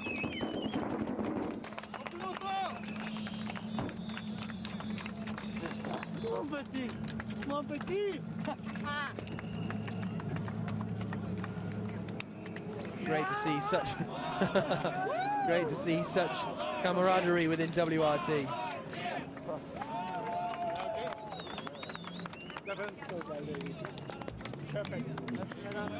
Superb stuff. A great drive from Vanthoor as well, because when he got in the car, he was hardly up at the front. He had to fight for that. He managed to make moves, he managed to gain the positions. Possibly troubles for Alan Day, but he managed to keep it all together. And fittingly as well, it's actually their first race win of the season. They've won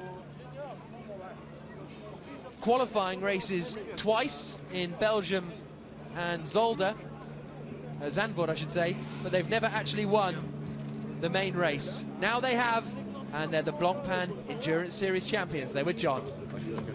Laurens Vanthoor, Stefan Ortelli trying to get hold of these two guys. Congratulations, what a day, what a drive. Sorry? What a wonderful day for you, congratulations, but what a race. Yeah, I honestly didn't understand anything about the race. They sent me I was P1, they say, yeah, you're kidding me, but apparently yes, and I don't know what happened, and I was just driving to save everything, not to make any mistakes, not to touch anything, because we wanted to win the championship with Audi and WRT, and that's what we did, and that's everything what matters, and the win is great, so speechless. Stefan, congratulations, but what a crazy opening lap. Yeah. I'm not thinking about this first lap. I'm thinking about street circuit. It's always harder, and it's the 4th title in 4 years for WRT Audi, and we are just proud to be part of this family, part of this team. The first lap was difficult, but at the same time fantastic. And then I had yeah, it's difficult to do the job you have to do for a championship when you are in a street circuit. Bravo, Laurent. Wow. Yeah, speechless. I almost died in the first corner because I think they missed him by some inches, and nothing to say. Congratulations, fantastic season for you, and enjoy the rest of the evening. Laurens Vanthoor, I didn't understand anything about the race. Joined the club, Laurens. Absolutely incredible end to the season, and look at the media all down there. It's a real scrum. Poor Sunny from RTL not really getting much space in there to get her questions in. The sun begins to go down here in Baku over what has been a phenomenal street circuit, and we can now hear from perhaps the man of the race. They're the man of the championships, but this is Kevin Estre. Kevin, fantastic drive through the field, finished 3rd place in a very battered and bruised McLaren. Yeah, it was a crazy race. Rob get hits at the first corner, so we lost a lot of place, and then we had a puncture on the front right, so he had to pit, so we were last. Then came the safety car. Then Rob pit in, and then I pushed all what I could, and I overtook a lot of cars, and at the end we made it on the podium. So it's really crazy because we were really far after the first pit stop, and the car was fantastic.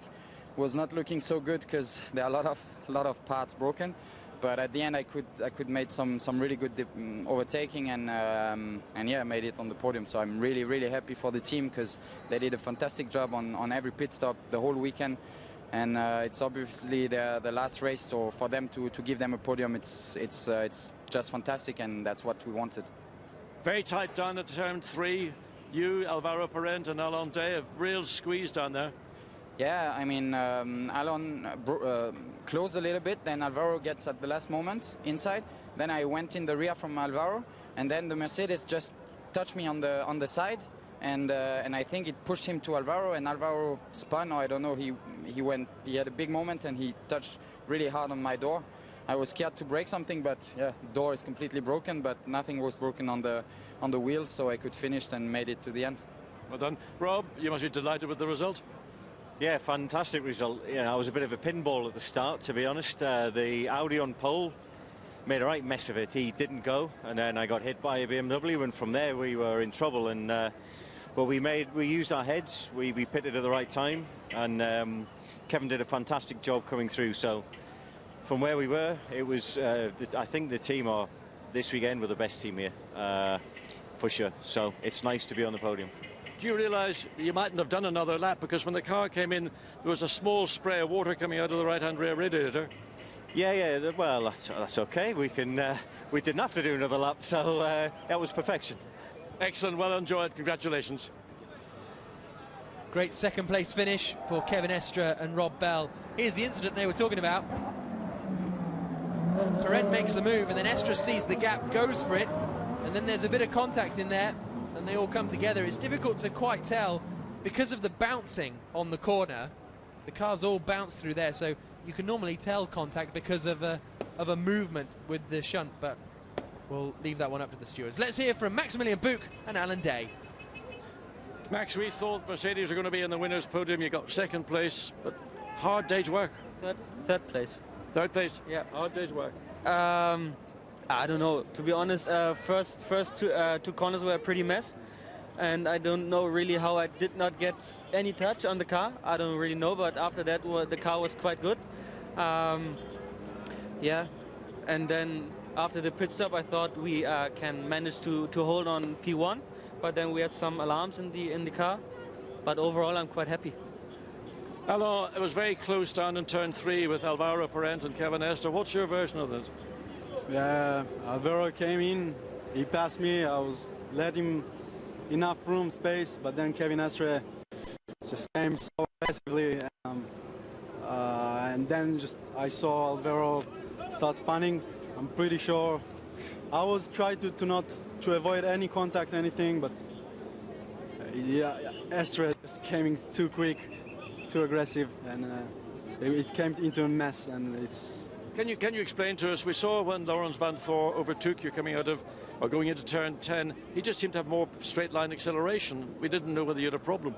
For 2 laps exactly, I had the alarm on the car, and somehow, I don't really know, but when the alarm is coming on, the engine is cutting. You are having just half of the cylinder? Yeah, half, and yeah, I lost all the straight line speed, and Vanthoor could pass me quite easily, which is a bit frustrating, you know. I had quite good, nice lead.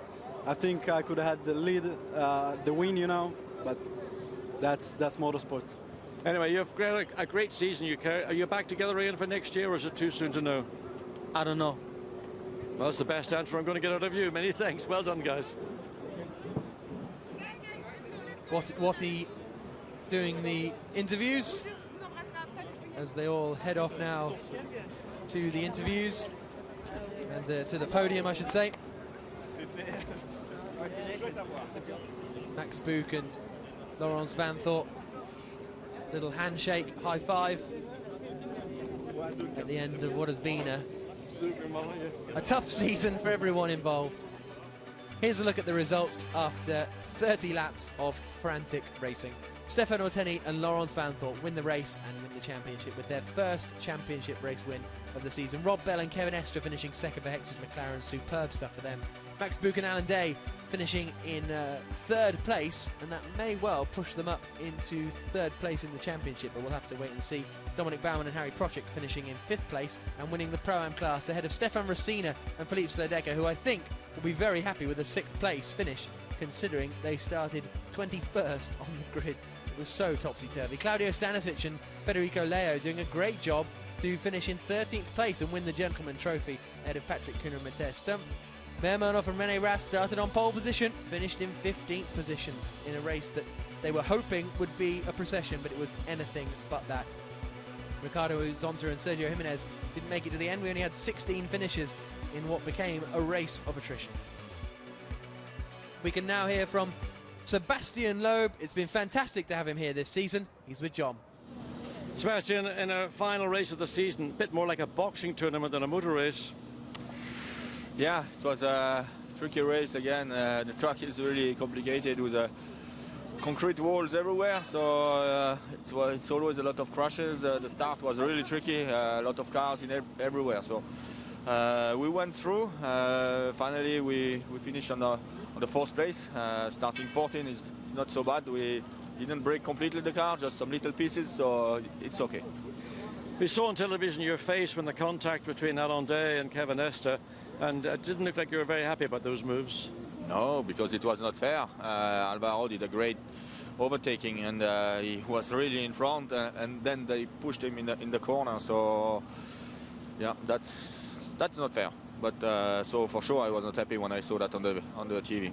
Well, come back sometime in the future and entertain us. It's been great to have you here. Good to hear from Sebastian. Unhappy with that moment, but perhaps reasonably happy with how his season has progressed. It's been a strong performance from him and Alvaro Parent. Not the championship challenge they would have hoped for and are capable of, but a decent effort nevertheless. Here's the final points then. Stefan Ortelli and Laurens Vanthoor win the FIA GT Series of 2013. Edward Sandstrom and Frank Stippler finish in second place ahead of Nicky Meyer-Melnop with Alan Day fourth. Sebastian Loeb and Alvaro Parent finishing fifth in the championship. René Rast drops down to sixth place. Maxi Buch with that third place finish finishes in seventh position ahead of Mike Parisi and Andy Zuber, whose race ended very early on after an aggressive manoeuvre from Nicky Meyer-Melnop. Stefan Racina finishes ninth in the championship, which I think he'll be pretty happy with, considering he hasn't competed in many of the rounds this season. Caca Bueno and Alan Cader, the highest finishing Team Brazil guys, along with Sergio Jimenez. A shame that BMW Team Brazil couldn't find more pace. The pace was there at certain times, but it wouldn't all come together for them, unfortunately. Enzo Eid finishing in 16th position. Rob Bell and Kevin Estre don't actually pick up points because they are one-time entrants, so that 18th position for their 22 points doesn't really count. As far as the team's classification is concerned, Belgian Audi Club wrapped up the championship earlier on, defeating Sebastian Loeb Racing comfortably in the end. BMW Sports Trophy Team Brazil finishing in third position ahead of HTP Gravity Series. 1 point this season as well for the Lamborghini Blancpain Rider squad. Beautiful blue sky over the Caspian Sea, and the champions are on the top step. Stefan Ortelli and Laurens Vanthoor are on the steps up to the big flag, the national flag. Second place is Hexis Racing. Kevin Estre and Rob Bell doing a superb job. A huge cheer from everyone in the paddock. They realise what a phenomenal achievement Hexis have made, what a great impression they've made. And they're second. HTP Gravity Series finishing third. Alan Day and Maximilian Buch climbing up onto the third step. And well done to Vincent Vos as well, team manager of the WRT squad. And we'll now have the Belgian national anthem.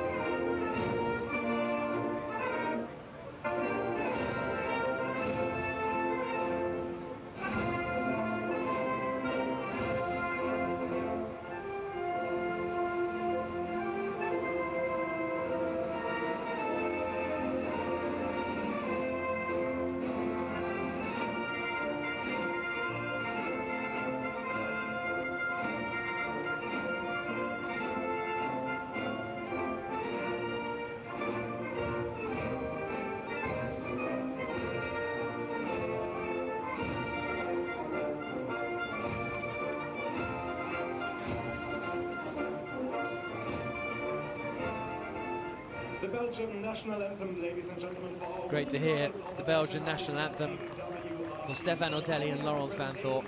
Look at that, what a shot that is of the podium. Now the trophies will be awarded. First of all to Maximilian Buch and Alan Day, Hugo de Silva, event manager at Blancpain, handing out the trophies. I think they'll be happy with that. Look at that. Here come the Azerbaijani flags up the steps.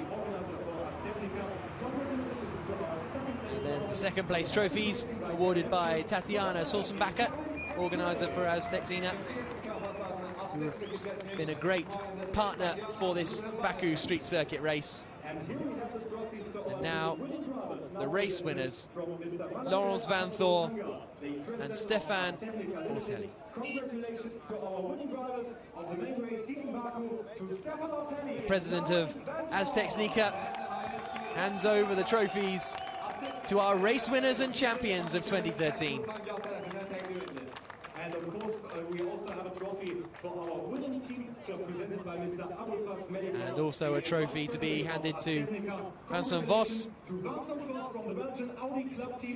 Abulfas Melikov, vice president of Aztexnica. Vincent is urged onto the top step, and well he might be. WRT, a phenomenal team. Thank you very much. As they pose for the photo, we'll then have the champagne, the Azerbaijani flags flying high. And now it's time for the champagne. I don't think the Azeri girls have seen champagne spray before. They've just about figured it out. They've got out of the way. Stefan Otelli and Laurens van Thorp, the champions of the season. Absolutely superb performance throughout the year. Consistency and speed is what you need to win the FIA GT Series. Thanks. And they've had both. I'm too old for this. Have you heard that? But Laurens van Thorp muttering, "I'm too old for this," which I don't think is strictly true, considering he and his teammate as they run down the steps now. That's the back of the paddock. You can see in front the sun setting over the mountains behind. As the podium presentation is completed in National Flag Square.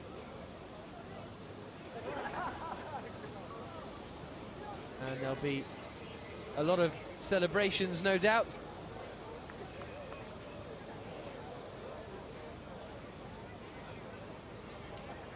Next up, we'll have the Pro-Am classifications. And this is how the Pro-Am season finished. Sergei Afanasiev and Andreas Simonsen winning, only 3 points clear of Harry Prochek in the end. So that retirement for Afanasiev, it's a good job they wrapped it up yesterday. Dominic Baumann finishing in third place. Cesar Campanico fourth in the standings, with Wolfgang Wright and Alex Buncombe fifth and sixth. Matthias Stump couldn't finish on the podium, unfortunately, and so as a result he doesn't finish any higher than seventh in the standings, ahead of Carlos Vieira, Patrick Kuna, Lucas Ordonez and Michael Ammermuller completing top selection. There's Dominic Baumann on the left-hand side, Harry Prochek on the right, Cesar Campanico and Michael Ammermuller in second position. A difficult race yesterday for those two. Michael Ammermuller missed the pit window. And then third place to one of our guest entries for this weekend, a team that have performed very strongly in the Blancpain Endurance Series this year, Henri Acide and Anthony Beltoise, with a great drive. So here we have the winning drivers in the Gentleman Trophy from AF Course. So we will also have the winners of the Gentleman Trophy.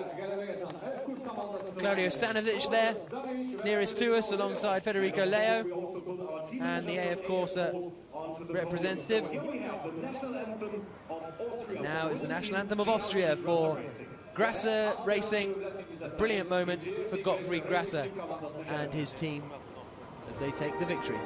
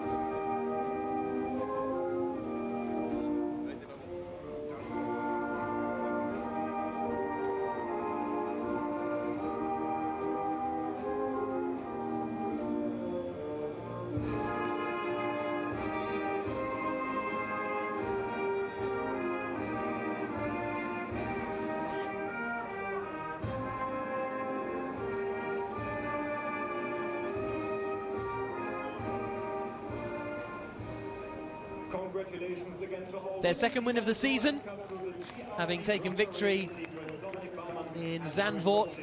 Harry Prochik and Dominic Baumann. Now the presentation of the trophies for Baumann and Prochik. Great to have had Dominic Baumann in the series this year. He's been very impressive indeed. And Harry Prochik is great fun alongside him. There, of course, is first of all the Gentleman Trophy Awards. Claudio Stanisic and Federico Leo. Great to have Federico here as well. He won the FIA Formula 3 European Championship alongside Francesco Castellacci in 2011. So it's very nice to have him here for the series finale of 2013. Omri Assid and Anthony Beltoise will receive their trophies, all finishing in third position.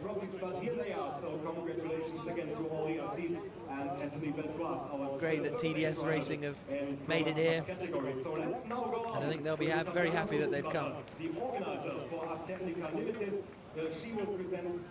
And now second place, Cesar Campanico and Michael Ammermuller. Second place of the season. Tatiana Solzenbacher handing over the trophies. They finished second in Zolder and in Slovakia, did Cesar Campanico. Won the race in Nogaro at the opening round of the season. It's only second place today, but here are the winners' trophies for the second time this year. Dominic Baumann and Harry Prochik. Prochik going so close to the title, but the Austrians will have to settle for second in the Pro-Am Championship. Oh, and the champagne's gone already. And here is Gottfried Grasser. Let's give a big... everyone's ignoring Gottfried Grasser. Look at him on the left-hand side of the podium there. He's just been given his trophy. He's a great guy, and he's built a very good team. They finished 5th and 6th overall, which I think they'll be very happy with. So they just want the trophies and the photos with the trophies, but Beltoise and Assid have gone on a journey. That is important for our official podium photo. Of course, we will wait for that. Now they're back. We'll also see the champagne in Pro-Am. A really good battle in Pro-Am this year. There won't be a Pro-Am category next season. It'll all be one singular class. And actually, quite often, the Pro-Am guys have been able to compete with the Pro guys, as we've seen today. 5th overall for Baumann and Prochik, ahead of the likes of Alexander Sims, ahead of the likes of Oliver Turvey, ahead of the WRT guys, the Phoenix guys, the BMW Team Brazil guys. So they have every right to be in the championship in the top class. There you can see the Pro-Am category standings. HTP Gravity Cheroux dominating the standings ahead of the Nissan GT Academy Team RJN, who unfortunately couldn't make it here this weekend. Real shame, but they had clashing commitments in Japan. ACL by Road Drive finishing in 3rd place in the standings ahead of Von Ryan Racing and Team Nova driver, who picked up a point. Of what has been an entertaining season in the Pro-Am category. There's a look over the bay to the other side of Baku. That's the kind of airport side of this lovely city, host to 2.2 million locals. The Eurovision Song Contest was here in 2012 that started to put Baku on the map. The Swedes won that day, but the Swede Edward Sandström does not win today. It's here on the podium. So those are the 3rd place drivers. Now we're having the Baku World Challenge. So the now, 3rd place drivers on the Baku World Challenge. From Hexes Racing, Alan Day and Robert Bell and Kevin Estre. Baku World Challenge. Maximilian Buch. There's 2nd place men, Kevin Estre and Rob Bell. And I think we're going to have Laurence Van Thorend, Stefan Ortelli, the winners of the 1st ever Baku World Challenge. Onto the top step they come, the Baku World Challenge, part of the FIA GT Series this season, essentially, for this weekend. And hopefully we'll be coming back here for years to come, because if the races are all like today, it's going to be very entertaining. And now it's time for the prize money. 25,000 euros for Alan Day and Maximilian Buch. I'm sure they'll share it out evenly amongst the team.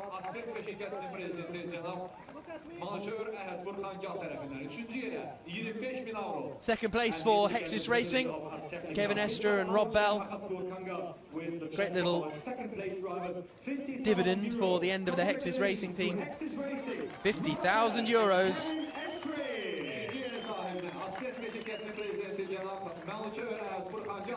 And now Stefan Ortelli and Laurens Vanthoor are going to get the big one. Here we go. 100,000 euros for Laurens Vanthoor and Stefan Ortelli. That's why everyone was going for it in the closing stages. They wanted to get their hands on the cash. The confetti flies. Vanthoor and Ortelli, the 2013 champions and the winners of the Baku World Challenge.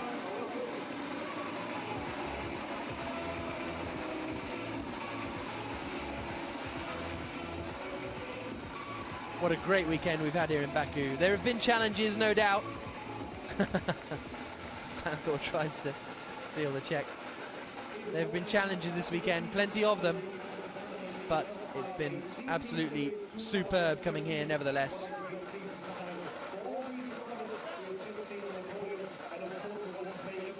As we look at the flag once more, there is the Gentleman Trophy points. Petr Širous and Jan Stovicek winning the Gentleman Trophy this season.